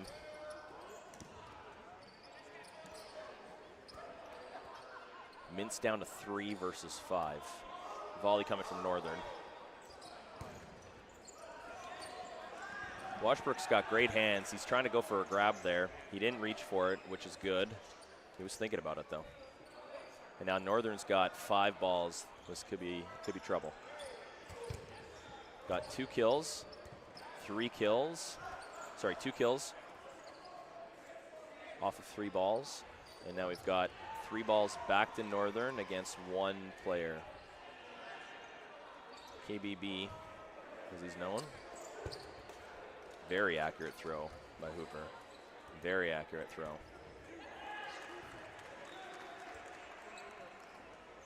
Nope, sorry, that wasn't Hooper. That was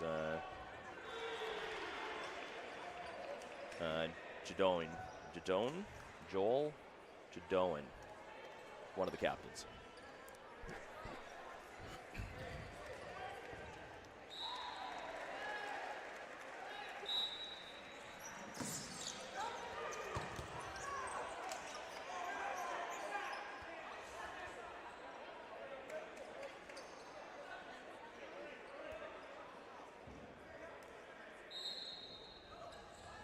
Looks like a ball wasn't activated yet. And was thrown. So Brad Washbrook, who was killed, Ended up not getting killed on that one. Really good moment to throw that. Hoover just looks down for a half second.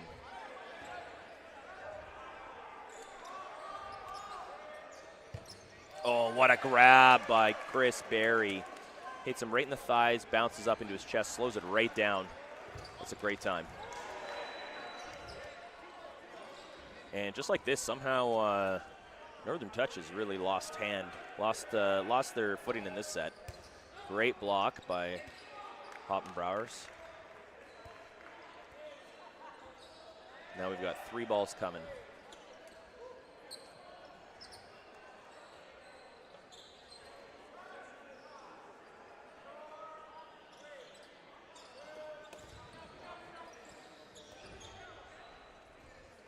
The arms on Northern Touch, I'd say a lot of the players have really good arms.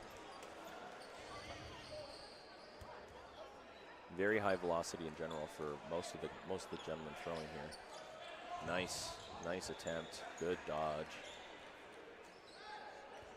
5 versus 2 for Mint. Ball control is with Northern Touch. Wow, what a throw. Absolutely perfect spot. I'd like them to send all of them here. Perfect. They sent 2. That's fine. Good enough. He went for the catch. He went for the win, or went for the attempt to get somebody back in and see what he could do. I guess that's what captains do. Putting it on his back.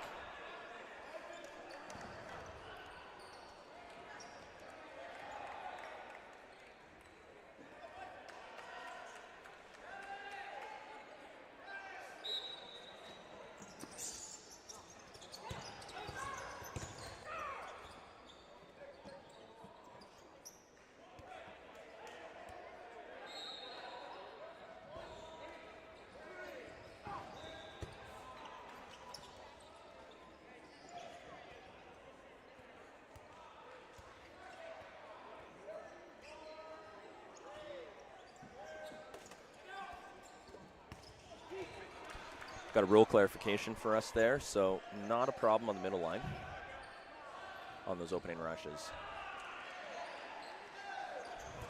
I looked down for a half second, and somehow it is 3 versus 1. This game has gone really quick. Nice attempt. That hit the ground. Good spot. He's getting chased down. Oh, falling on his back. Oh, hit his feet. Got a little too static for that one. I really like that patience by number 5. That was really good patience, waiting for him to stop sliding so he could go for the feet.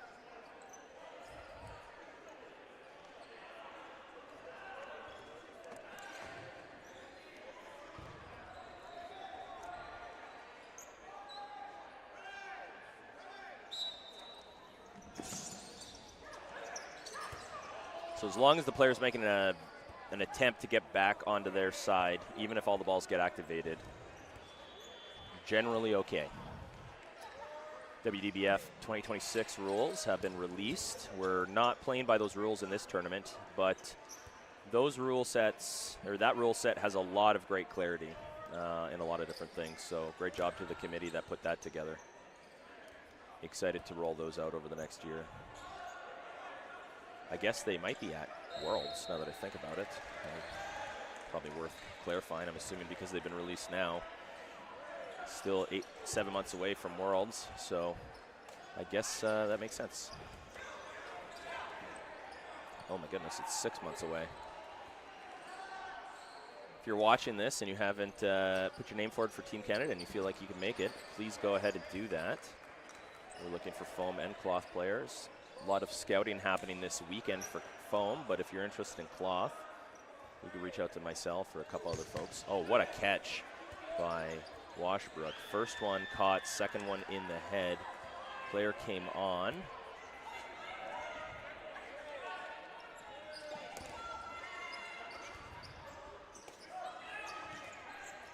Ing had a really good block and chase down there on KBB. Northern Touch is at 4 players.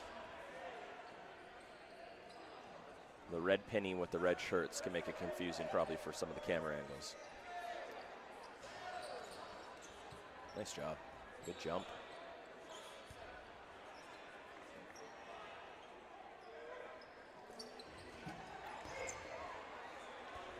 I don't know how Yan dodged that, but that was amazing. Nice attempt. Throwing 2 on Brower. Browers is a good choice. Yan releases his ball after getting hit, it's in the air. What a chuck by Elliott to take out the hair, I believe, of that one player. And now it's 1v2, and he's holding his own here. It's against Ing and Dongden. He's good. 4 balls, lets one go, lets a second go. Really fast releases, bounces. And then the second one hits him in the fingers as he's down by his knees.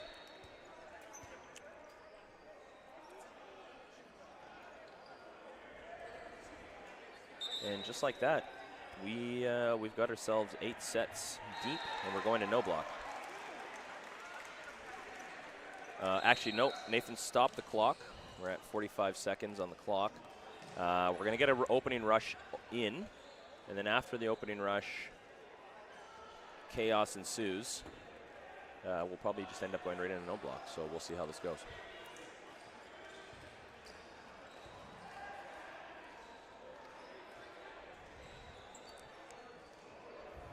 Mint's called timeout here. Trying to talk about how they can claw back here. This no block win,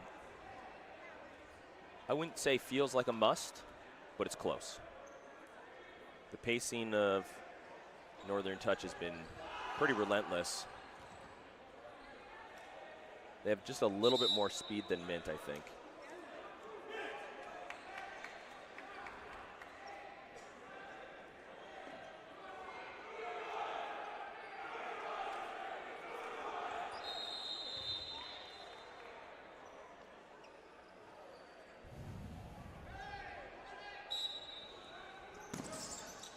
Really good rush.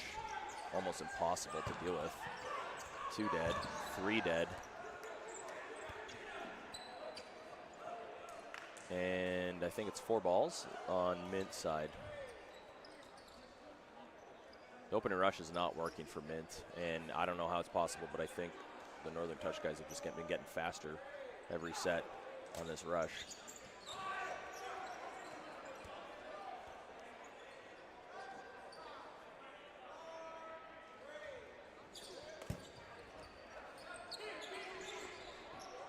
Good volley on the right side by Northern Touch. And then Croft is caught not looking. Taken out in the knees. Big hit. What do we have here?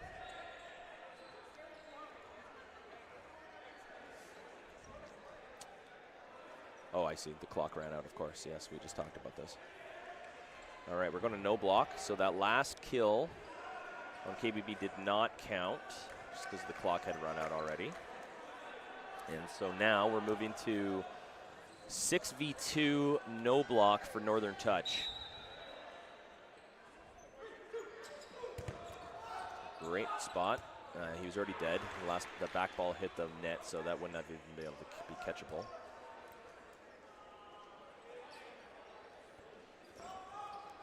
I like that sinker. 3-ball chuck.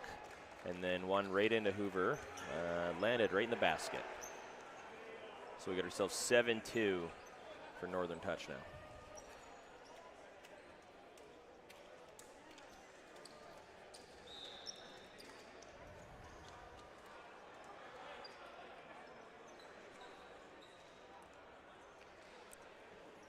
It's always interesting watching the halftime handshake, and you can tell the vibe of a team real fast. You got one team who's clearly a little deflated in Mint, working through it. A lot of smiles on the Northern Touch side. If I'm Mint, I'm using that as some motivation. Hey guys, let's wipe these smiles off their faces. That's what I would try to push if I was the coach of the team here. They're bringing it in. They got 5 minutes in our setup here, so 2 20-minute halves. We got ourselves a couple of crowd shots. Our tournament boss. There's a few Requiem team members of mine.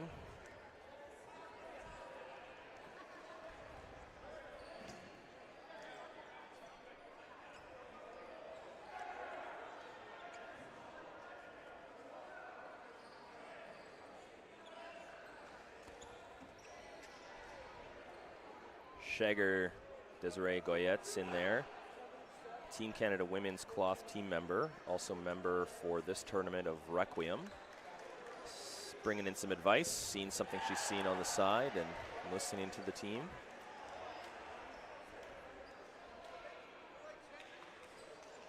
Opening rush, looks like Mint is signaling that they're going to back off of the rush. They've got 3 balls lined up together. They've clearly lost most of those rushes. There was one, the opening set, they came out ahead, but they still lost the rush, but they came out ahead. So now we're gonna see how this modified rush, most likely just sending 1 player. It's probably what they were talking to with Desiree, grabbing 2 inside balls, pushing the 3rd one outside. There it is. Big miss. That went very high. Sailed that ball. Mint's got 4 balls now. This rush modification could be working out for them already. Big hit on the feet. Onto the back left corner for Mint.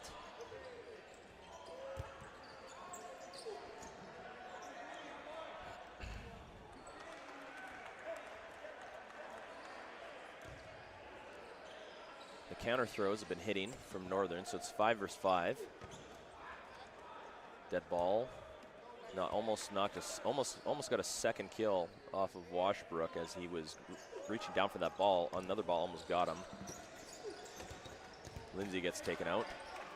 KBB gets taken out on a trade. And now we've got ourselves 3v2. I really like what the Northern Touch guys do there. They push pretty fast to bait the ball to get another one.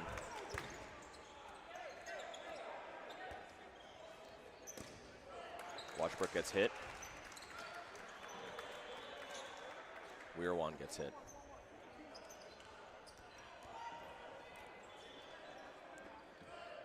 Let's see if Northern Touch is interested in keeping this pace going. Mint's obviously going to be interested to keep the pace going.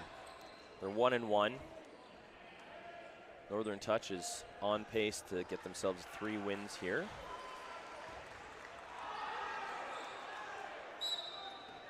One of the interesting things about club championships, unfortunate hit on Hoppenbrauers. Interesting thing about club championships is that some of the teams that are in Tier 2 could be teams that are good enough to be Tier 1s in different. That's a triple. Hits 55, hits 2, bounces across the court, hits the 3rd player. I don't know who threw that, but that was awesome. Northern Touch got 4th. Got 6th. I'll probably screw this up. It's a hot topic. I probably shouldn't screw it up. Got 6th, played for 5th, or no, sorry. They got 5th, played against the 4th place team, went back and forth. Anyway, they could have potentially have been the 4th team from Ontario, which in the case of the population for the dodgeball community in Ontario is a pretty good team. Probably could hold its own against a lot of Tier 1 teams from other provinces.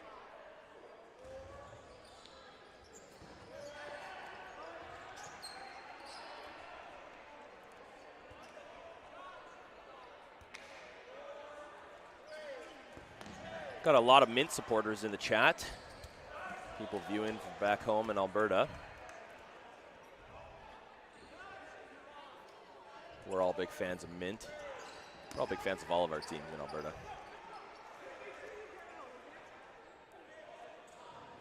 You see a lot of A lot of teams in Alberta will shag for each other. So right now, the 3 shaggers for Mint are from 2 different Alberta teams helping them out, and pretty common for a lot of Alberta teams to be helping each other like that.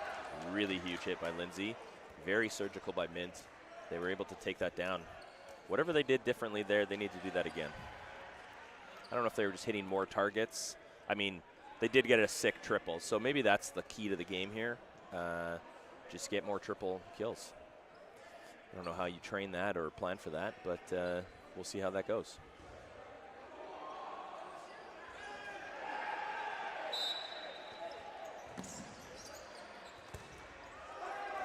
Unreal block by Washbrook. How he didn't die right there is shocking. Wow. I think Northern Touch wants that one back. Didn't need to throw it as hard as they did. Really close target. Could have even just shovel passed it into his feet. Would have been fine.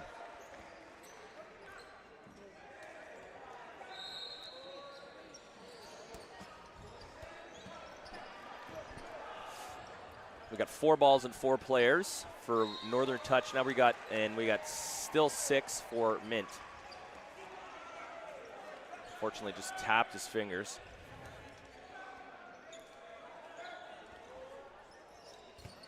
Good spot by Favone. Hit the flag person. Good save by Goyette as the shagger to keep that ball on Mint's side. Could have been down to 1. Now Northern's coming with 4. Big hit. Yeah, that's an out. And then we got 1 ball probably coming from Mint. See if they can bait one. Okay.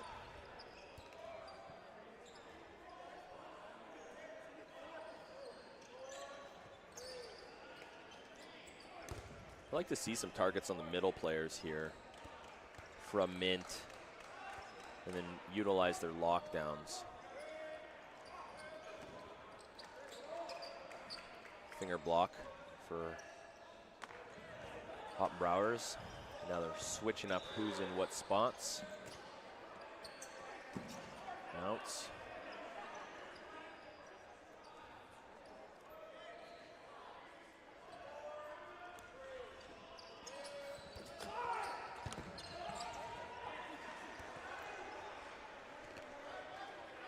You can see the pace of play.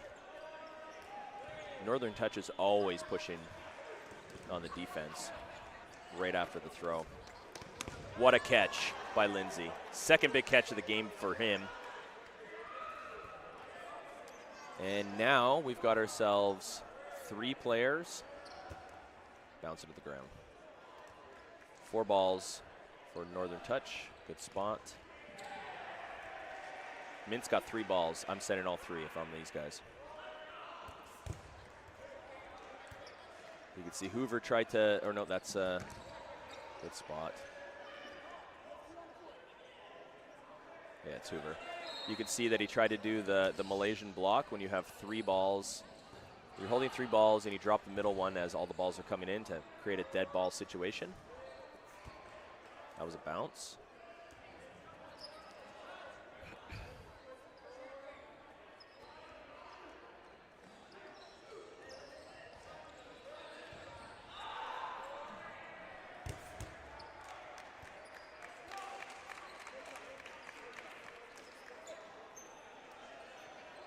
Mint's clawing back here. You love to see it. Based off the pace of the game, there could be 5 more sets. So we'll see what Mint can do here. If they run the table, based off the current pacing, they could find themselves in a very interesting situation at the end. Northern Touch is going to want to make sure they do something big here. Can he save himself again? They don't take the throw. It is on Mint. Come out to the left side. Good dodges.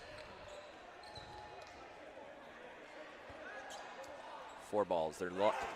They weren't looking. Washbrook should have threw into the mass. He was taking a look at somebody on the right side. 2 hits, 3 hits. just like that. Mint's down 3 players, and Northern Touch hasn't seen a single casualty yet. Great throw on the arm. Some finger guns coming out of the captain on the left side.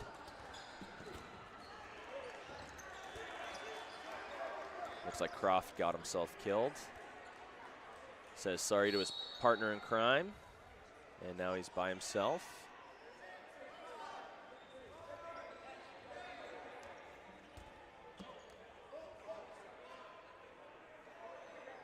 And looks like they pulled the trigger through 3. Don't let them have any opportunity. End the game.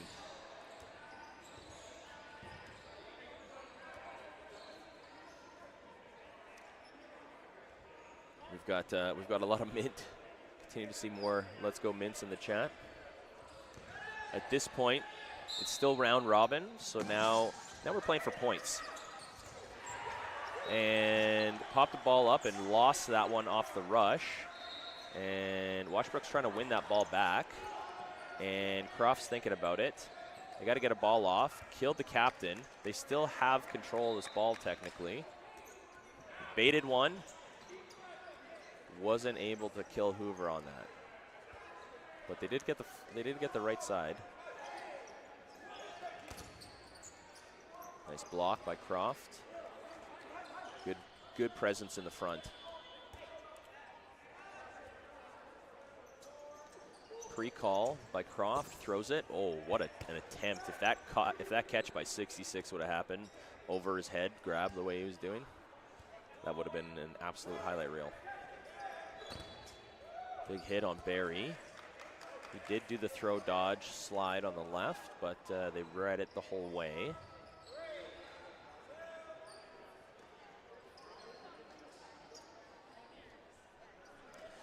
But a couple of these throws have been able to get them ahead. Oh, what a spot. I don't think there was even 1 millimeter left above for that ball to not hit the ground. It was just on the toes.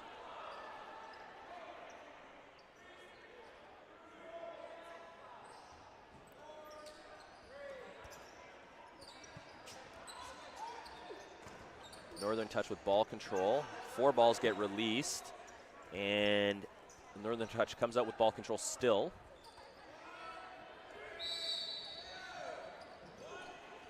Huge throw. Croft is thinking about it. Good block. Wow, what a grab from Morrowind to Hoover. Brings the captain back in. They've got 5 balls. They're probably sending lots. I was thinking they're going to send at least 3, but they sent 4. Now 5 balls over for Mint.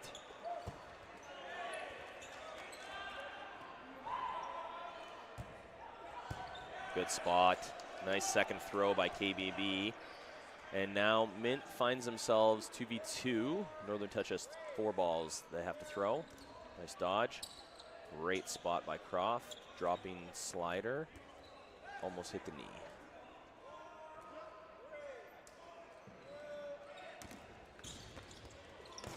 Wow, what a turn by Croft. And unfortunately, he gets hit on that last throw. Northern Touch's defense is very impeccable. They seem, in certain situations, almost unkillable when they've got the right players on the court.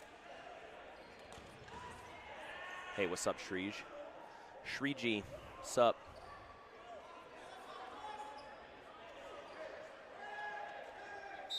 All right, we got 7 minutes left on the clock. New rusher and survived. Threw it back. And Mint's got themselves 3 balls, and Northern Touch did lose a player there. Nope, they didn't. Apologize. That's what I was saying with the pennies. It's hard to see who's who on right now.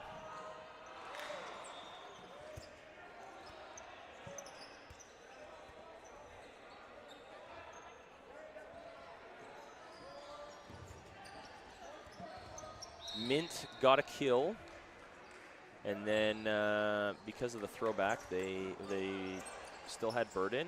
Great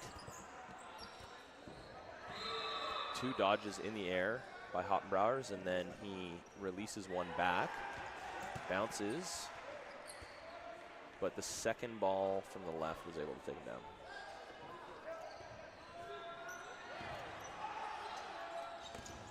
Block.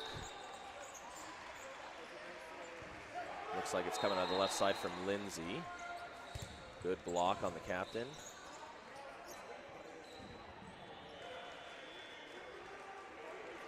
Mint's new jerseys have been designed by Jennifer Chung. Shout out to Jennifer Chung, one of the players on Requiem. Also designed new jerseys for us. We're going to be releasing those on Saturday. They're pretty nice. I'm biased, obviously, but I'm going to say they go pretty hard. Wow. Good spots from both teams. Croft gets caught in his back throw, his wind up.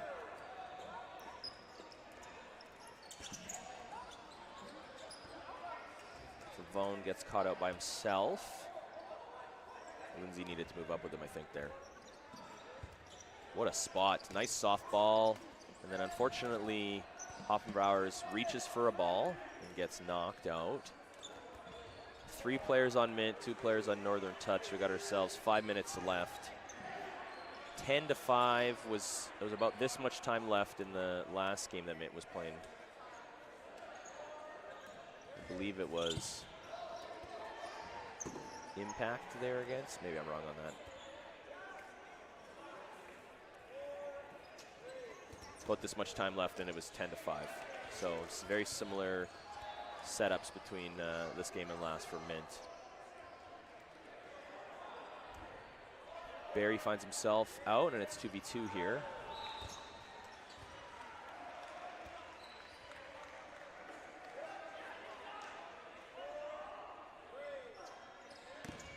Wow.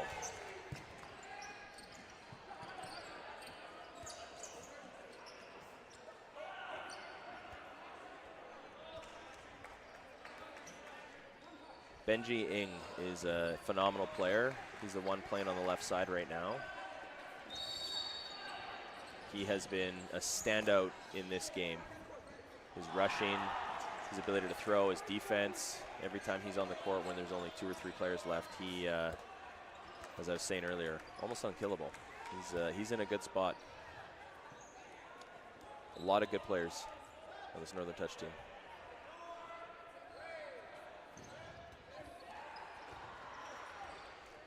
Invalid throws being called in this tournament. Unless you're on the losing side, it's kind of not really going to be called. Lindsay looked like he was trying to hit there, but he's pretty tired. Amazing blocks, but there was one that hit his right shoulder. Ing throws an extra one just for good measure. We're down to 3 minutes.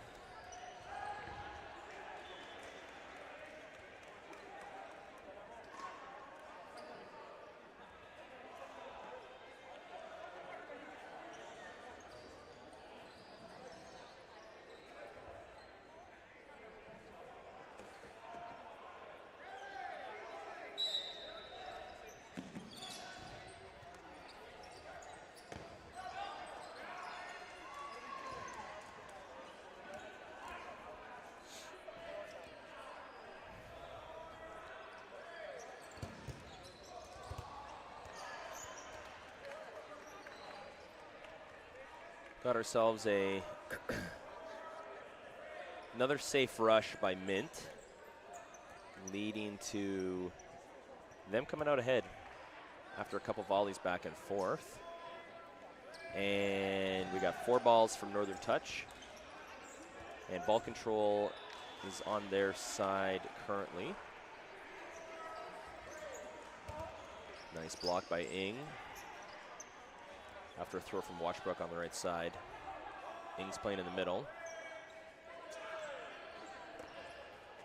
Low ball.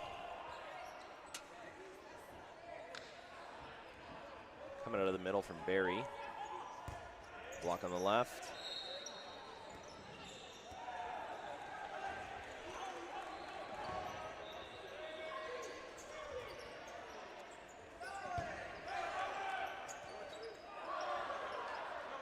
The first throw was invalid. And I think I heard the ref say invalid. So now we're down to last player. Oh. And he absolutely just killed 4 players off of 3 rapid fire throws. Almost a catch off of KBB into Favone. And now it's 2v1. What just happened? And it hit at his elbow. Good honesty. I mean, wow. That was crazy. Just pumping his own stats. I just need to go get 4 kills for my stat line. Let's just go and take that out in 3 seconds. 37 seconds. We've paused we're going to get the rush off here. And this will be our last set for the match. It's currently 11-5 for Northern Touch. Probably a moral victory. We're starting. And then it's, all right. It's going 45 seconds. And then now he's going to start it. All right, we're going back to 45 seconds. 45 seconds starts now. Washbrook in the ball. Oh, what an absolute crazy catch.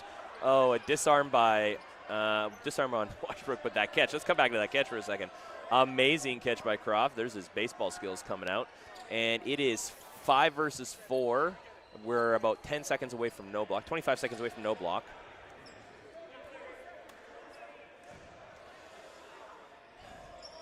From Croft. Good spot, nice and low. Lost the handle on that one. They've got 4 balls now, Northern Touch, and 10 seconds away from no block. First block there, big, huge hit by KBB. Tank tries to jump over it.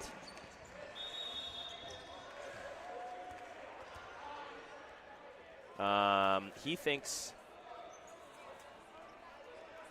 Hoover doesn't know if he got hit. That one was really close. I'm going to be honest with you. I think he was out. But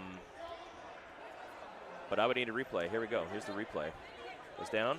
Yeah, hits him on the thigh. Yeah, he's out.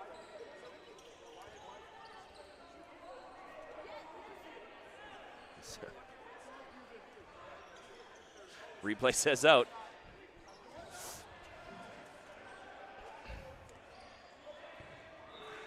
He's not acting suspicious. He knows he's out.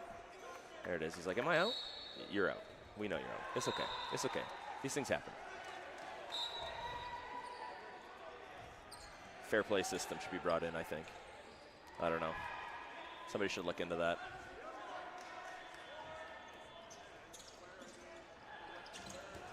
Wow.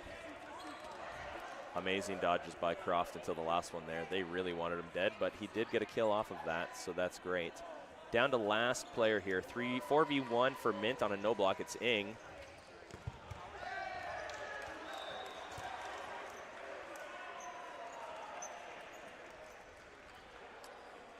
And you got that moral victory now for Mint.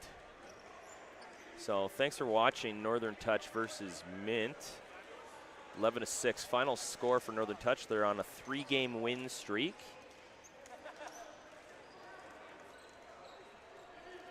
My name's Christopher Banner. You've been watching the 2026 Club National Championships here in Markham, Ontario. And I think we're actually near the end of the day for day 1.